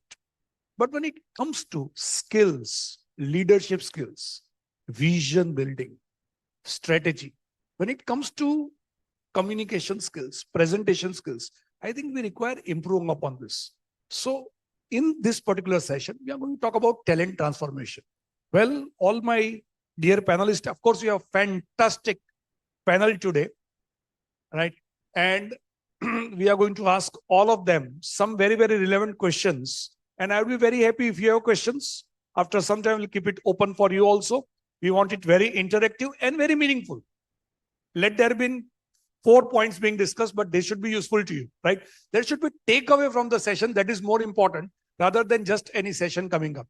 Even if each of our panelists gives you one input, one insight, and if you can develop yourself in that terms, I think that serves the purpose. So what I understand, Kshitij bhai, what I understand, when we talk about talent, there are two connotations here. Number one is the skill set that a person should have. That is what is the talent. And second, of course, with reference to GCC, when we are talking about team. We are talking about the HR. I think these are both the things. But let me start with the first one. Let me start with the first one because all those people who have joined this particular program from various 15 states of India, they have come here with the mindset that they want to start their own GCC. I think that is the mindset, or at least after coming here and listening to many panelists, they have started dreaming that. So how is it possible? How should they start with? What are the talent? What are the skills? Right? What should they do? What are those things, right, which can make them create such type of GCC? Let us start with that. So let me, Kshitij bhai, start with you.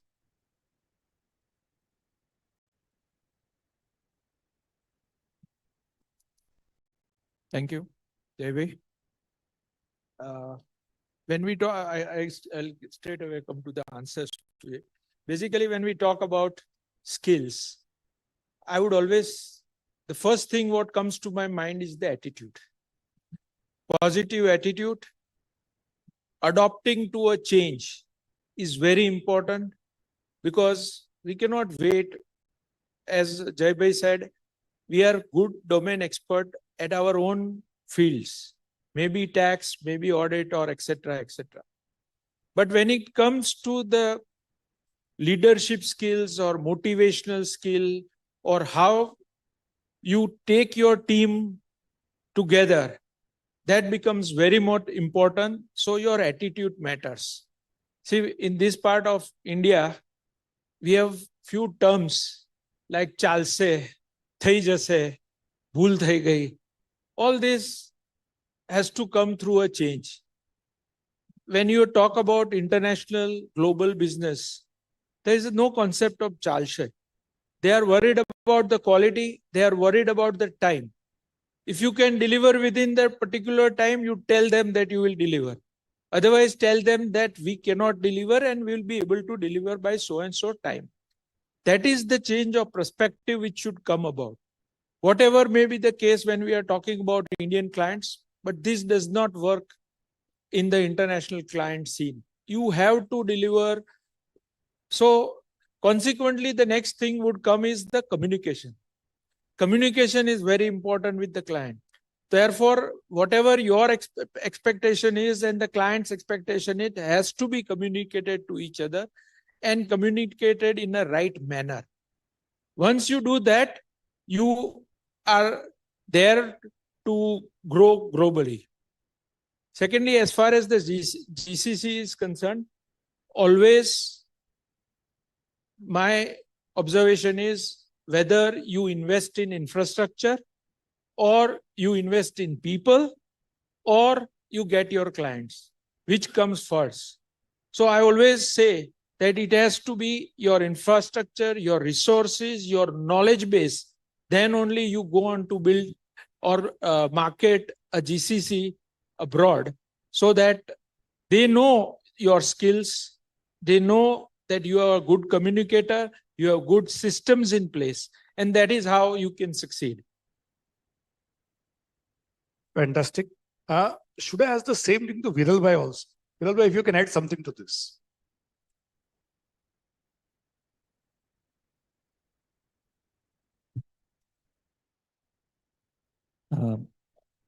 I probably will kind of connect with what Sir said. What I normally observe in my organization, learn to say no. We just don't say no to anything. But we at the same time don't deliver what is expected. And I think this is where the clear and effective and transparent communication matters a lot. I think from the skill set perspective, one of the biggest challenge, I'll just talk about my own experience, is the effective communication, internally as well as externally. Right? I think this is where all of us as a chartered accountant need to focus a lot more, because from the capability perspective, I think we are brilliant. We can kill it. But when it comes to kind of having that effective communication with client or with any stakeholders, be it your internal stakeholder or external stakeholder, that effective communication becomes the key of what you are actually trying to convey to your client or your staff. I think the second challenge or skill set I see personally being a chartered accountant, sometimes missing in a lot of my colleagues, is the innovation. They would like to keep doing the same thing again and again and again without even thinking that how do I do this better? Am I doing the same thing last year? Is it the same thing I'm doing this year? So having that innovative approach within the, in our mindset, sometimes I normally quote, many of my, to many of my clients and colleagues that many of chartered accountants like us, are we an accidental accountant? We have to think that. Sometimes we have just been pushed to become a chartered accountant, but your skill sets might be lot better and lot different.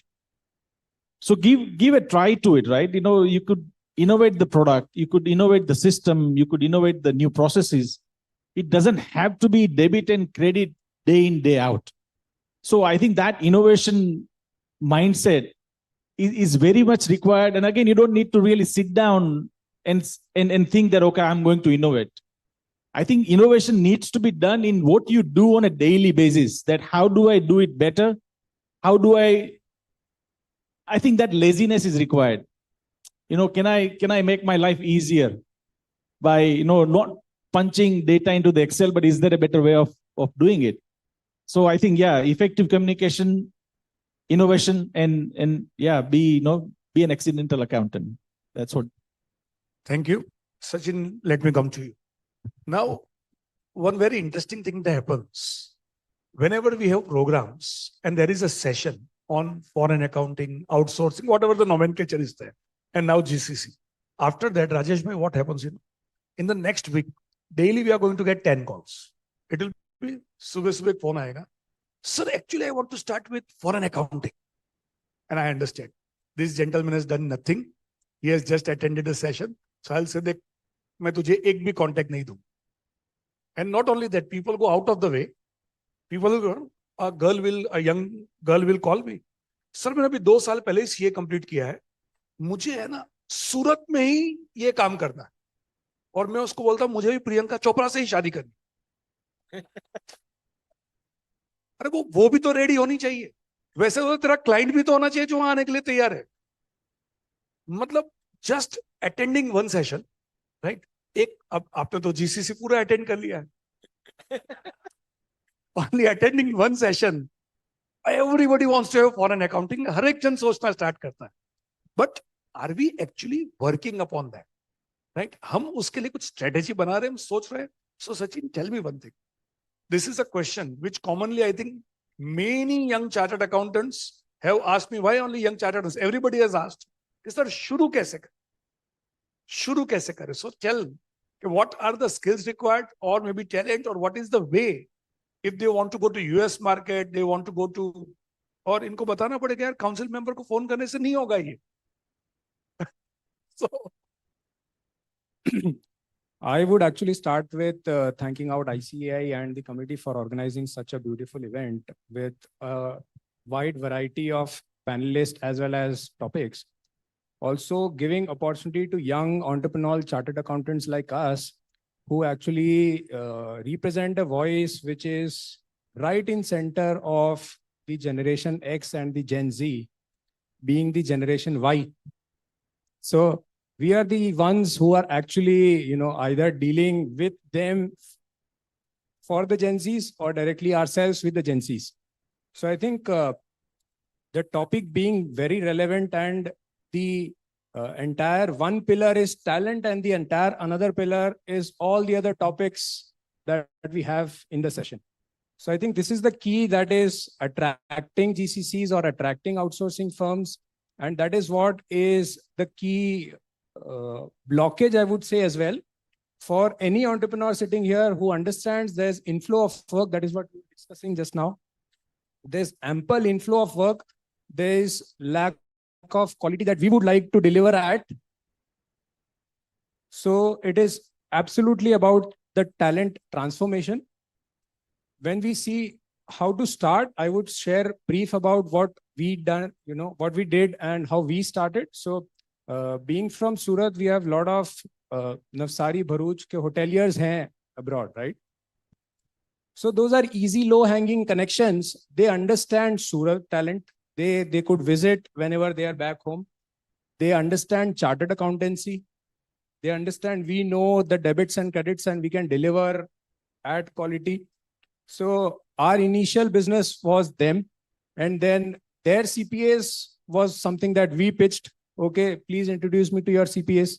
Please introduce me to your tenants, to your lease owners. So one thing leads to another, but one key aspect which is missing, which I would say is a good prerequisite to have, at least among chartered accountants, is the analytical skills, the advisory skills. You don't want to enter into data entry today, right? It is going to be redundant either today or tomorrow. So we work with so many controllers, CFOs, and I honestly feel most of my team leads are much better, at least at analyzing and visioning what could have gone wrong, what could have been done better, and advising the business as an advisory, M&A advisory jo hoti. I think that is what we could do. That is what the skill set that I see in my team. But we are not delivering that. We are delivering, sir, these are the queries. You need these, answers to be done. So that is the prerequisite and good starting point, I feel, to kill. And that is not difficult. soft skill, communication, again, bare minimum, may take time, but with any client, even that you pitch first time, you talk about the value addition and advisory that you could do rather than just a set of bookkeeping tasks that you could deliver. One very important thing that is said, very important.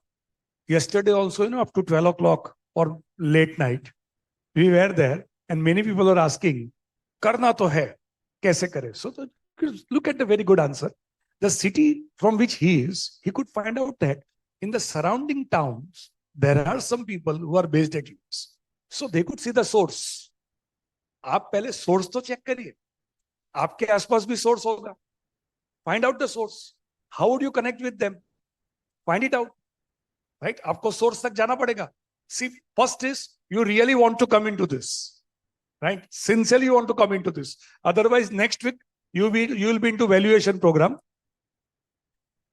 और फिर आप valuer बनना चाहेंगे. And then insolvency. Right? So please understand, be very sure you want to come into this. And then find out, आप sources तक कैसे पहुंचेंगे. Right? As it is said that if mountain does not come to Muhammad, Muhammad has to go to mountain. ये तो नहीं होगा सामने से आपके पास काम आएगा. Find out the sources. Find out the sources. I think that's a very, very crucial thing. He could locate initial sources. See, कहीं से कुछ initial source तो चाहिए. Once you get to it, and then secondary sources. फिर एक बार शुरू हो गया ना, एक बार शुरू हो गया, you are comfortable. Then you will go ahead. I think this was a very, very crucial thing for everyone. So let me come to you, Shreyans bhai. Shreyans bhai, what is the talent landscape that you are looking at it in India? Like yesterday also, very nicely one of our speakers put up that earlier people used to come into India for cost arbitrage, but now it is talent arbitrage. I think this is something, a beautiful statement, right? As Indian, I am very happy to listen to it. So how do you look at the talent landscape here? First of all, I would like to thank August audience. Saturday afternoon post lunch, this is the gathering. So that's the ICAI strength. And I am the only odd man out. I'm not this representing Chartered Accountant Institute. I'm engineer by profession and realtor by profession. Sir, as you rightly said, things have drastically changed. Earlier, we were BPOs, KPOs, processing units, to now it is capability centers. So that name itself says everything. Earlier, we were just doing data entries. Now it is about intellectual properties and talent what we have.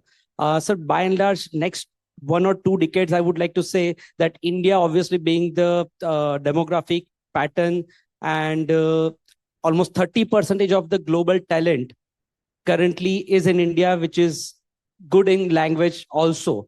So next 2 decades at least is the time of India, definitely from the demographic pattern point of view, talent point of view. And obviously CA is a very intellectual thing. So generally this room presents the top management or maybe the senior or middle management. And we are not only talking about GCCs, because GCCs represent also, which is the bottom of the pyramid, which is almost 70% of the talent that represent accountancy or financial or technology or management skills, but not qualified chartered accountants like you. So it's more of nowadays leadership and more of talent management and keeping them attached with your organizational growth. And that is what Gen Z nowadays looks forward to. So that's the biggest challenge. All of us currently in our organization would have vacancies, I'm sure. At the same time, we talk about unemployment. So there is a gap. The talent available is not industry ready. And what industry demands, there are vacancies, but we are not able to fulfill those. So the gap between these two things is the area which I feel as an institution like ICAI or maybe a Center of Excellences on all those things can bridge that. And that is most important for the current scenario. That is my understanding as per the current situation. Fantastic. Yeah, please. Any of the speaker, whenever you want to barge in, you are most I welcome. would like Please. to add that India is the back office to the world. And now it is, when we talk about the service provider, India is the service provider to the world. So where the talent is in India. When we look at the East and West, there is a huge case of aging population among accountants. That is the biggest challenge what the East and the West are facing. And in India today, we should take advantage of that. And that is another reason why we are moving away from the cost arbitrage and moving towards the skill set. Because in the countries like US or Australia or UK, the accounting is not a preferred degree for anybody. The youngsters, they don't want to work. They want to have four days a week. They want to have work-life balance more than what anyone can provide. And that is how the whole thing goes. Therefore, India is in the right place at the right time with the right talent, I would say. Because 1.4 billion population, young population, 65% of the people below 30 years of age. And that is where the advantage lies. So we have ample amount of institutions with us to grow this into a large workforce. The only thing is now getting the university and the industry aligned to each other to get the right type of people and skills. Thank you very much. Very rightly pointed out, they want to work only for 4 days. थोड़ा India में शुरू हो गया है. हफ्ते में 4 शनिवार होने चाहिए. That is started in India, of course, with the Gen Zs and all. I'll just come to that part. But here comes a very important issue. So I'll come one by one. My first thing is, what is our expectation from our government? 2, what is the expectation from ICAI? Because this program is being organized by ICAI. We'll have to introspect with ourselves first. And the 3, as owners, as the team leaders, how do you put in efforts for the training? Maybe, you don't have the skill set totally required for your organizations. So what should be the training requirement? How do you do that? So that they have the insight for that. So let me first start. What is the expectation?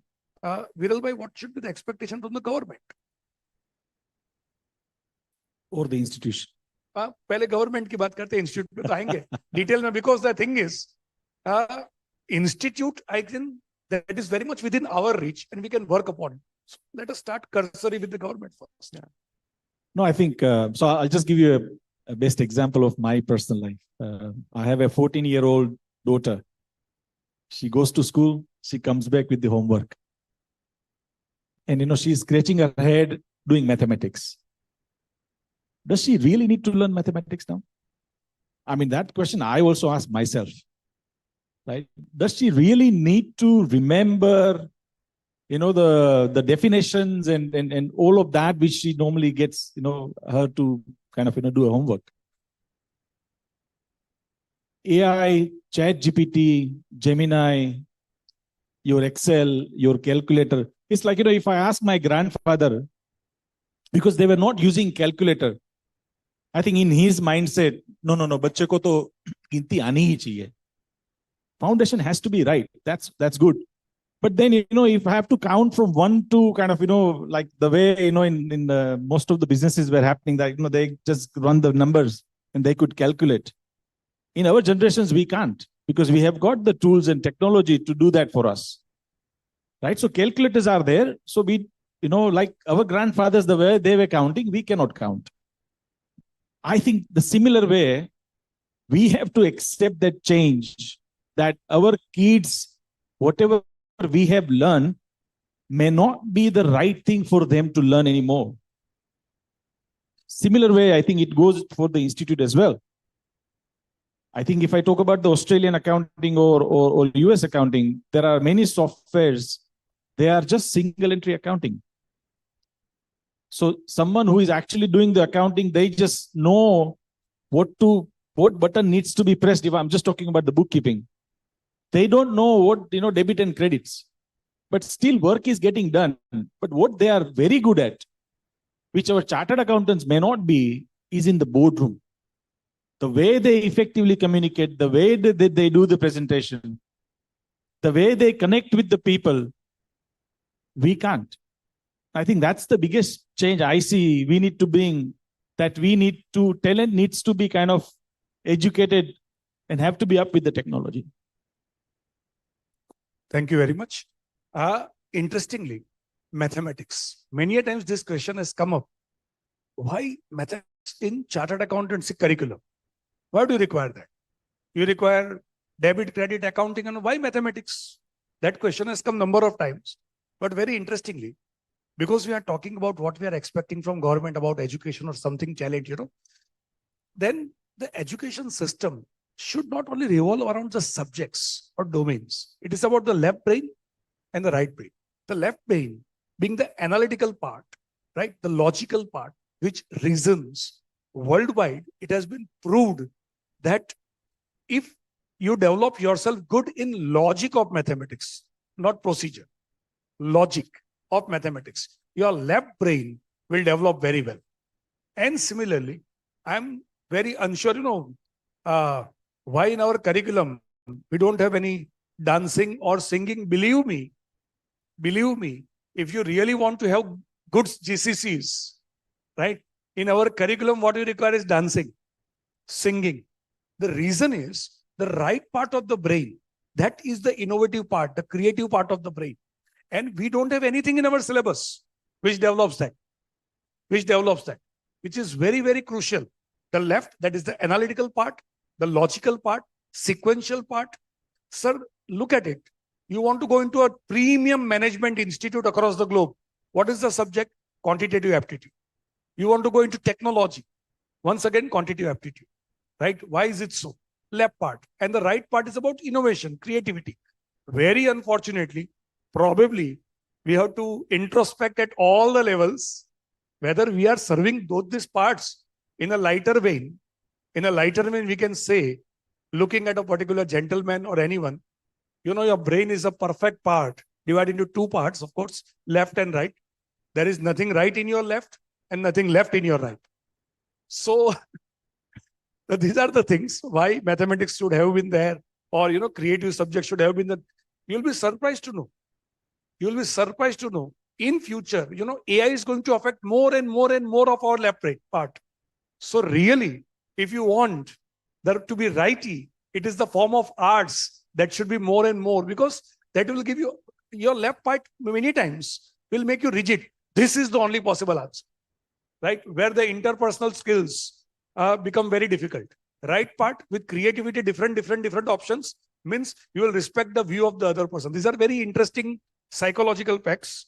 Well, let me come to you, Kshitij bhai. What is your expectation? Means, expectation in the sense how we can go to the government, how you can come to us as council members, how we can together do something. It's a great opportunity for all of us, great opportunity that our nation can be the GCC center. We can be the service provider to the entire world. It may start with accounts and finance and everything, or everything they can look up at India. So how we together can do that? So what is your say on that? See, first of all, with the government, what I would say is that just like they have set up a IFSC, wherein you have a 10 years tax holiday plus the GST benefits and other benefits you have, I think they should go to the second and third tier city to set it up, so that anyone setting up in that centers can get that benefit. That is one. I would not expect the government to do much things, because I would expect governments to be on the top of it as far as the regulatory is concerned. Business is, of course, it is our baby. It is not the baby of the government. So with the government, I think they are entering into a lot of FTAs and mutually recognition agreements, so that it is beneficial for the chartered accountants to go out of the country. See, at present, what happens is You cannot have a collaboration with a non-chartered accountant, and more even who are not have mutual recognition with the institute. So I think the government will have to play a role there. No individuals can play that role. It has to be the government to government roles. As far as the ICA is concerned, I think a major look has to be put on the soft skill training, which is to be given to the chartered accountant. I think after the completion of the final, they have to do some soft skill training. And from my interaction with the fresh chartered accountants, I think it has been pathetic, I would say. And when they come out of that, it is only for the purpose of just that you have to attend, therefore you attend. It is not like that. Basically, when you are a fresh chartered accountant, and if you get the soft skills training, that is very important as far as your future is concerned. That is one. And secondly, what has happened is that when as a chartered accountant, nowadays, when you are coming out with the foundation, what happens is you have never attended your college.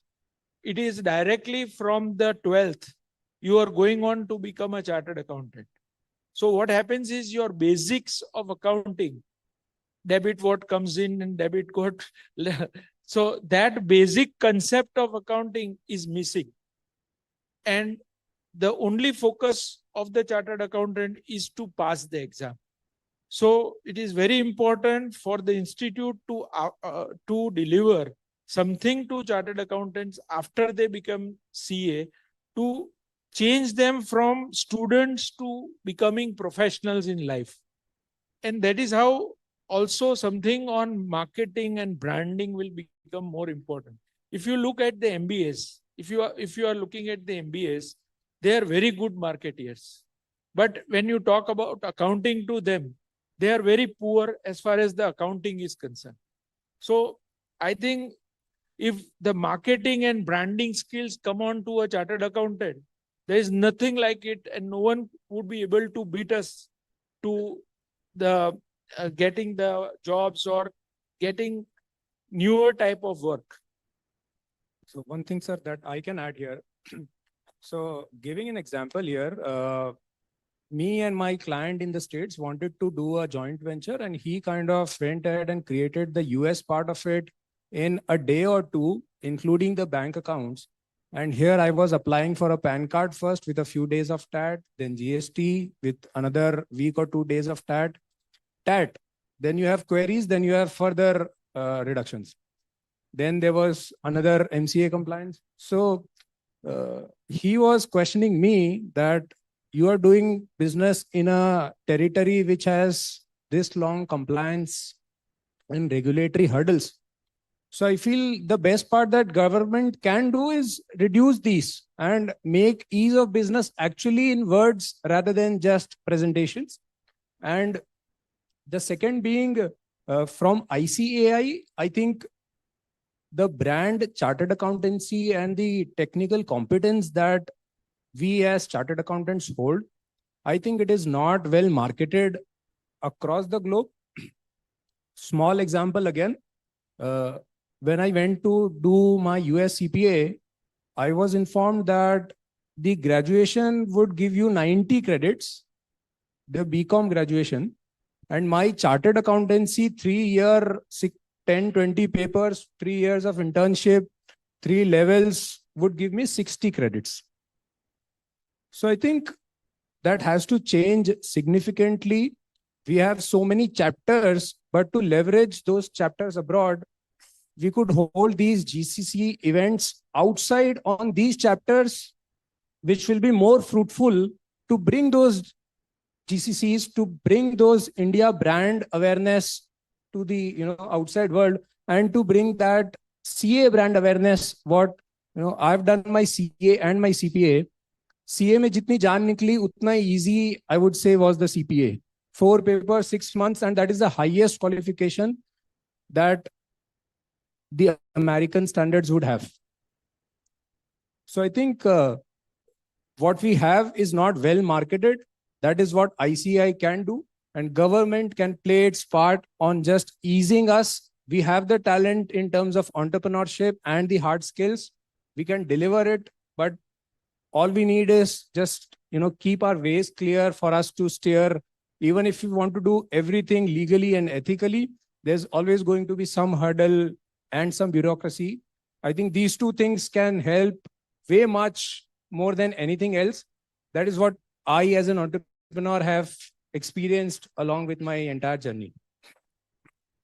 Thank you, Sachin. So what government can do, we can just pass on the suggestions through the ICAI, as well as I think we are active with many trade associations. Only ICAI pitching does not suffice, right? ICAI definitely must. There is no doubt about it. But we all are part of trade associations, right? Various. When they also put up these points, when you talked about that in US, the things can be done in 24 hours, and maybe in India, it took months. Then naturally, if the trade associations come forward, right? There are corporates, large corporates and the representatives from large corporates. So we are all together. We are all sailing in the same boat, right? ICI, large corporates, trade associations. If we approach the government in the right way, then I'm sure that can be taken care of. But immediately, पहले हम ये बात कर लेते हैं, हम क्या कर सकते हैं, right? What government will do, fine. One very interesting thing that Kshitij Bhai told is regarding branding and marketing. I'm very happy about it. Sir, why I'm happy, I'm just telling you.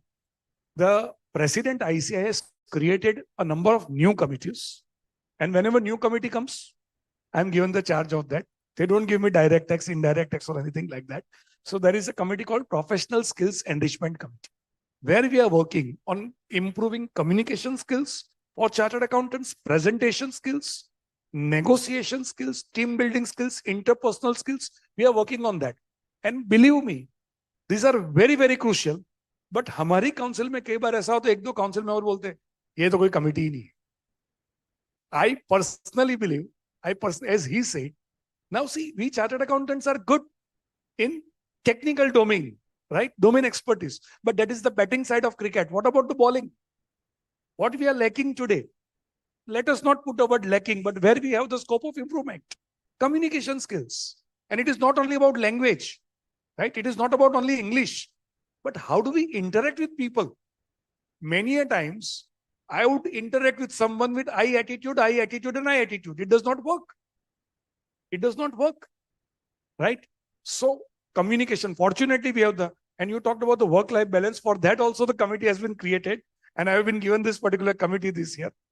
So one very interesting thing is, if we chartered accountants read something and develop ourselves in terms of branding and marketing. And this is what, sir, a few days back only, we had the convocation here at Gandhinagar itself. And that is what I suggested chartered accountants, कि boss, आपने CA कर लिया, अपनी वाह फिलहाल बंद करना बंद करो. I cleared in first attempt, rank और ये सब अब से लेके. Is it possible? I think हम सब student है ना, बनना सही है. So every year, one book on marketing or branding, one book on leadership, one book on strategy. और वो Instagram के किसी के रील देखने की जगह पे इसके ऊपर कुछ सुन ले. These are interesting topics. And believe me, it will add fragrance to the flower. इस पूरे सेशन में अगर एक बहुत इंपॉर्टेंट टेक अवे है, क्योंकि कब जीसीसी बनाएंगे, कब गवर्नमेंट को बताएंगे. इमीडिएट जो काम करना है अपने को, इमीडिएट वो ये है, can we do this? We all थोड़ा ब्रांडिंग की बात करें, थोड़ा मार्केटिंग की बात करें, थोड़ी स्ट्रेटेजी की बात करें. I really want to see to it. Somehow I am not sure means क्यों ये नहीं कर पा रहे हम. मैं तो चाहता हूं 2 दिन का प्रोग्राम सिर्फ इन्हीं सब चीजों पे होना चाहिए. Of course, we'll keep on doing on tax and all these things. Fortunately, this year we did these programs, but हर जगह पे इतनी success मिलती नहीं है, because people, and this is not connected. मतलब पहले ही अपने profession का topic देखेंगे ना. Is it out of the profession? That's the question. So that's a very beautiful thing that it is. I think Avinash, you wanted to. हाँ sir, एक जरा इनको करके आप ले लीजिए. Yeah.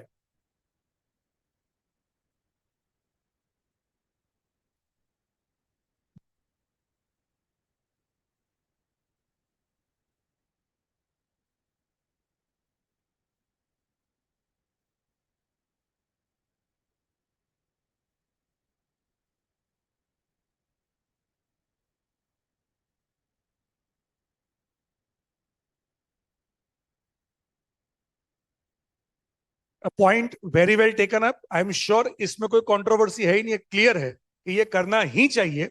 And will surely put up this matter before the president for sure. Sir पहले इनको जरा सर को कर ले, आप एक एक करके मौका देंगे. I would like to share that basically when we talk about strategy, so last year I had the opportunity to go to Harvard to take a 5-day course on leading professional services firm. It was an investment for me. I left all my emails and mobile phones, everything, and I attended 8 to 8.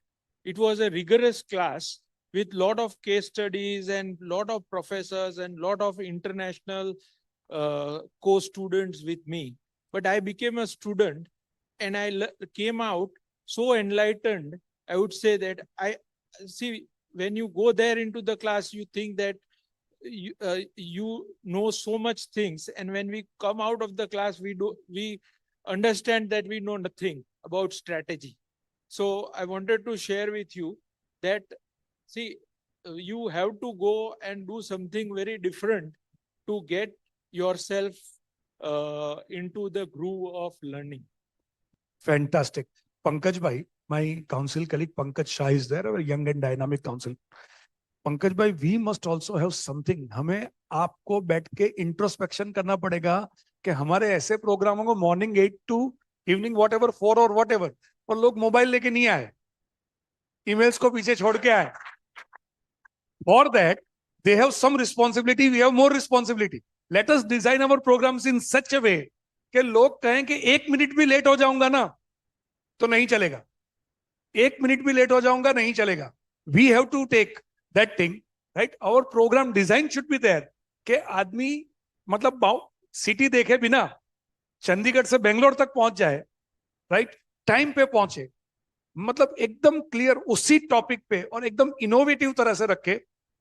So definitely once, can you imagine a senior chartered accountant reaching at a particular position and he says 5 दिन email side पे, phone side पे, मतलब कुछ deliver हो रहा है ना, कुछ डिलीवर हो रहा है ना. And we'll have to understand one thing friends, we'll have to understand at ICAI level we'll put in all our efforts for that.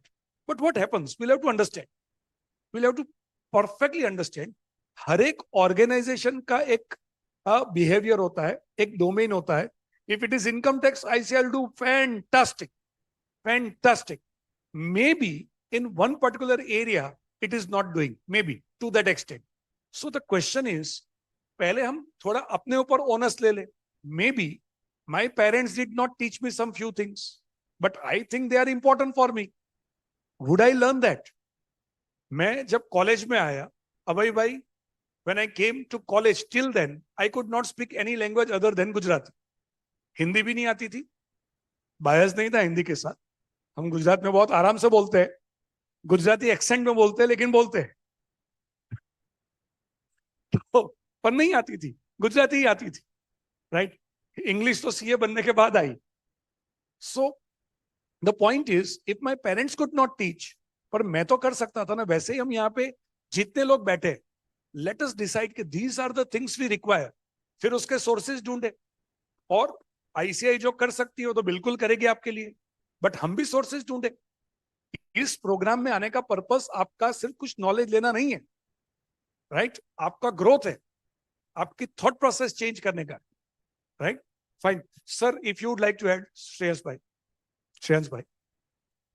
I think by and large everything is covered, but what I felt in this program in the last 2 days, it is definitely a very good program, August audience and everything, but there should be the thing which I felt is missing, that is the industry connect in this program also.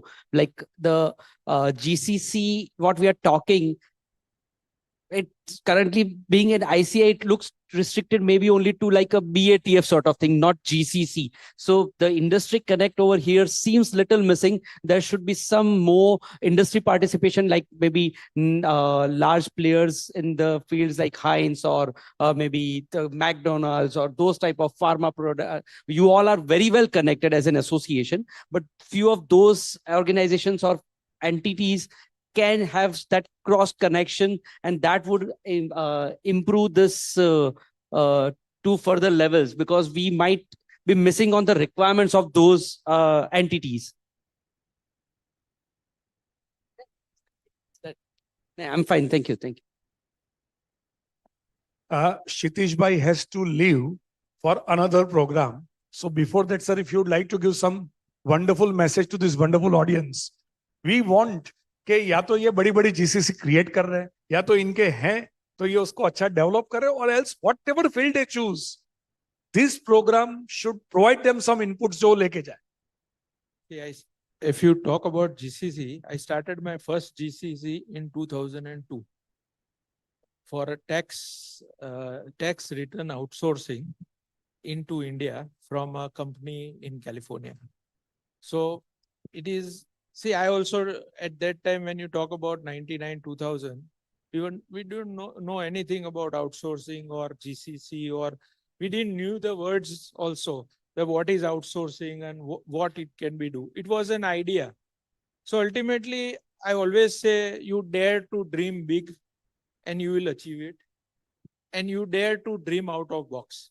You see, if you are going to do auditing and accounting all the time, ultimately it will be there. So you have to come out of your comfort level. So once you come out of your comfort level, then only you can achieve something very different. And that is, I think, what we as chartered accountants need. At present, we are so much involved in our compliance that we don't think about value addition to the client or advisory or any other field. Like I think if you consider audit, I would also say that don't restrict yourself to India. Audit can be given to the US, audit can be given to the UK or Australia or any other country. Audit is audit everywhere. So that is also another opportunity what you have. So, but focus on a vertical. I would always say to people that focus on a vertical. Don't want to do everything, because once you go meddling with all the subjects, you will not be master at all. So you cannot be a master at all when you are talking about this. So you have to focus on a particular subject. You expertise yourself into that, and that is how I think you will grow. Thank you. Thank you, sir. So Sachin, let me come to you. You mentioned about this Gen Zs. Are there different creature like what exactly, and means what is your experience handling them? What should be done, not done? Are they really different? That's a question. So one, again, quoting an example, a Gen Z would see an Instagram reel today. You only live once, don't bear any toxic culture. And will come to office tomorrow and the manager says, can you kindly come regularly on time? You have been a bit irregular.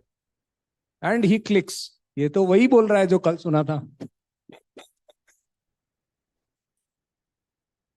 So thank you, Kshitish Bhai.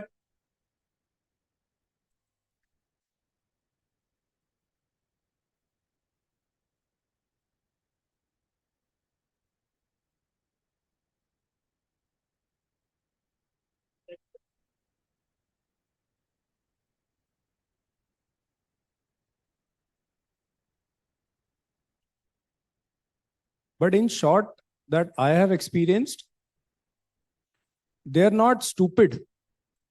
They're not necessarily not hardworking, but they're also a bit more gullible to anything and everything, be it the online availability of. So online today, the matrix is such, jo aap sochoge, it will deliver you the exact same content. As managers, if we manage, hame ulta content dikhayega. Gen Zs are bad. Like, we get this. So I think that is what we have experienced. Gen Zs in a manner are different primarily based on their gullibility. And we have to be a bit more careful in terms of shaping their work and performance and quality. But otherwise, we have also seen very hardworking folks, but also talking a lot more on work-life balance, even when I go to Surat and I see there's no Mumbai Connect, there's no someone who has never been outside, is still talking of work-life balance and leaving 5 minutes late, sir, I'm late. So that is a key difference. But I think when you build around it, so both Viral Bhai and Kshitij Bhai have built something since 2+ decades. So they were industry leaders here.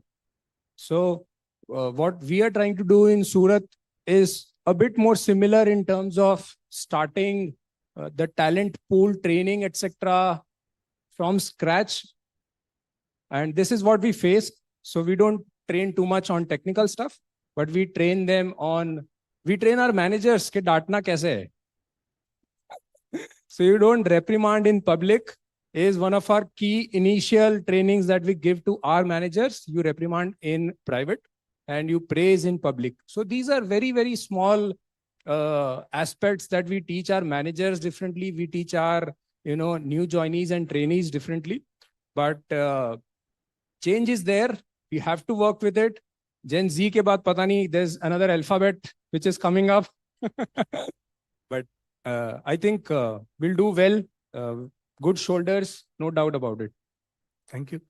Yes, I think there were some few hands. Yes, sir.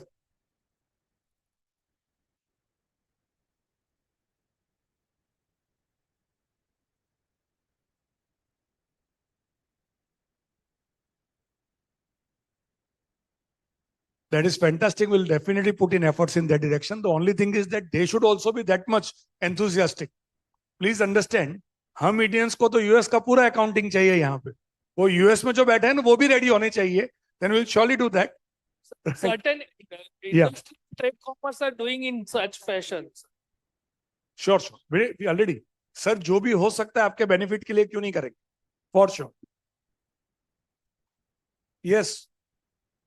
Sir हम questions की बात कर रहे थे. Suggestions तो हम आपके offline ले लेंगे. अगर आपके क्वेश्चन से भी है panelist. Yes. That we should have a marketing department. It is very must. Today, I am Ahmedabad or if they're opening any new college, there is a hue and cries that, oh, they have come up with a new college. But ICAI, whether a new chapter opens or something, there is no marketing at all.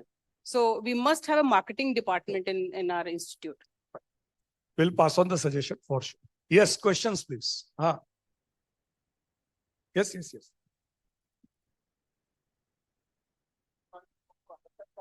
After transformation, the another biggest challenge of any GCC or is the talent retention.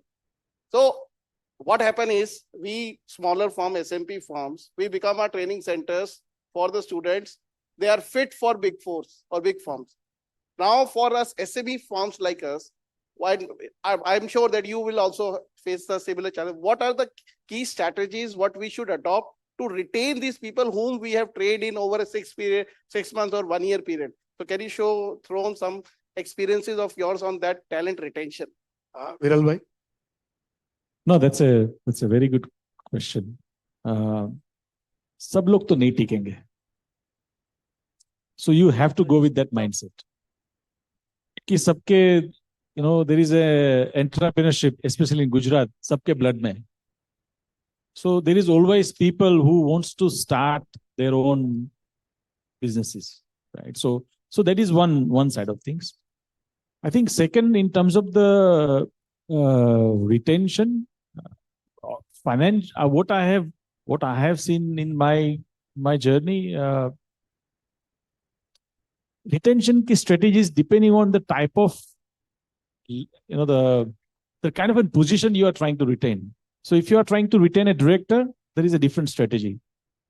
If you are trying to retain a manager, there is a different strategy. And if you are trying to retain the person who is just joined, it has a different strategy. And I think if you really think of that, it also goes with the age group. 20 साल का बंदा है, उसका expectation in terms of motivation in his life is very different to someone who is married and at the age of 35.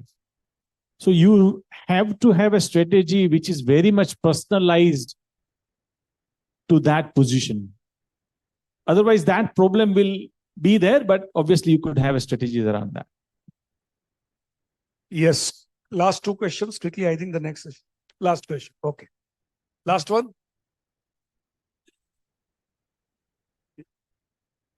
यही बोलते हैं. Yes, madam.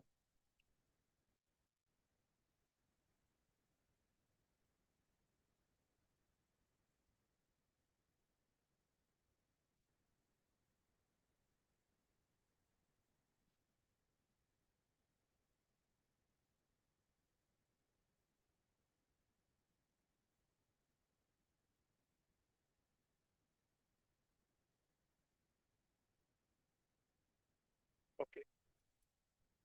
The question that she is asking is not only about communication skills, but technical skills also, right? How to address that particular thing. See, at the institute level, if we talk about it, we'll always keep on upgrading our curriculum and see to it that we provide such type of skills. But along with the skill set, the will set is also important. Not every person has the will, right? That willingness is different for different people. So at the time of recruitment, you have to look into this particular aspect. Second is in-house training, which might serve that particular purpose. But let me just put up the question, sir. How do we handle this thing? So, ma'am, I think what I have experienced, if I give you a lecture on income tax for 3 hours, I don't think so you'll be very excited. So similar philosophy goes to the people who you are expecting them to be technically trained. What I have done in my organization, I have actually gamified the entire technical knowledge. So you kind of incorporate the hackathon, you bring the games, you put the budget of 10, 15,000 of Amazon voucher, movie voucher, and gamified the entire learning, and you will not even realize that how people will start learning. And second, and this is very, very Indian way of teaching, वो आपको एक the way we do it, right? एक मैं आपको training देता हूँ, yeah, if I teach you on one topic, I really want to test आप इसमें पास होते हो कि नहीं होते हो. I think fundamental mistake we are making is that whether the teaching has been passed on to you or not. मेरा purpose तो सिखाने के था. मेरा purpose is not to see that you are getting 90% or 80%. मेरा purpose सिखाने के था. So that's why you could have an open book kind of an exam, right? Where you allow, you don't expect people to remember things like school में सिखाते हैं, right? So I think those are the techniques can be adapted. Thank you very much. Very quickly, Abhay bhai, ek bar fatafat panelist, if they want to add something, any words of wisdom, sir? Shreyans bhai, Sachin, any words of wisdom for our audience? Sir, not typically to the point, but I would like to say કે આજકાલના દિવસોમાં આપણા બધા પાસે opportunities is going with the scenario what India is passing through, but we will have to learn how to say no better. આપણે કદાચ કોઈ પણ કામ આવશે તો we generally don't say no, but we now need to say no and focus on our core strength and pass on the opportunities which are not our core strength. And we generally avoid doing so because we are all by profession and we are all entrepreneurs. So આપણે કોઈ opportunity જતી ના કરી શકીએ. But now is the time we should focus on our core and pass on the other opportunities and expand in what we know better and what we do better. Thank you, sir. Sachin? So I think I was prepared with a few suggestions I gave for ICI. One important suggestion that I personally had for the industry, while we have players from the industry as well here, is as industry entrepreneurs, we spend a lot of time, effort, and money of our own firm at the scale at which each of us are. Why can't we maybe create a body, association, or anything which pools time, efforts, and money together and creates talent, material, trainings, etc., which a lot of firms are trying to parallelly build with their firm, which feeds in talent amongst themselves. These easy courses, etc., could be integrated within the college itself, within CA courses itself, designed and managed entirely by the industry and primarily delivered with collaboration from the academia and ICI, I think would go a long way in helping us solve this challenge at a scale. Thank you very much, Sachin.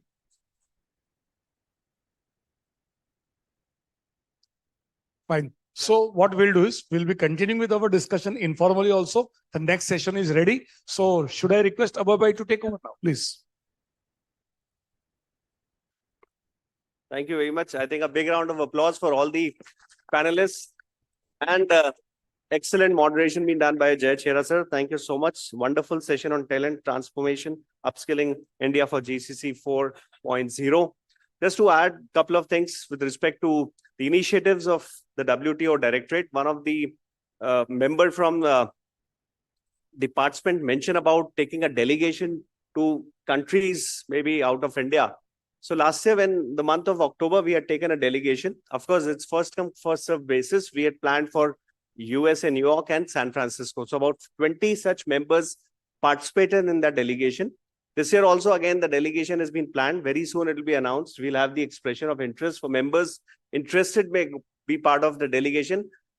Plans is between 15th of November to 15th of December. So that is what the plan is. Certainly, we'll get back to you. In terms of another upskilling, area which we have focusing now is on the languages. So there are a lot of barriers in terms of languages. So languages, I would certainly request, please have a look to the Directorate website, where there are 7 languages we are teaching to our members and students. This is again an opportunity.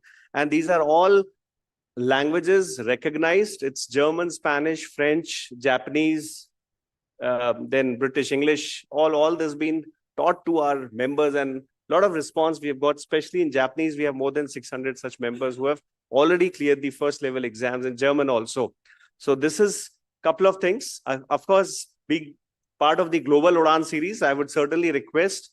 Then a series has been planned from 22nd September till 1st of October. These are online webinar series. Mention about the overseas chapters, mention about the representative offices we have out of India. We are bringing them out all at one place for 8 days, continuously from 22nd September planned. 4 hours in a day on webinar. They'll come and speak about opportunities, investment, global opportunities available for members who can even think of, or I just mentioned, think of out of box, think of something differently. And I think he's spoken about work-based learning, spoken about the vocational training, all. I think Sachinji, thank you so much for being here. Excellent panel we had today. A lot of interaction, a lot of discussion on the upskilling. This is the need of an hour. We talk about not just GCC, every area we do in practice. I think upskilling is part of our day-to-day practice, which is needed. So thank you so much, Viral sir, Sachin sir, Shreyansh ji, and of course, very important Jai Bhai moderation, and Aishwarya for conducting this, and Kshitij Bhai in absentia. Thank you all the participants for the patient hearing, and we gear up for the next session. Thank you very much.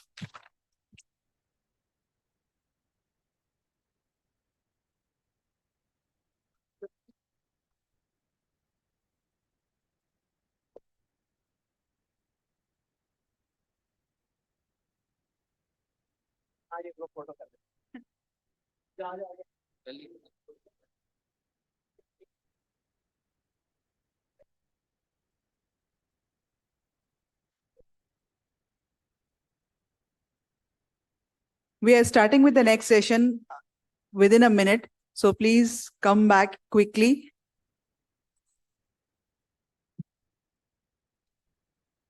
Stay here and come back quickly if you are going. And going means बेचारे लोग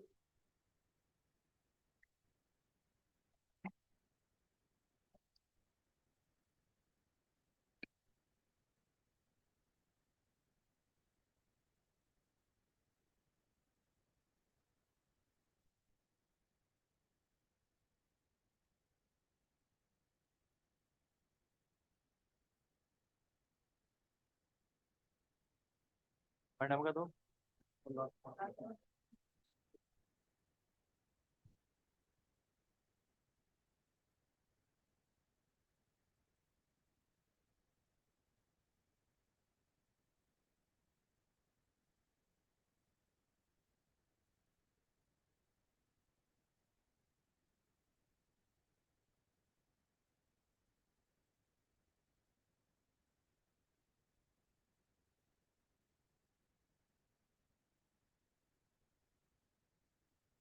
I would like to invite CA Pankaj Shah, Center Council Member, CA CV Chitle Sir, Center Council Member on the dais, and with them, Mr. Ashish Jagrawat, Mr. Viren Mehta, Mr. Umesh Uttam Chandani, Mr. Pranav Rawal. Please come up on the stage. Chitle Sir, please be on stage.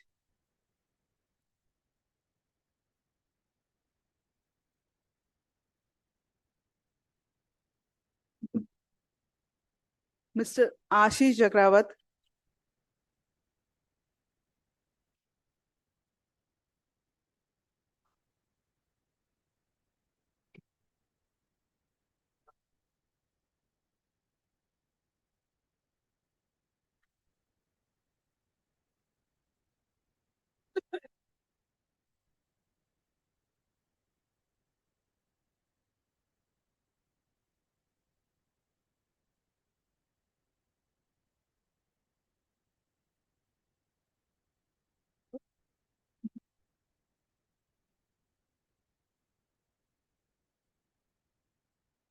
Mr. Ashish Jagrawat, he is the director and CEO of Moon Group of Consultants.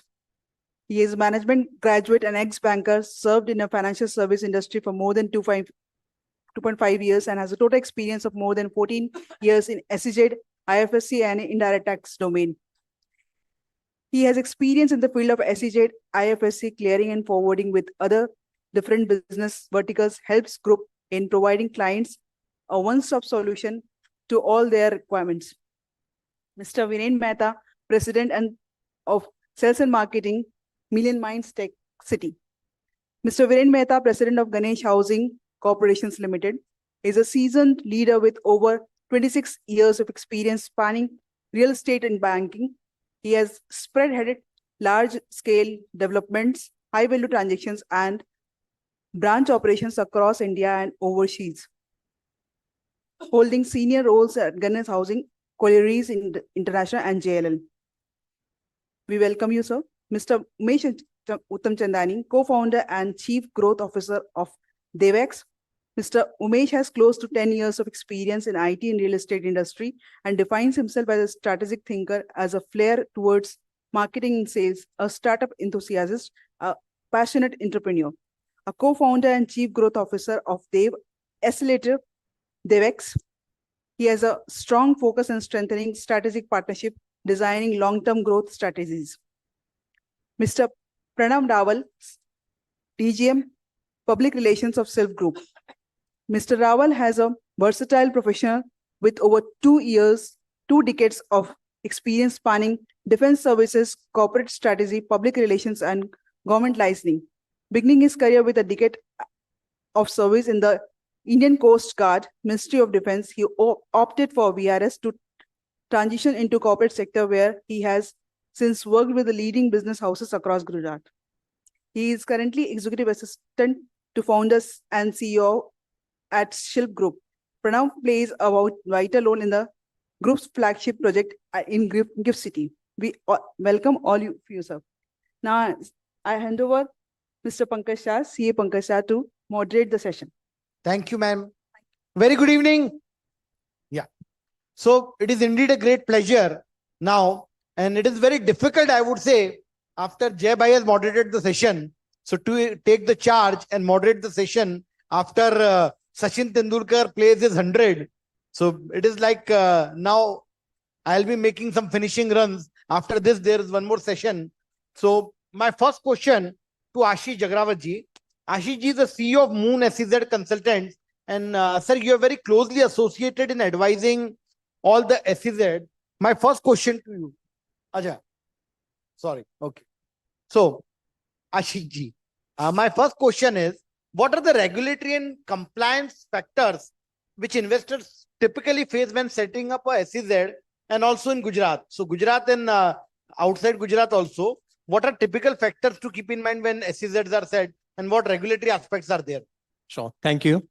I could see, and always after lunch session, and that too on the second day, is always difficult to handle. Absolutely. And as you said that we are here to complete the match, and the people who are left over or who has already gone are those one because they feel that there is no privileges left in Gujarat after 7 p.m., which may be available in other states. So having said that, and we have been entrusted with a very difficult job.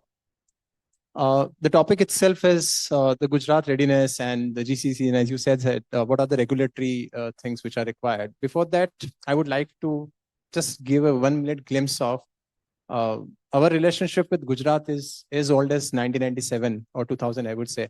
So my partner, Ratan Mundaji, and in fact, he's a chartered accountant by profession. So he started his journey from Gujarat only, way back in 2000, year 2000.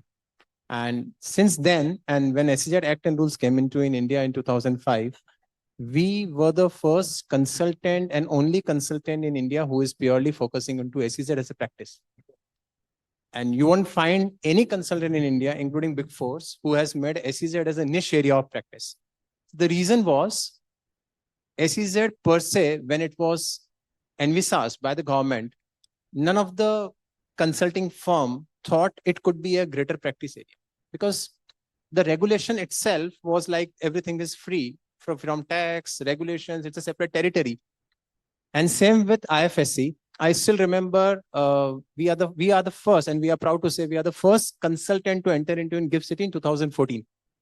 And when all consultants, Big Four, were looking forward for GST as a practice, we made IFSC as a practice.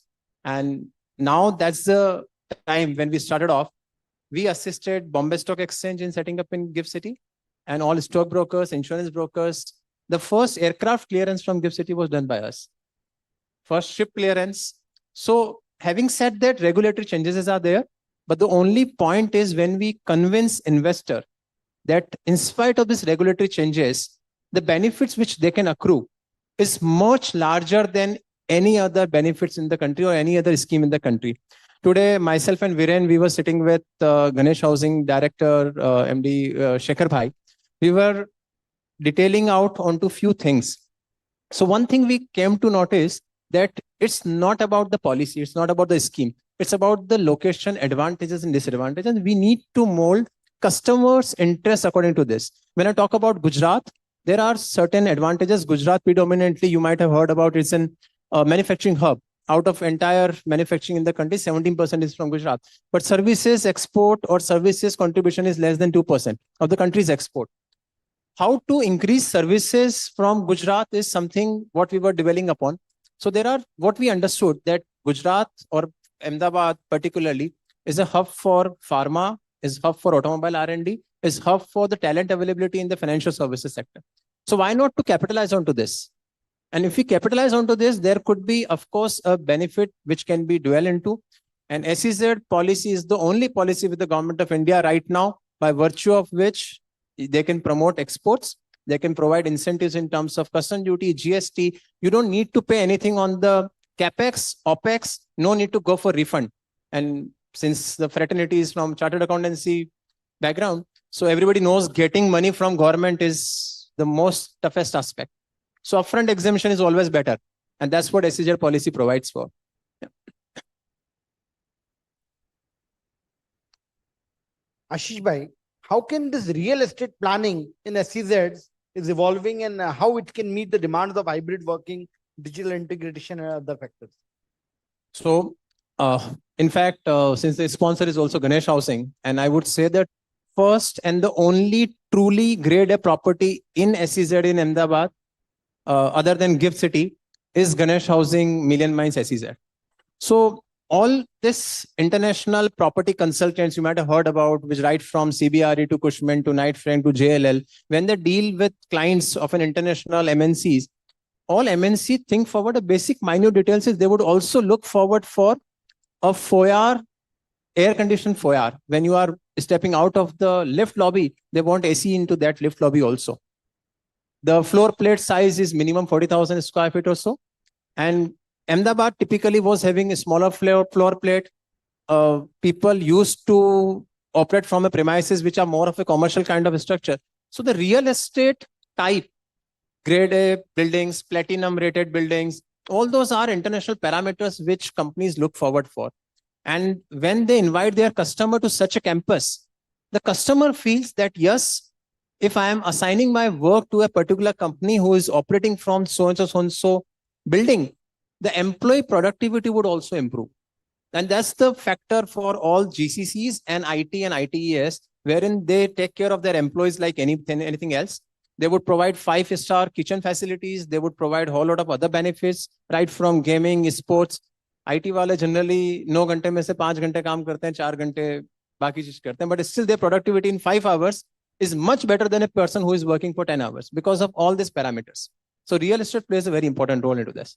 Nitin Saab would like to say something. No, here everybody is sitting from Gujarat. They are already having their accommodation. तो ये पूछना चाहेंगे कि अगर उन्होंने खरीदा तो उनको ROI क्या मिलेगा? So ROI के लिए सर आपको पहले इंडस्ट्री लाना पड़ेगा. इंडस्ट्री जब आएगा तो when employee gets an opportunity of getting hired, an employee mindset अगर किसी का Exactly. So ROI आने के लिए सर कंपनीज आएगी तो the metro cities gives an ROI जो इंडिया में बेसिकली रेसिडेंशियल का रेट ऑफ रिटर्न है वो 5% to 6% है. Gujarat, in fact, or Ahmedabad and GIFT City, twin cities we call it as, the rentals are higher than Mumbai. In certain parts of Mumbai, if you go to Navi Mumbai, the rentals are higher in Gujarat, particularly or GIFT City, than Navi Mumbai.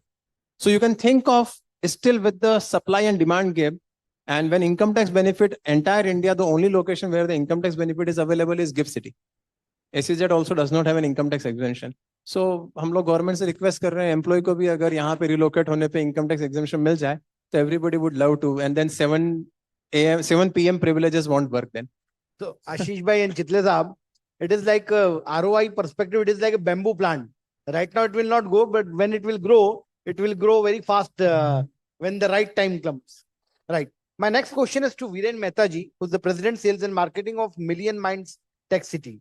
Viren ji, what are the unique real estate strategies which your company is using to position Gujarat as a preferred destination for global business hubs?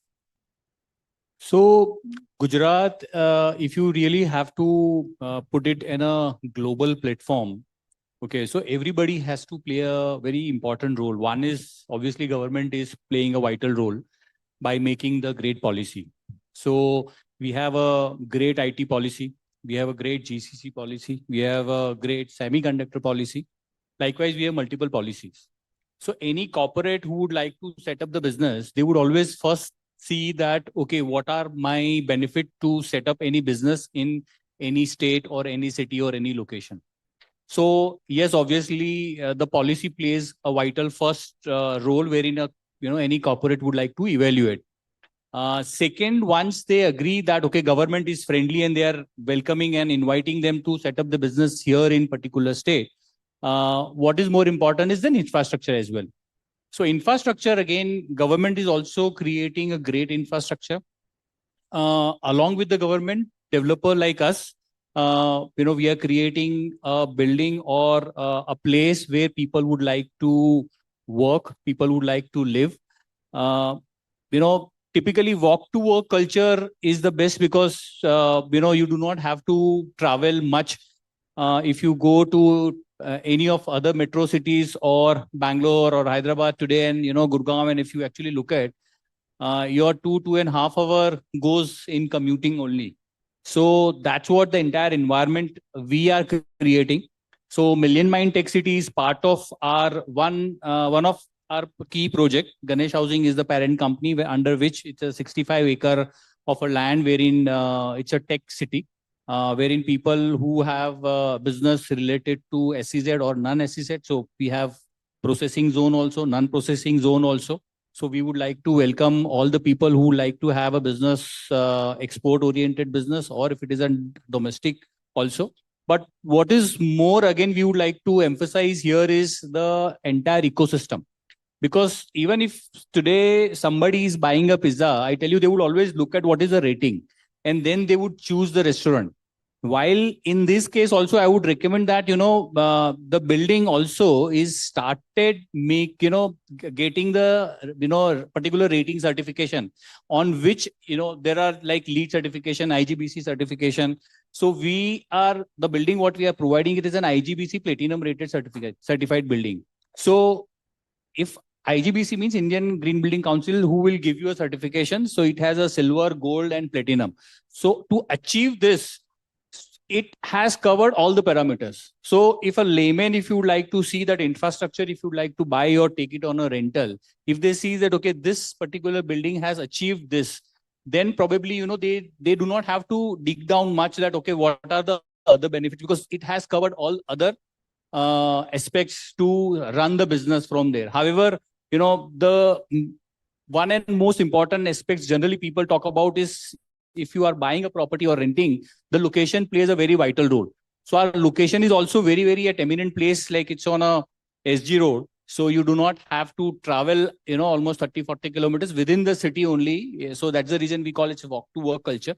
So the location also play a vital role. Like what Ashish mentioned is the IT people, they would create, they would like to have an environment wherein they would like to work also, and remaining time, whatever they have, they would like to have some breakout area. So if you see other buildings or probably the IT company, they will have their own offices, assuming if it is a 15,000 square feet or a 30,000 square feet of office place, almost 10 to 15% they create as a breakout area wherein they have a game zone, or, they would like to just relax and, have it.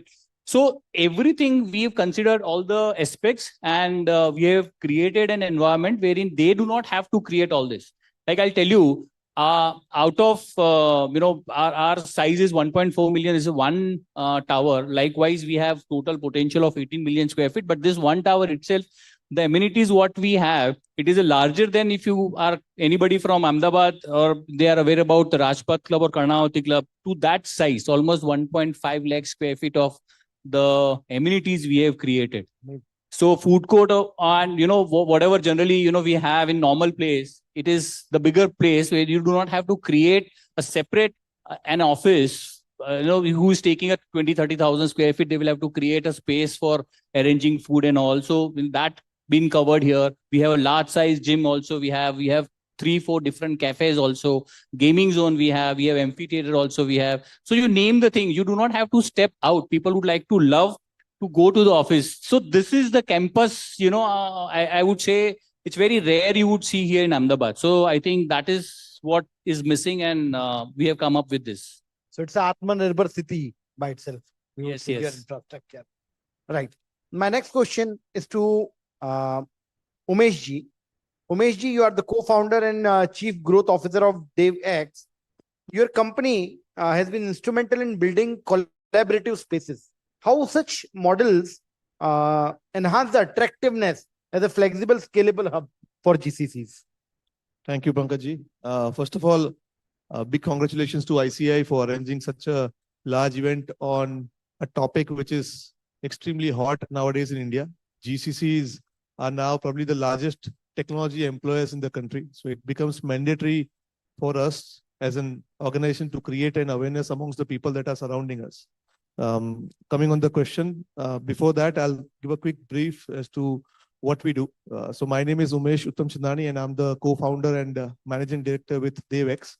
As an organization, what we do is we provide flexible office spaces to larger organizations, larger enterprises, capability centers, captive centers, GICs across the country. We are there in 6 states and 11 cities in India, managing almost a portfolio of 1 million square feet. We provide them end-to-end solutions, right from office infrastructure to recruitment to payroll to accounting solutions, obviously partnering with all of you. So that's essentially what we do. Coming on the question as to how does flexibility kind of adds value in bringing GCCs to India, or probably for that matter, bringing them to Gujarat. I think one of the primary and most important factor for GCCs nowadays is adding variability of flexible growth in their nature. When a GCC thinks of expanding, it is not a stable growth. They are looking at an extremely rapid growth, starting from 10 people to 1,000 people in a span of 2 years. So real estate strategy kind of plays a very important role in that approach. And that is where flexible solutions like us, which are being provided, kind of adds value for them. Just to help you context on the numbers, today there are 1,750 GCCs which are operating out of India. This number is presumed to be reaching around 2,500 in the next 2 years of time spent. Now, this 1750 GCCs which are operating in the country, the largest tier 2 city or tier 2 state which kind of operates or supports GCCs outside the metros is Gujarat. We are fortunate to have real estate assets, platforms like Gift City and Million Minds, which are inclusive in nature and ensures that global organizations are willing to come to these platforms because they are not willing to operate with non-institutional developers. They want to work and take up spaces with institutional developers. And that is where Gift City and Million Mind kind of plays a pivotal role in that. Continuing on the numbers, GCCs in India kind of consume almost 14 million square feet of area, and they employ 1.5 million people. And this number is going to massively grow. And the pie that we as a city or a state are looking to take up currently falls anywhere between 5 to 7%. And this number is kind of expected to grow anywhere between 14 to 15%. So that's the kind of growth that we are looking at in terms of hosting GCCs in our state. And as I said, the flavor of flexibility becomes a very pivotal nature to kind of help them scale up. And that is where Devex kind of comes into picture and helps them with not only real estate, but also recruitment solution, and also helps them with running the operations and the payroll facilities.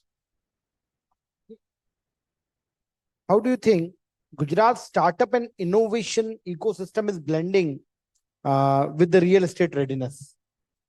Right, great question. I mean, GCCs from 2010 to 2020 came to India largely because of cost arbitrage. Right? They used to see India as a back office. In fact, India used to be the back office for the world. Today, that's not the case. They look at India as a revenue generating opportunity, as a center where they can come and innovate, as setting up their center of excellence or innovation lab so that they can solve their problems not only for their India challenges, but also for their global products. Just to cite an example, a bottling company probably would set up a capability center in India, which would enable them to solve their global problems pertaining to their supply chain and fintech. That is where probably we help them understand as to what are the challenges that they are facing globally. And now, naturally, it is difficult to come up with innovative ideas internally. And that is where cross-pollination and connects with startups kind of plays a pivotal role. Startups, has been a front runner for the country. Till 2016, probably we were lacking a lot in terms of innovation. We have had more than 100 unicorns in the country in the last 7 years of time span. And today, while we speak in Gujarat, there are roughly around 11,500 registered startups under DPIT.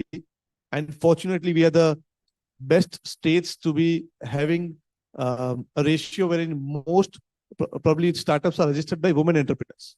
So out of 11,500 startups, 50% of the startups are registered by women founders, which is a very great thing to have because that is where innovation thrives from. And we as a platform, what we do is help them connect with all these innovators. We have an arm which invests into early stage startups. And that is where cross-pollination of larger enterprises, aligning with younger brains, younger minds, which helps them to scale up faster with new age technologies, helps them to set up a center of excellence and innovation pertaining to AI, ML, and blockchain, which helps them to scale and come up with solutions which enable them to solve the problems globally for that capability center. So that we kind of act as a platform. The flexibility industry kind of acts as a platform for GCCs to connect with young age innovators. Thank you. Thank you, Meji. My next question is to Pranav Rawalji, who's the DGM of Shilp Group. Pranavji, your company has been making premium business spaces. How do you feel this architectural design, does it influence in the GCCs and perception of a global destination hub, whether investors get attracted towards this architectural design? Good evening, Pankajji. Thank you very much. Thank you, ICI, for giving us this opportunity to be on the stage, which, as Umeshji rightly said, the most hot topic in Gujarat, at least right now, the GCCs. Now, see, at Shilp, we have been into the real estate sector for over almost 2 decades, and we have delivered 50 plus projects in and around Ahmedabad. Talking about Shilp, in Gift City, we are one of the largest developers, and we have a development right and construction area of around 5.7 million square feet spread across 5 projects. We have, see, as per your question, design architecture plays a very important role. And to attract GCCs, we have to ensure that the footprint is big, the floor size are good enough, so that they can cater to their internal requirements, their planning, their space management and everything. Now, as far as Gift City is concerned, Gift City in itself is very sustainable. So to attract these GCCs, we have to make grade A plus buildings with sustainable development, with good rating, like earlier it was said that Playtime rating, IGBC rating and all these things. So yes, at Shilp, we give importance to architectural design. Equal importance is given to the sustainability part. And GCCs and any international company is going to plan and come to, say, India or anywhere. They look to what the company, the developer is contributing to this sustainable development. So that is, yes, we are taking care of that in a better way. Pranavji, what do you think is the role of public-private partnership in making Gujarat the biggest GCC zone? See, the most important thing that the most important point that we should discuss is the biggest example of public-private partnership is Gift City itself, wherein Gift City has come. They have a unified regulator, IFSCA. They have got more than 25 plus regulations which are already in place, and many companies are there.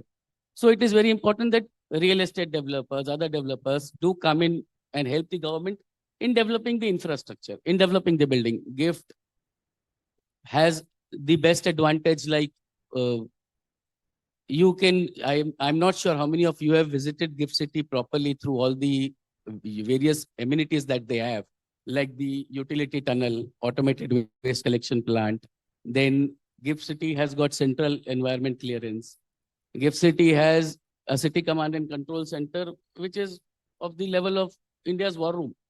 So anytime, whenever you want to visit these places, you can please contact Gift officials and you will come to know that what they are doing. In addition to that, many developers, Shilp, Shivalik, Savvy, we have taken up large chunks of development.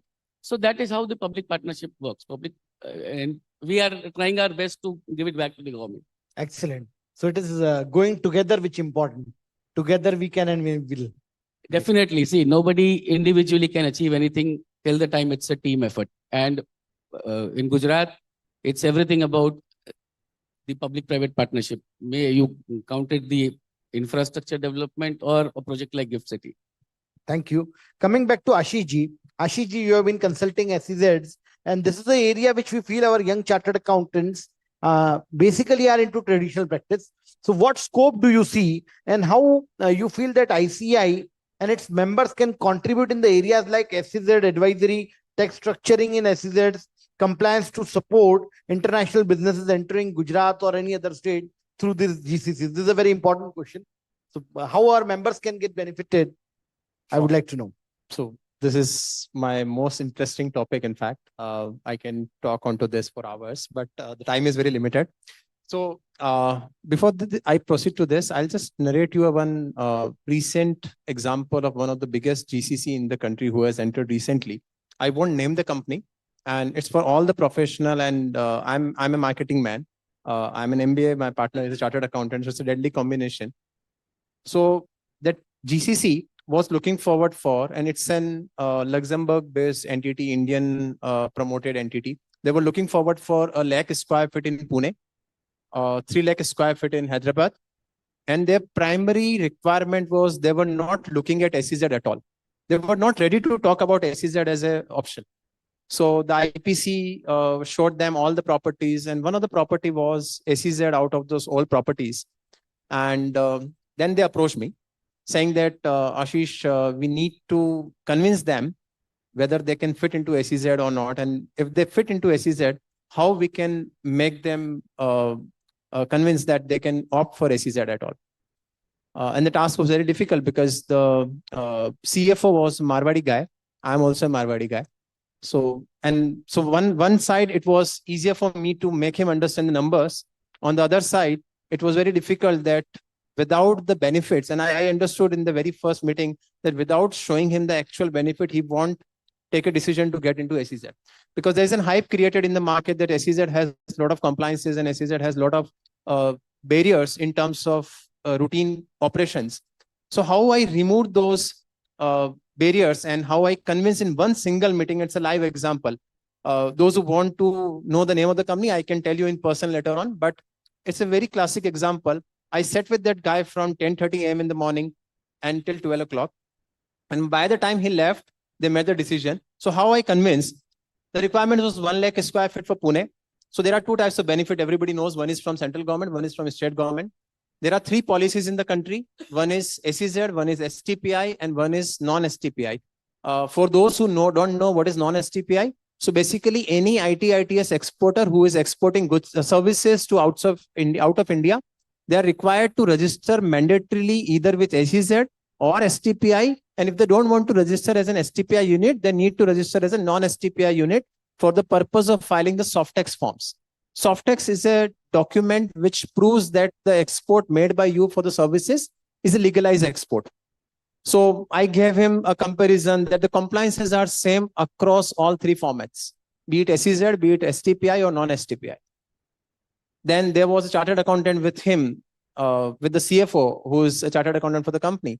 He was saying that the compliances of Softex is not applicable to us. Then I showed him a 2013 September RBI notifications, which was very categorically applicable to those entities. And then second most important aspect was, I showed him that on capex, if it is 1 lakh square feet and minimum capex investment of 3,000 rupees per square feet, if we consider, then also it is around 30 crores of investment. On 30 crore, even if the entire material they procure from within India, then also there is a zero-rated supply of GST of 18%. So roughly, let's say 20% for the calculation purpose. So 6 crore is that saving.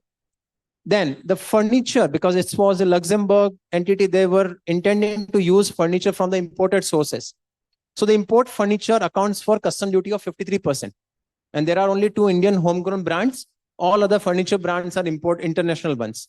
And the furniture, when it is imported in India, if not into SEZ, you end up paying 53% of custom duty.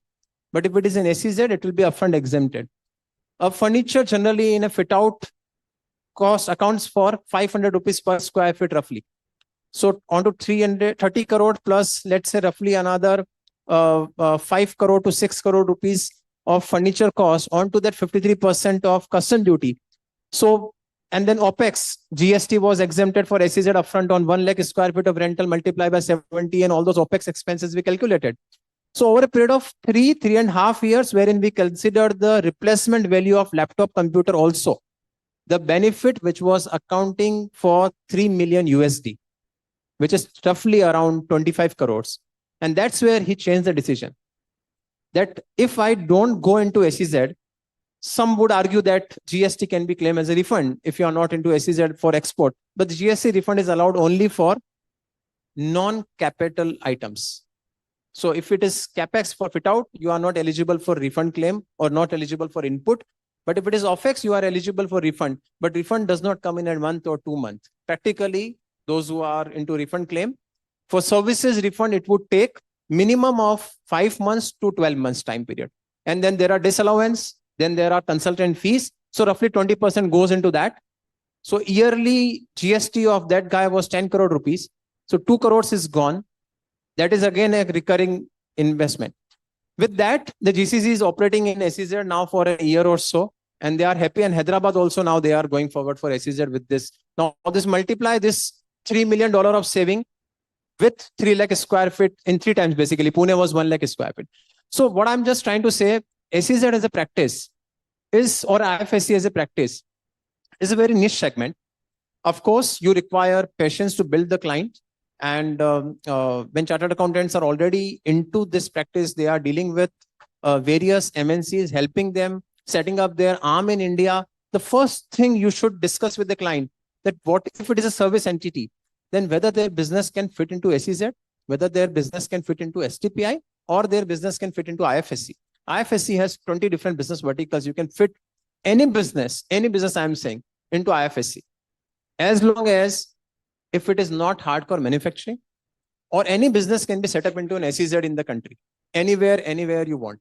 There are benefits, huge amount of benefit. If from day zero, if a company and the professional is guiding them properly with proper set of protocols and the practices, then no other policy in the country is as beneficial as SEZ and as smooth as SEZ. We recently got the rule changes with the help of the government for the first semiconductor SEZ in the country. And I'm proud to say that the first semiconductor SEZ is there in Gujarat, only in Sanand, for Micron, which is 25,000 crores project. We got the rule amended in 2 months' time, and finally the SEZ is set up in Sanand itself. And the volume is such, we are a customs clearing agent also. So the volume is such which no other industry can match. And government focus is there completely on semi. So any industry can be fitted into SEZ provided we approach it in a right manner. Compliances are taken care of from day zero.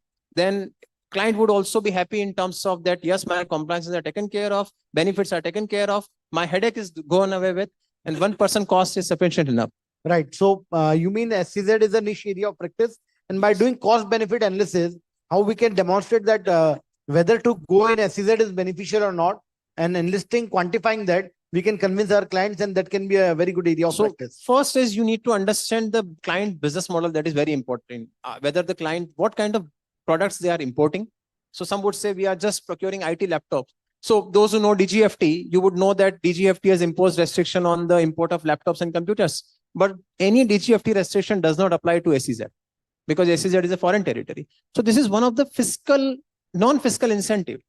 But that helps a lot to the companies because none of the company as of now also is manufacturing IT hardware in the country, even though government is trying hard. Only Dell has a manufacturing facility in Tamil Nadu SIPCOT, which is in SEZ. None of the IT manufacturers are manufacturing in India. So everything is imported. But SEZ is a foreign territory, and all this IT hardware restriction or DGFT restriction applies to SEZ, including that of BIS. So this way we can elaborate onto the cost benefit, and minimum saving would be 20%, and upper limit of saving could be 55%.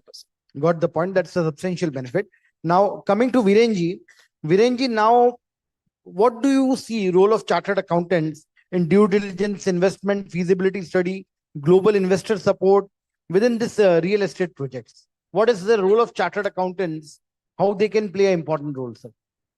So first of all, as Ashish says, feasibility is the key area. That's where, our chartered accountant have to play a vital role that if you set up your business in SEZ or, non-processing zone also, you need to look at if you set up the business, what are the capex is getting involved into that, and what are the operational expenses getting involved. Apart from this, most importantly, please look at the state government, incentives, because per se Gujarat, I would say they are giving a huge incentive. If somebody is setting up a business, say ITES, if I'm talking about under the IT policy, and if they have investment plan of 250 crore plus, so up to 200 crore of investment, the incentive is given by the government, Gujarat government, on capex part. And every year they are giving an investment, the incentive of 4 crore, and that is continuously for 5 years. So that's the huge incentive. So I think, all the chartered accountant are actually, they are the financial controller, and they will have to always look into this, because if they are setting up a business, rather, we also have created a simulator. If somebody would like to, set up a unit, say, assuming if it is a 500 employee, if they set up unit in Bangalore or Hyderabad or Mumbai and vis-a-vis in Ahmedabad, how, much money they will save upfront on capex part, and over a period of time, considering the incentives year on year is given, if you actually calculate this, and that probably, it's play a very important role. So all chartered accountants should be well versed with the policy and all other things. And obviously there are few mindset, probably, people have that, Gujarat has a talent issue, or, so on and so forth, until you do not come and see. Typically, if you look at GIFT City, again, I would like to give an example. There are all large corporates and ITS companies are operating from here. So there also they can give an example that yes. Second large example I can give it is, the one of the biggest corporate Adani is also operating, and all the CEOs also operating from here, and they have also been, hiring people across, and they are operating while visiting, other states and other cities. Hyderabad, Bangalore, I have visited, and I've seen the infrastructure and all. There also, I could see that almost 35% of the people being migrated. So, I think, they will, as I said, CA play a very, very vital role. They will have to look at complete the holistic view. And, it's not about setting up the business, because once you will have to set up the business, and then other ecosystem also plays a very important role. So I think this one piece of advice I would always, and we have our own in-house also, if somebody would like to get it checked. In fact, couple of things we will have it uploaded in our website also. So the entire simulator, they would like to, if they have it, that, set up a business in one state vis-a-vis the another state, considering all the benefits, I think it is very handy for them to evaluate. Great. Thank you. Thank you, sir. My next question is to Umesh ji. Umesh ji, what do you think? How can ICI CA professionals and have a collaborative opportunity between DevEx and ICI to help chartered accountants, professionals become strategic advisors to startups, GCC occupiers on the matters of finance, operations, compliance? Sure. I think I strongly foresee that with ICA, actively participating and playing an instrumental role with their members, kind of driving a lot of strategic practices individually. I think as an organization, if you partner with the platform like DevEx, which becomes an ecosystem enabler to connect with startups and GCCs, then I think following are the ways wherein we can collaborate. First, it can be a strong upskilling program which can be driven by ICA using the platform of DevEx for the members of ICA, wherein how to support GCCs enter India, how to support GCCs with the compliances in India, and providing them F&A solutions with respect to transfer pricing, with respect to local compliances. On all those lines, if ICA can take an initiative of upskilling their members, we as DevEx would be happy to provide a platform and the real estate to kind of support that initiative. Second, on the role of supporting startups, currently, I foresee that a lot of interactions are transactional in nature. Rather, a growing organization should be looked at it from a strategic perspective, wherein ICI can drive a lot of initiatives to play a strategic role in the growth of the early stage organization, wherein not just acting on the transactional front, but also helping as a strategic advisor, helping them set up as an external CFO, or probably helping them set up with excess of network in across the country. So these are the two things which I feel that ICAI can open up doors, and DevEx can provide their platform with respect to collaboration between these two organizations. Great. Thank you. My question to Pranav ji. Pranav ji, how can ICI members leverage the opportunities in real estate financing, project audits, strategic consulting to serve the growing businesses in this GCC ecosystem?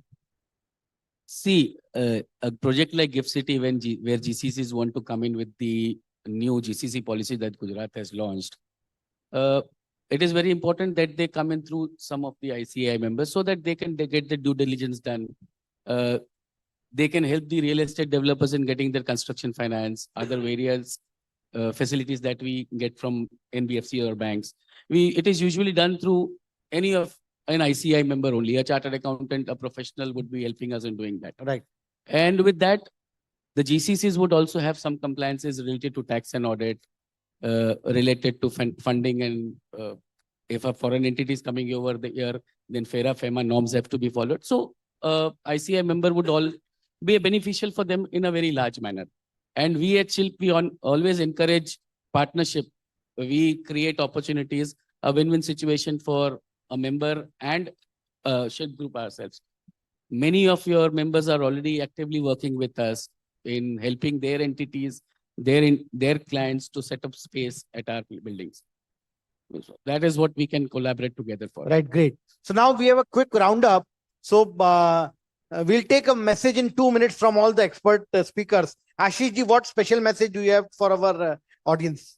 So only message is, sir, you are in the land wherein the entrepreneurship is in the blood, in Gujarat particularly, and GIFT City, since particularly an SEZ in India, I would promote SEZ because all the professionals should look forward for SEZ as a practice area. And every company, right from manufacturing to services, you should get into the marketing mode. As of now, you are providing them the technical solutions. And when I say technical solutions in terms of the financial solutions, you should get into the role of a marketing guy and then convince the client that yes, their business can be fitted into these areas. And we should also act as a real estate solution provider. I'm not saying as a broker, but we should provide them that this location would provide this advantage. This location would work for your business, your kind of business, and your kind of business it will not work for. So all these IPCs are now getting into that mode. Similar to that, all the professionals or the chartered accountant should provide them a complete holistic solution, right from identification of the place, the technical solution, the guidance, the routine operation management, including the hiring of the manpower. So it would be an end-to-end solution should be provided by the chartered accountant fraternity. A turnkey service, 360-degree solution. That's what everybody is looking forward for now. Absolutely. Virenji, your special message for our audience. So, see, 2025 to 2030, next 5 years, if you are not in Gujarat, I think you are missing something great. I'll give you an example because if you look at the policies, I just spoke about the GCC policy or IT policy or semiconductor policy or so. That is all getting over, and government is encouraging people to come do business, live here, work here. Bullet, we are expecting to up and running before 2030, hopefully 2027-28. We are looking at this. Commonwealth, yes, that is also we are expecting. There is a news about Olympic, but that is the long, and still I'm not talking about that. But if you are not there next 5 years in Gujarat, be it it's a corporate or a mid-size company or an individual investor or so, please come do business or live here. There are plethora of benefit and incentive is given. Tier 2 city, which is emerging as a tier 1 city. So don't miss the opportunity. Come live, work here. Great. Thank you. Umeshji, your special message to our members. I feel that as a country, when we are growing from 4 trillion to aiming to reach 10 trillion, the front runner obviously would be the most business friendly state, which is Gujarat.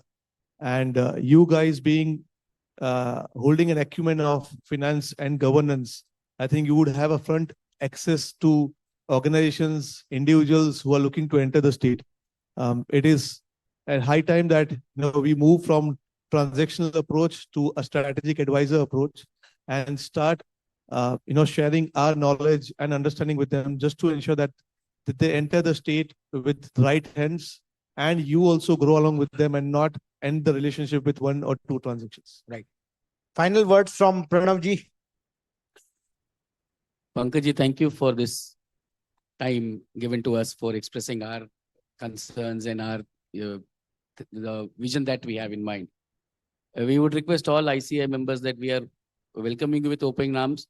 We already have a good presence in GIFT in the SEZ and both the domestic tariff area. Do let us know how we can help your clients with the best real estate solutions that we have. And we are ready to collaborate with ICI in any manner that we can. Thank you. Thank you. Thank you so much. Now I would request our veteran CV Chitle Saab for his concluding remarks and vote of thanks for this session. Well, thank you. At the outset, let me salute the Managing Committee of Ahmedabad branch and GCC conference boss Purushottam, because these experts were selling Gujarat And the moderator is from Madhya Pradesh and I am from Maharashtra. So I asked Purushottam that you ask somebody from Ahmedabad to do the honors. But he told me, मंजिलें क्या है, रास्ता क्या है, हौसला है तो फासला क्या है. And these experts have really, with help, kind permission of Pankaj, I can say, they have reduced this distance, at least in our mind, from Indore or Pune to Ahmedabad. And when we talk of realty and new breed, what is experienced is the youngsters are not buying properties.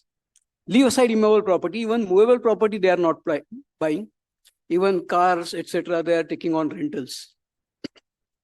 So should we go in for this immovable property? So there is another angle to that, and that is property as an investment. Because as you're aware, that a land is scarcity, it is never going to increase in at least our lifetime. Therefore, whenever demand, population is ever increasing, so when demand is increasing and supply is static, ultimately the price has to go up. And maybe at an initial stage, if you get into this immovable property, it would certainly give a reasonable yield to start with. Maybe in later years, the yield also may increase. And this is in the background of the receding interest rates. If you consider the advanced countries like Japan, there is zero interest rate. Even if you keep balance in saving bank account, at the times they charge some fees. So India is also on the anvil of becoming advanced countries. So interest rates will still go southwards. While in Gujarat, one can always think of shares, mutual funds, but then they are susceptible to ups and downs. And if you look at the realty, I think in past several years, the real estate has on exceptional occasions receded, otherwise it has always appreciated. So if you marry this rate of return with moderate appreciation, I think investment made today, maybe after 5-10 years, it becomes more lucrative. If you consider countries abroad, there also people are not buying much of the property, but then the robust renting industry has come up.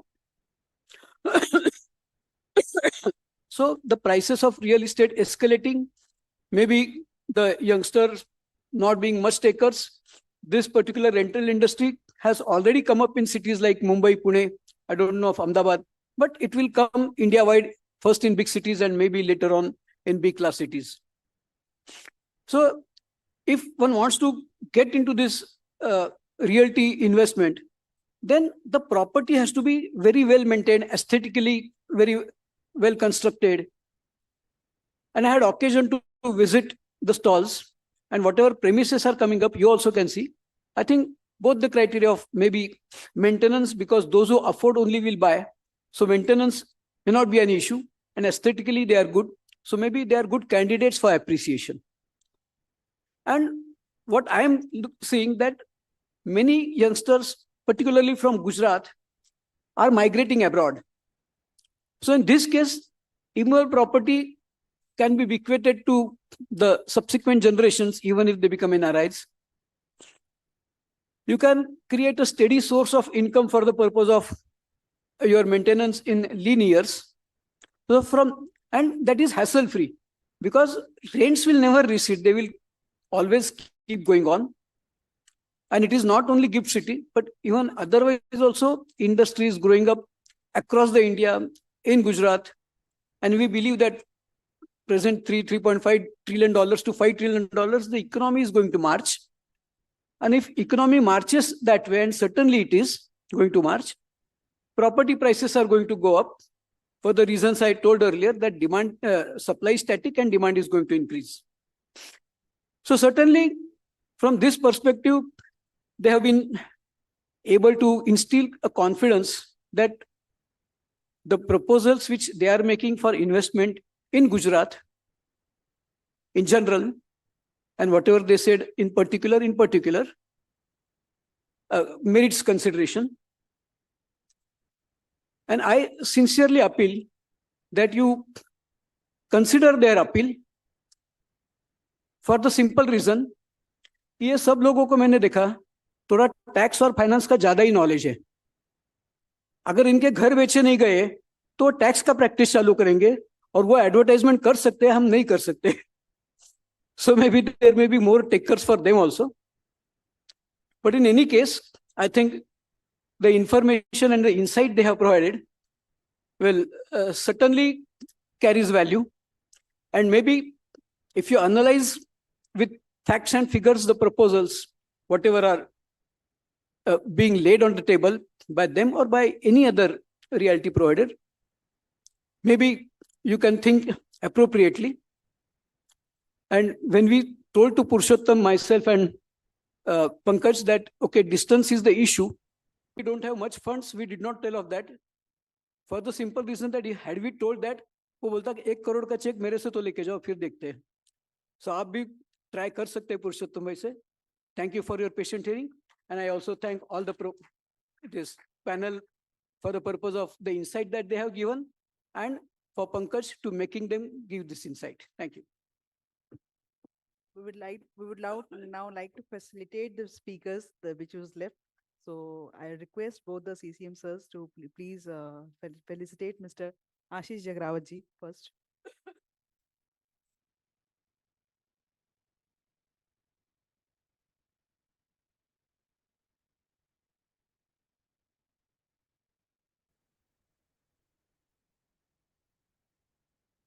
To Mr. Viren Mehta, President of Sales Marketing of Millions Minds Tech City. From Ganesh Housing. Mr. Umesh Uttam Chandani ji, Co-founder and Chief Growth Officer of Devex.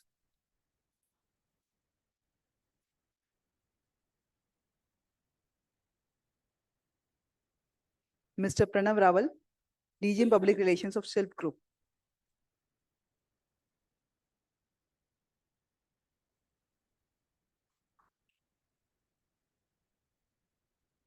Now let's have a group photo. Sir, Purushottam sir, please join for the group photo.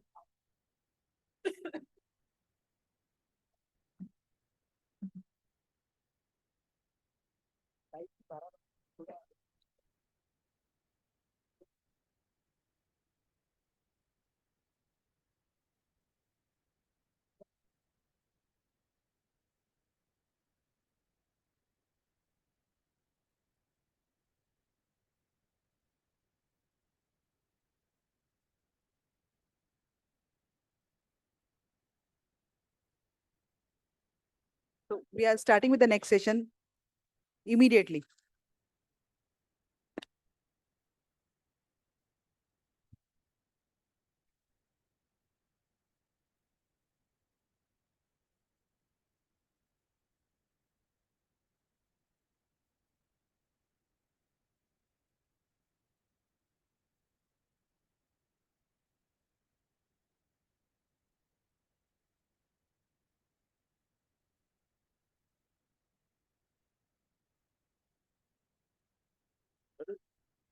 Good evening, everyone. On behalf of the ICI at this GCC event, it is my great pleasure to extend a very warm welcome to all of you and all our distinguished guests. I would like to ask CA Purushottam Khandelwal sir to escort all the panelists to the dais. CA Nitin Jain sir, CA Sudesh Adani sir, Dr. Abhay Sinha sir. Okay.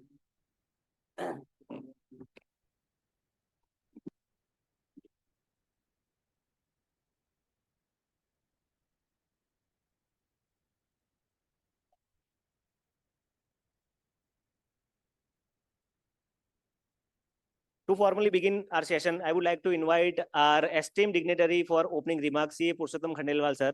Sir, stage is yours. Good evening.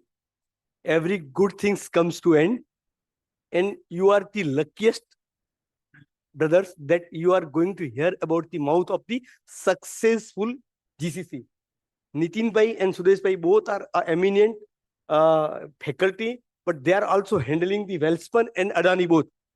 So sir, मैं एक और बोलूं कि यहाँ number भले कम बैठे हैं, number भले कम बैठे, लेकिन वो है ये मास ऑफ द पब्लिक है. मैं आपको एक ही वाक्य बताऊंगा कि महाभारत में कृष्ण अर्जुन संवाद हुआ था. कृष्ण कहने वाले थे और अर्जुन सुनने वाला था. लेकिन अगर आपकी बात में दम है तो आज तक महाभारत को लोग याद रखते हैं. कृष्ण भगवान को कोई भूले नहीं है उसको. तो सर आप जो बैठे हैं इनके लिए आपके प्रति श्रद्धा है, सम्मान है, इसलिए सुनने के लिए बैठे हैं. मैं ओपनिंग दोनों में नितिन भाई वेल्सपन से है और सुदेश जी अदानी से है. So thank you so much for coming. I extend for a request to the Abhay Sinha ji, who is moderating the session. Thank you so much.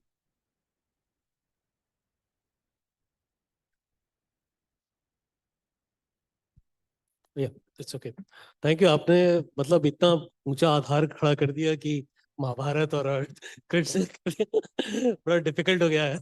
थोड़ा प्रेशर हो रहा है. हाँ बिल्कुल. और कोशिश ये थी कि जितनी जल्दी ये खत्म हो. आप लोग सुबह से बैठे हैं. Of course it's all interesting topics would have been discussed throughout the day. Unfortunately मैं भी अंदर बाहर ही हो रहा था कमरे से because of lot many other things coming and converging. And thanks for everyone to stay back. And despite the session being at the fag end of the day, I feel that this is a very important topic. And without going too much into it, it's more about a transition from shared services centers to GCC, which has come as a kind of a strategic shift towards from shared services.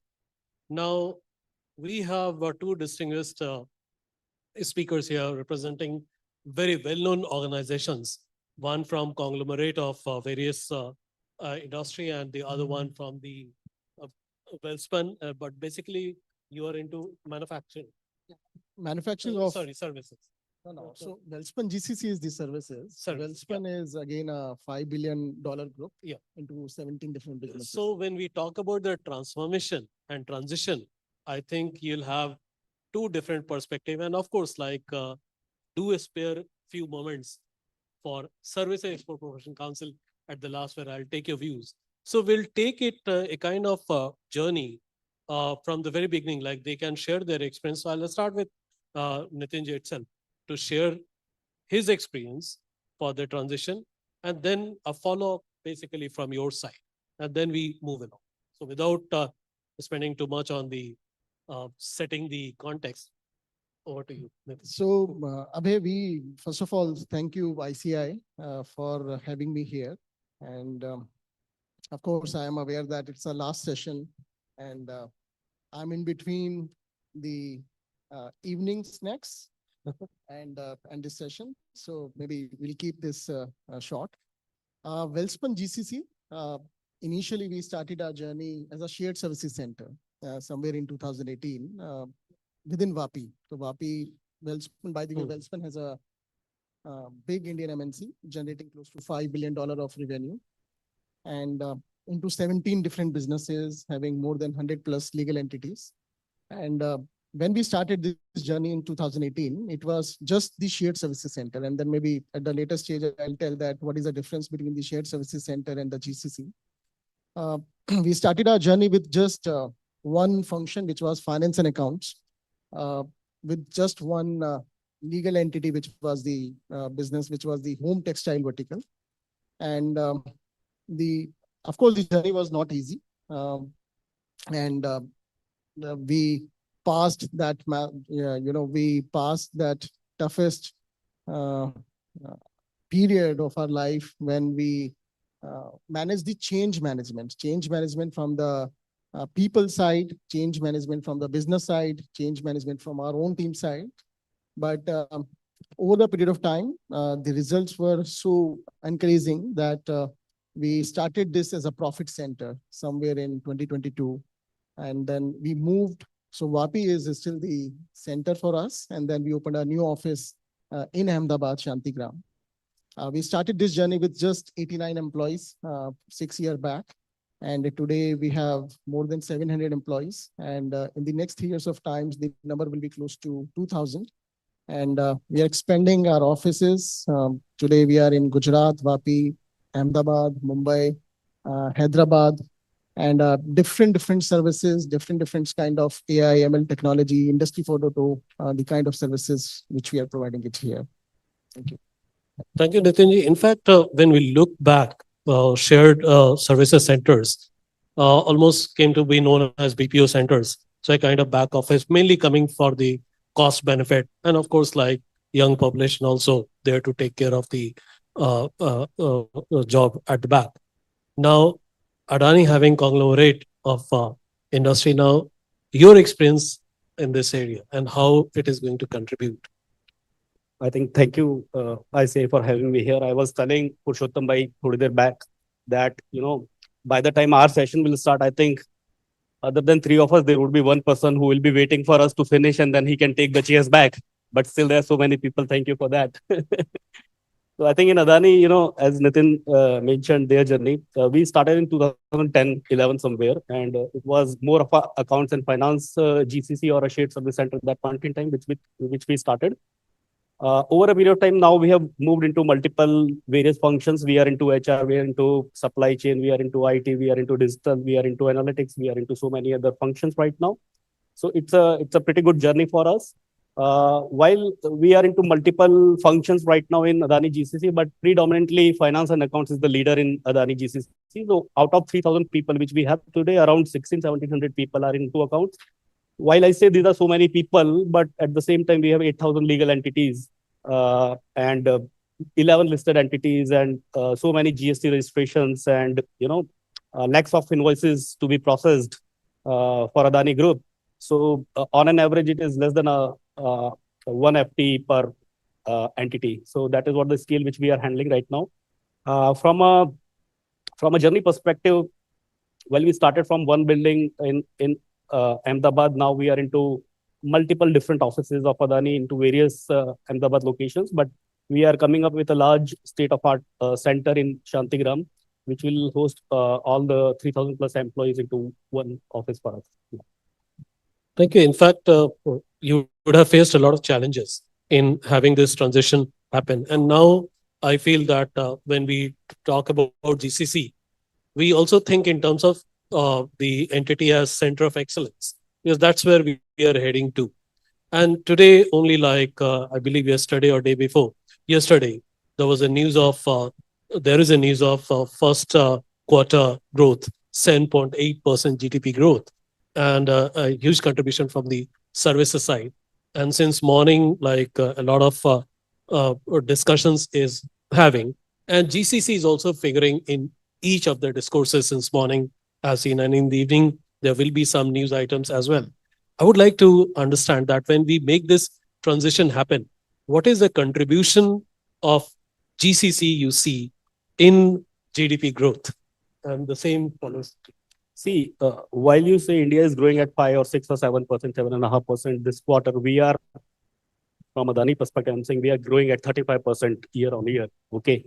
And for this kind of growth, in which Mr. Adani every other day goes out with his checkbook and shop for a company, there's GCC in backend, which is there to kind of give him assurance back that you go out and buy whatever company you want to buy. We are there to kind of make sure that all the assurance are in safe hand.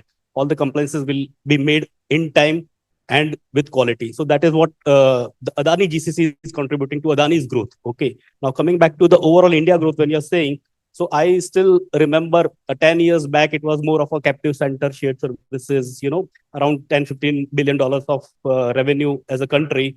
Today it is $60 billion, which is around 1.5–2% of GDP, overall India's GDP. And the projection is it will touch around $150 billion in 2030, which will be around 3.5–4% of GDP. So that is what the GCC as an industry can, contribute to the growth of the nation. So I think this is similar to what Sudesh is saying, that Welspun is growing like anything. The annual growth is more than 20%, and we are acquiring lots of new companies. And I think there's somewhere from the management perspective that is there at their back, that whatever they are doing, it's not a back office. So it's like a backbone. The GCC has become now the backbone. That the backbone is there who can manage the scale, who can bring the efficiency. and then who can provide the good productivity, who can focus on the AI, ML, and the other technology. So that is something what we are providing to the group. The latest study shows that by year 2030, almost 2/3 of the GCC of the world will be in India. So when we are talking about the 2/3 GCCs in India, so you can imagine the industry side. You can manage what kind of revenue the GCC will generate, and also in the previous era, probably when we were talking about the shared services, means it was like the back office that you can manage the transactions and business will manage the decision making. However, today the scenario has been changed. Today, when we are talking about the GCC, it's more on the innovation side. It is more on the digital first. It is more on the AI first. And when we are talking about the GCC growth, so that means the GCC can play the role of the business partnering. And then when we are playing as a role of the business partnering, of course, the GCC is going to have a good contribution in the Indian GDPs as well as the business EBITDA sharing. Nitin, in fact, you have highlighted a very important fact about the growth in GCC, and like you also mentioned about 150 billion by 2030. We are also looking at the numbers. So there must be a lot of positives happening in India, enabling this tremendous growth in GCC coming up. And of course, like you mentioned about 2/3 coming to India. But business normally goes through a lot of cycles, a lot of challenges, unforeseen challenges come across. And we are seeing it even today in manufacturing sector, merchandise and export. You're having a challenge which was not too much anticipated on tariff. The and Trump challenge. How it is going to be, Trump challenge, you can say. So these challenges can come from any country, can be from anywhere. In your growth path, when you're competing for GCC, there would be competing countries. So how do you look at those competition coming up, and what shall be the edge India will have in seeing it through? See, I am a India GCC, honestly speaking. So I can't talk too much about the global issues which we may face, but I can talk about an example in Adani context specifically. And everybody in the room would be knowing that 2.5 years back, there was a short seller attack on Adani Group, Hindenburg. And that led to a collapse in the stock market and everything else. So that was the time when the group was going through a real tough challenge, more to showcase the resilience, to showcase the governance, to showcase the credibility to the larger organization, to the larger world. Okay. That is where the GCC came into the play and did a very robust role in kind of making sure that all the needs of the regulators, of SEBI, of any other agency is provided before time, be it a 20 years back record, which the SEBI was asking, or any kind of transaction detail, any kind of reconciliation, everything was available in GCC in time. That is one.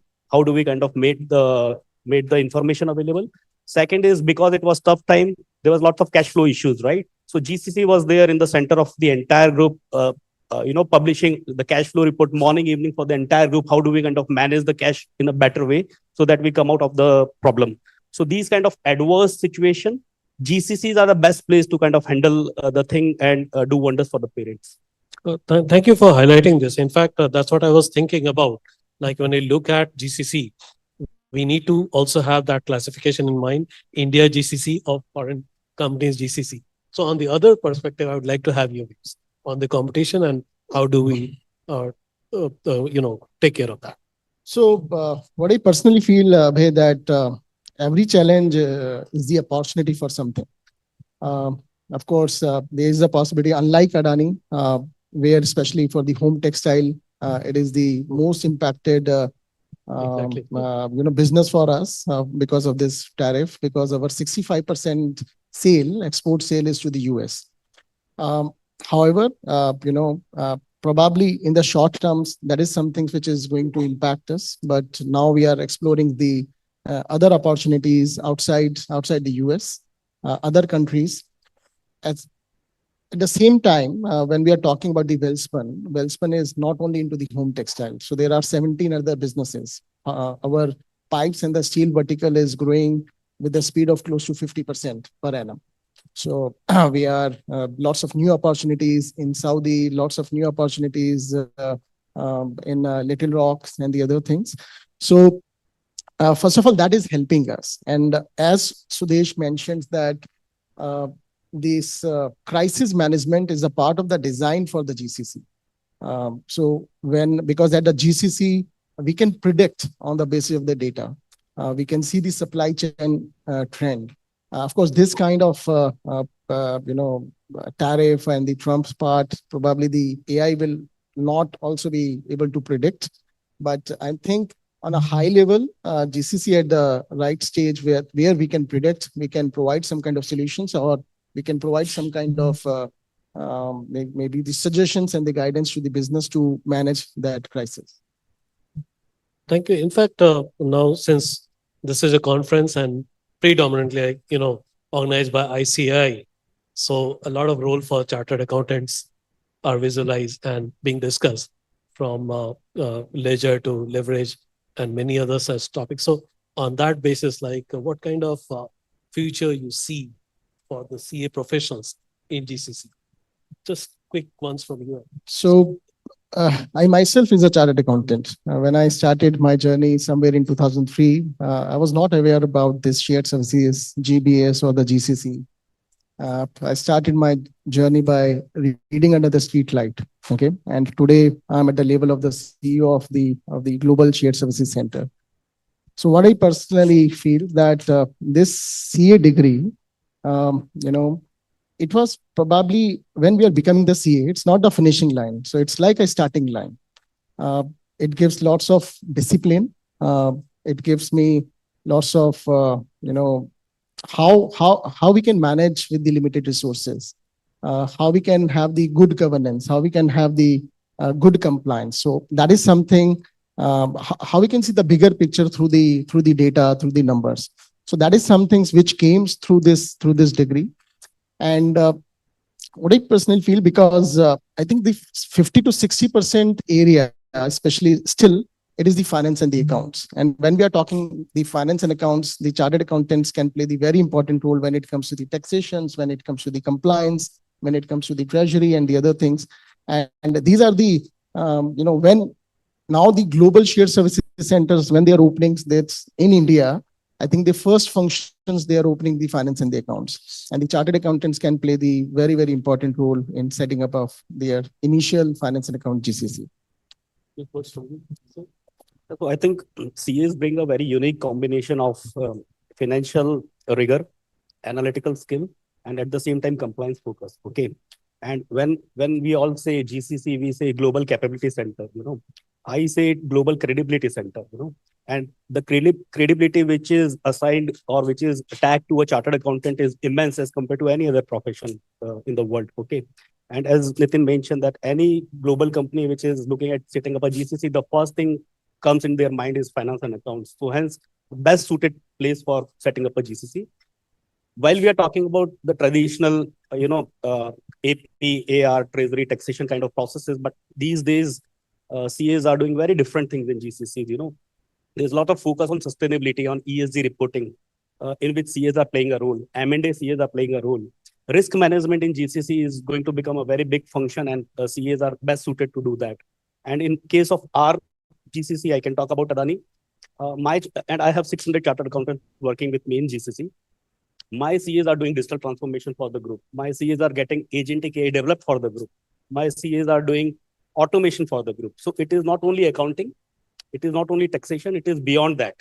And let me tell you one thing, in 2 years, 3 years, 4 years time from today, I don't know the exact time frame, but it will happen very soon. The accounting or the India's interpretation and implication will be done by LLMs. The LLMs are being developed today. The skill which will be required for chartered accountant is to work with the LLM, work with the machine, to get the work done through LLMs. That is what is required in chartered accountants. So GCCs are the best place to work today, and CA is the best degree to work in GCC. That is what I would say. That's great. In fact, that points me to second last question, most probably for the session, and I can see a sigh of relief on everyone's face. Is you see, like when we look at the future, of course, future prediction in terms of the number is already there. Over 2,400 GCCs, over 150 billion, the value in value terms. There will be a lot more changes beyond that in terms of the challenges, the LLM he mentioned. So a lot of integration with technology is going to impact this sector also, this area. Now, keeping that in mind, like how do you look for in future, beyond 2030? And of course, like added to that, what role you perceive for ACPC in enabling this to happen? That will be the last from both of you. So digital is the future. And as again, Sudesh mentioned that maybe in year 2016, there was discussions on the RPA, and that people were amazed that how the robotic thing, how the robot can process the invoices. Today, there is a new word, which is, I think, which is the agentic AI, that people are, I'm sure if we have 100 people, if I'll ask maybe this vote that how many people since morning use the chat GPT, probably the 90% people will say that they use the chat GPT. So everyone is using the AI to improve their individual productivity. So in future, I think the institute is giving the very good functional knowledge. The future is of the techno-functional people. Maybe the beyond 2030, so like today we are talking about the finance, procurement, HR, merchandising as a GCC part. I think in future, the focus will be more within the GCC on the engineering, the research and the development. And then maybe the industry 4.0, that how the GCC can help to improve the efficiency of the machinery, how the GCC can help to improve the efficiency of the blue collar workers. So that is something which I personally see that it will be the new area where the GCC will invest to improve the efficiency for the business habit. So I think I would look at it from a different perspective, and as our beloved Prime Minister keep on saying that Bharat is going through a Amrit Kal right now, okay? And 2047, we are going to become a Viksit Bharat. So when we say we will become a Viksit Bharat in next 15, 20 years, this is the time to be in India, correct? And how do we become a Viksit Bharat, okay? So if for becoming a Viksit Bharat, we have to have a 30, 35 trillion US dollars economy. And if rough estimate 6-7% of that is being contributed through GCC, it will be $2 to $3 trillion industry in next 17, 18 years. So that is the scale of opportunity which is there in front of us, okay? And more and more the technology focus is coming up, more and more the technology is becoming sophisticated. It will be very difficult for the corporations to handle that in silos. There's no other way but to set up a GCC to centralize the digital strategy, to centralize the digital transformation. So best time to be in Bharat, best time to be in GCC. That is what I would say. Thank you. In fact, what I could gather is the credibility which will be should be built for future. Technology integration will definitely be a huge talent pool. You have already mentioned the best profession to be is to be CA, if one has to be a part of a growing GCC. And now my last question, of course, is how do you see the role of ICI? Definitely you all are a part of it. SCPC and ICI has an MOU as well. We are trying to synergize a lot of roles together. And being set up by the Ministry of Commerce, we are into 4 major areas: market information, that's trade intelligence, export development, export promotion, and policy intervention, the entire value chain proposition, what we can contribute. So on that part, what role? Just quick word from your end. I think role of SCPC. In my view, ICI or ACPC is already delayed, if you really ask me. And I think Nitin mentioned it very well that 20 years, 25 years back, when people were talking about shared services, they were talking about finance and accounts. And as a body, ICI, after 25 years, we are talking about these kind of conferences on GCC, which ideally we should have done 15 years, 20 years back, actually. So now I think the focus should be how do we kind of make our chartered accountant ready for the future, who can be competitive in these kind of industries, while we are teaching them very good in terms of accounting and taxation, but are we teaching them the technology? Are we teaching them LLMs? Because that is what is required after 5 years, not the accounting knowledge, but the technology knowledge. Upskilling is required in this area. So it's like a double T, which is a technology and the talent. So talent management, I feel that it's still the gap. One example, when we were talking about our opening the innovation hub, where we were asking the AI ML engineers, the data engineers, we opened that innovation hub still in Hyderabad. Because when we are talking about the BPS, which is the finance, procurement, HR, we are getting lots of professionals here in this city. But when we are talking about the technology, we are not getting that talent. So I think what you guys can do, maybe if we can develop that kind of pipeline here, and the good part is government is supporting, government is providing lots of good incentives, benefits, capex, opex, and the other things. If we can focus on this talent management part, and if we can fill that gap, which is the requirement and the actual availability, then this is I think the best place, because in South, that is some things that's very crowded, but the actually organizations need the places like this, the Ahmedabad and the Gift City, and then we can play the very important role. Thank you, Nitinji and Sudeshji, for the wonderful discussion. However, I believe we have tried to pack almost everything in a very short time. But of course, if somebody has questions, two, 3 questions to the experts, please feel free.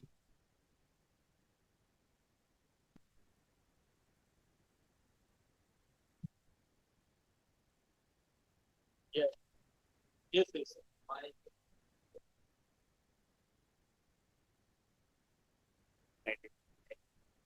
Thank you. Yeah, I think you mentioned 8,000 legal entities, and when it comes to acquisitions, right? So GCC becomes a backbone, giving confidence to go and acquisitions. So if you can elaborate a bit more, like when a typical acquisition happens, right?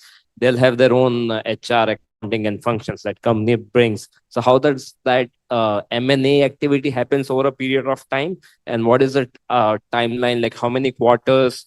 That integration rest, and how GCC plays a role on that. So yeah, so we have evolved in that as well. Just to tell you, I mean, 4, 5 years, 6 years back, when we used to go out and do a shopping in the market, for example, when we acquired Mumbai International Airport as Adani Group, it took us 6 months time to kind of take into the GCC.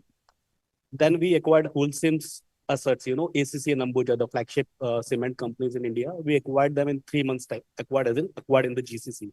Now we have reached to a level in which we are saying to the promoter that on day one of the acquisition, we will take over the company into the GCC and we will fix that into GCC. So this is where the shared services and GCC mindset comes into the picture. Shared services is all about servicing, set processes, you come into my fold. Once you are ready with the processes, I'll take over.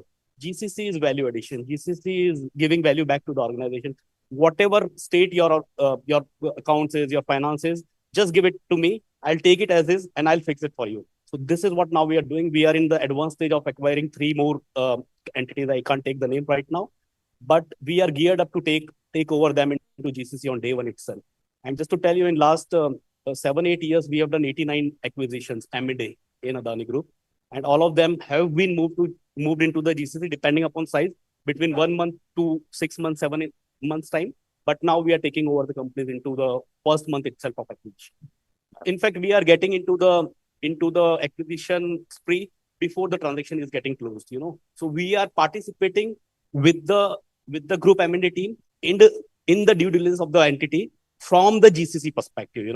So all the taxation, all the returns, all the reconciliations, accounting status, everything else. What is the maturity, so that on day one we can take over, and then we can make a roadmap of another 6 months, 8 months, 1 year, 1.5 years to fix them and to bring them into a status of the standard GCC level basis. So just to summarize, and correct me if I'm wrong, if I got the takeaways right. So one is the GCC plays a role in the bid stage itself, right? While you're bidding for trying to make the, conclude on the targets which are there. And the second is it may take, earlier it used to take 6 months, but now you're saying the maturity level is from day one. If you can throw a light on the culture part of it, because every acquisitions merger brings its own culture, and with so many acquisitions happening at the scale of Adani. How do you manage that complexity of the culture part of it? Yeah, so that is the most critical aspect of any M&A. Let me tell you, if there's a there's a tax position which is not good, we still can fix it. But the culture gap is very different and very wide in various companies.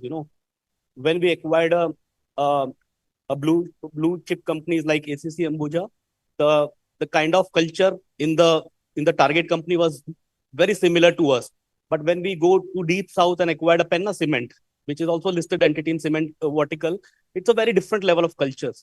So integrating them into Adani culture, because Adani is a very entrepreneur-driven culture, very different mindset, takes hell lot of time. And there's a complete toolkit in place.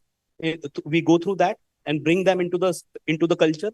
But let me tell you, I can bring accounts to a level in a year's time, but culture takes more than that. Thank you so much.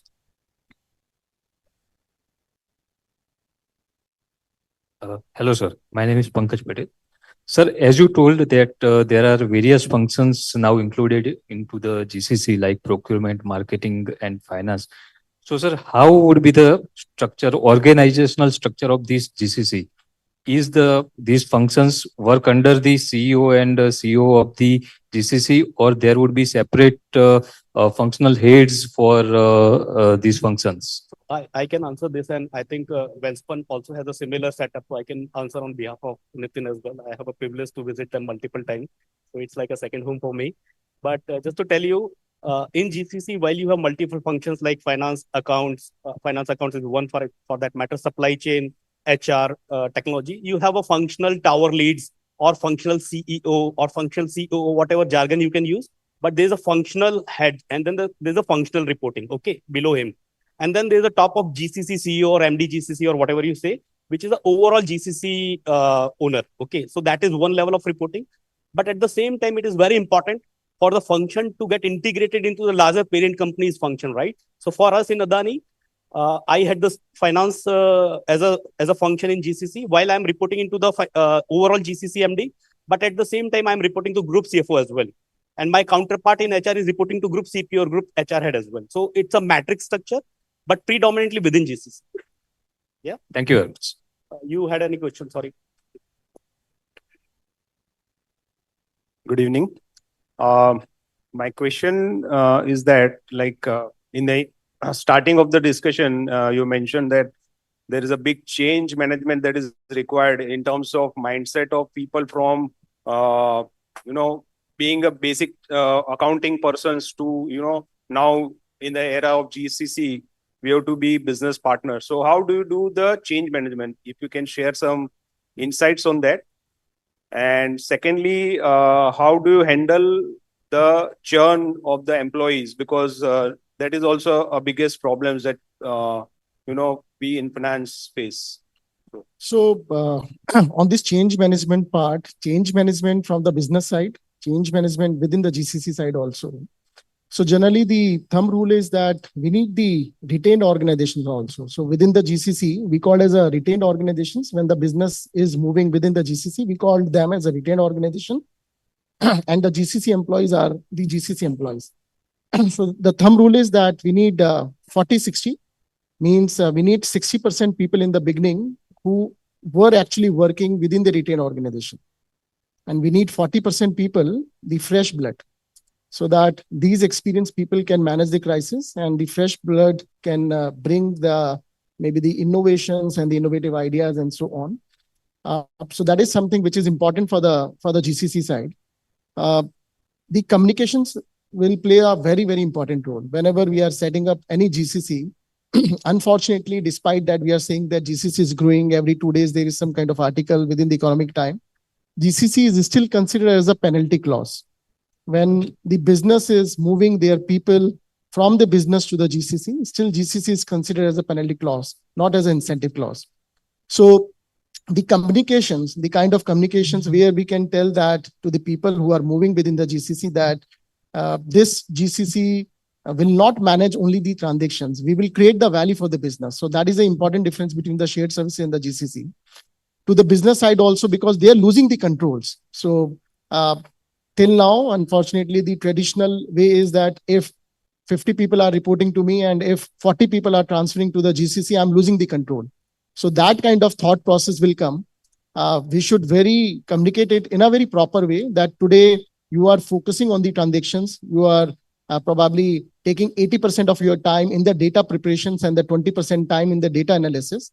Post this GCC, the data preparation as well as the analysis will be done by them, and then you need to take the decision. So the communications will play the very important role, and the important point is also the sponsorship. There are very strong sponsorship you need any GCC in the GCC. So like in our case, our sponsor is our chairman. So when chairman is sponsoring the GCC setup, then the change management is little easy. If you don't have a buy-in from the key stakeholders, or maybe from the board, then the change management will take the longer time. I agree. I completely agree. And there is another question on how do you manage the churn situation, because the retaining the talent itself is a big question mark right nowadays. So that may sound a little weird here, that the churn is a part of the design for the shared services. We need attrition because if the attrition will not happen, then the GCC will become the retained organization where the bill processing person is processing the invoices for the 20 years. His or her salary is 30 lakhs, but he is doing the work of the 5 lakhs person. So we need the churn, we need the attritions at the GCC level. However, the focus is that we don't need the attrition at the key talent level. So again, there is a rule which is 80-20, that 80% people are your operating people and 20% people should be your key talent. The focus always should be that how to retain their key talent. And of course, there are many such programs which can manage your the attrition part, which includes like, first of all, it's like the kind of culture, because the culture of the manufacturing organizations and the culture of the GCC is little different. Like in our case, we were doing this 6 days a week. However, my GCC is doing 5 days a week. It's a flexi culture. It's a flexi hours. It's a work from home also we are providing, the period leave which we are providing. So when you are creating that kind of culture, then probably the attrition rate will be little different than what we were expecting. Because at the GCC, the crowd will be little younger. These people are the Gen Z's people where if मेरे को अच्छा नहीं लगा करके वो they will resign, something like that. So we need to focus a lot, especially on the culture side, to manage these attritions, especially at the key talent level. Thank you. Any other question? Thank One you last so much. question from anybody? Anybody? Okay. Thank you so much, Dr. Abhay Sinha sir, for masterfully moderating this session, and both of our panelists, CA Nitin Jain sir and CA Sudesh Jain sir. Before we conclude this session, I would like to invite and I would like to request both the CCM on the dais to felicitate our panelists as well as the moderator. CA Nitin Jain sir, CEO of Wellspun Transformation Services.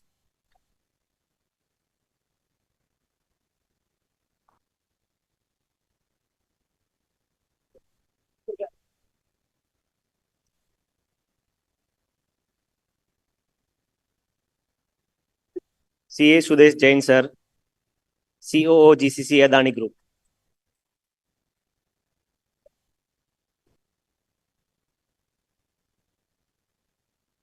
Dr. Abhay Sinha sir, Director General of SEPC India.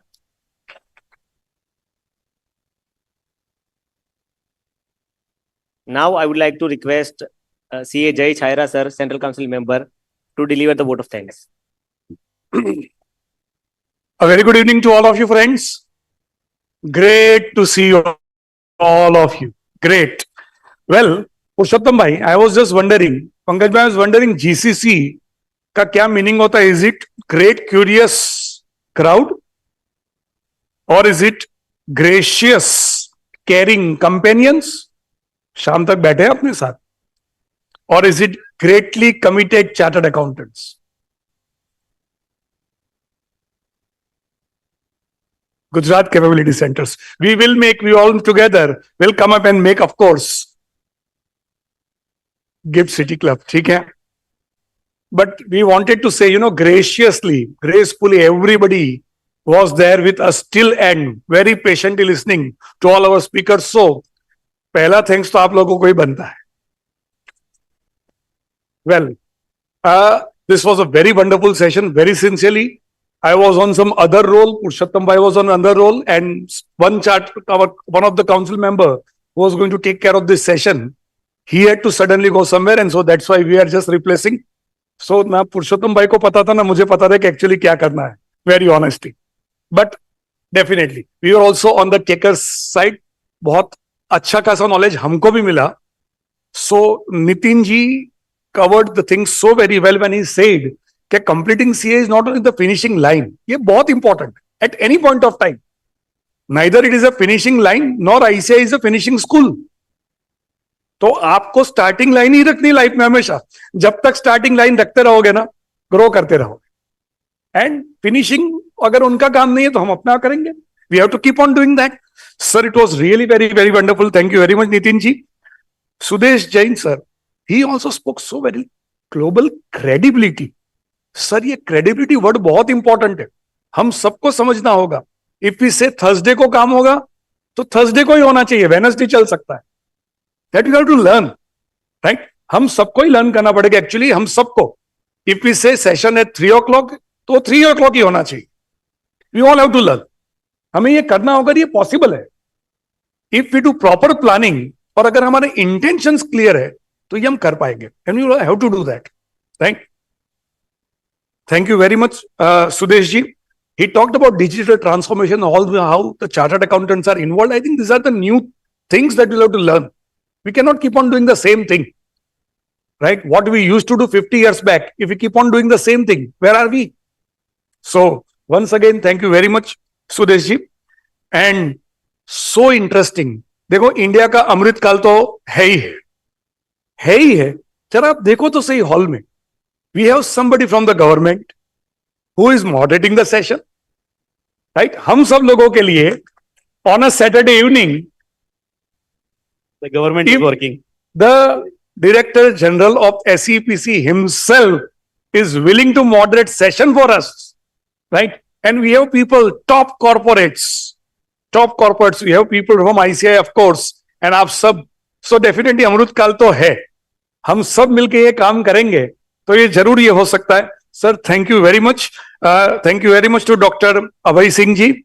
And on behalf of the President ICI, as well as on behalf of my council colleague CA Sanjeev Sanghi, जिन्होंने ये का पूरा conceptualize किया GCC, and on behalf of my dear friend CA Purushottam Khandelwal ji, who is the backbone for this particular program, Gujarat के अंदर लाना इस program को यहाँ पे particularly, the entire credit goes to him. And on behalf of the entire ICI team, I thank all of you, and I very sincerely thank Ahmedabad branch team as well as Gandhinagar branch team. Sir, एक programme के लिए I am sure एक महीना छोटे से छोटी बारियों के साथ काम करना पड़ता है. बोथ द ब्रांचेस सर, सुबह 6 बजे से लेके रात को 2 बजे तक चेयरमैन खुद खड़े रहे. 4 घंटे का गैप है और 4 घंटे में कब अहमदाबाद जाना कब आना, right? Fantastic. Thank you very much to all of you. Thank you once again, and please keep on giving us suggestions so that we can serve you in a better way. Thank you very much once again. Thank you.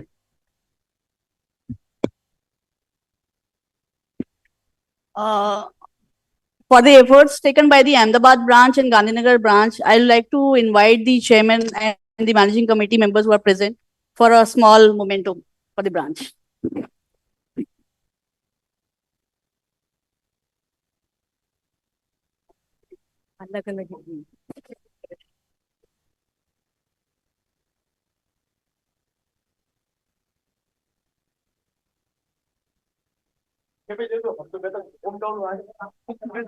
Yes,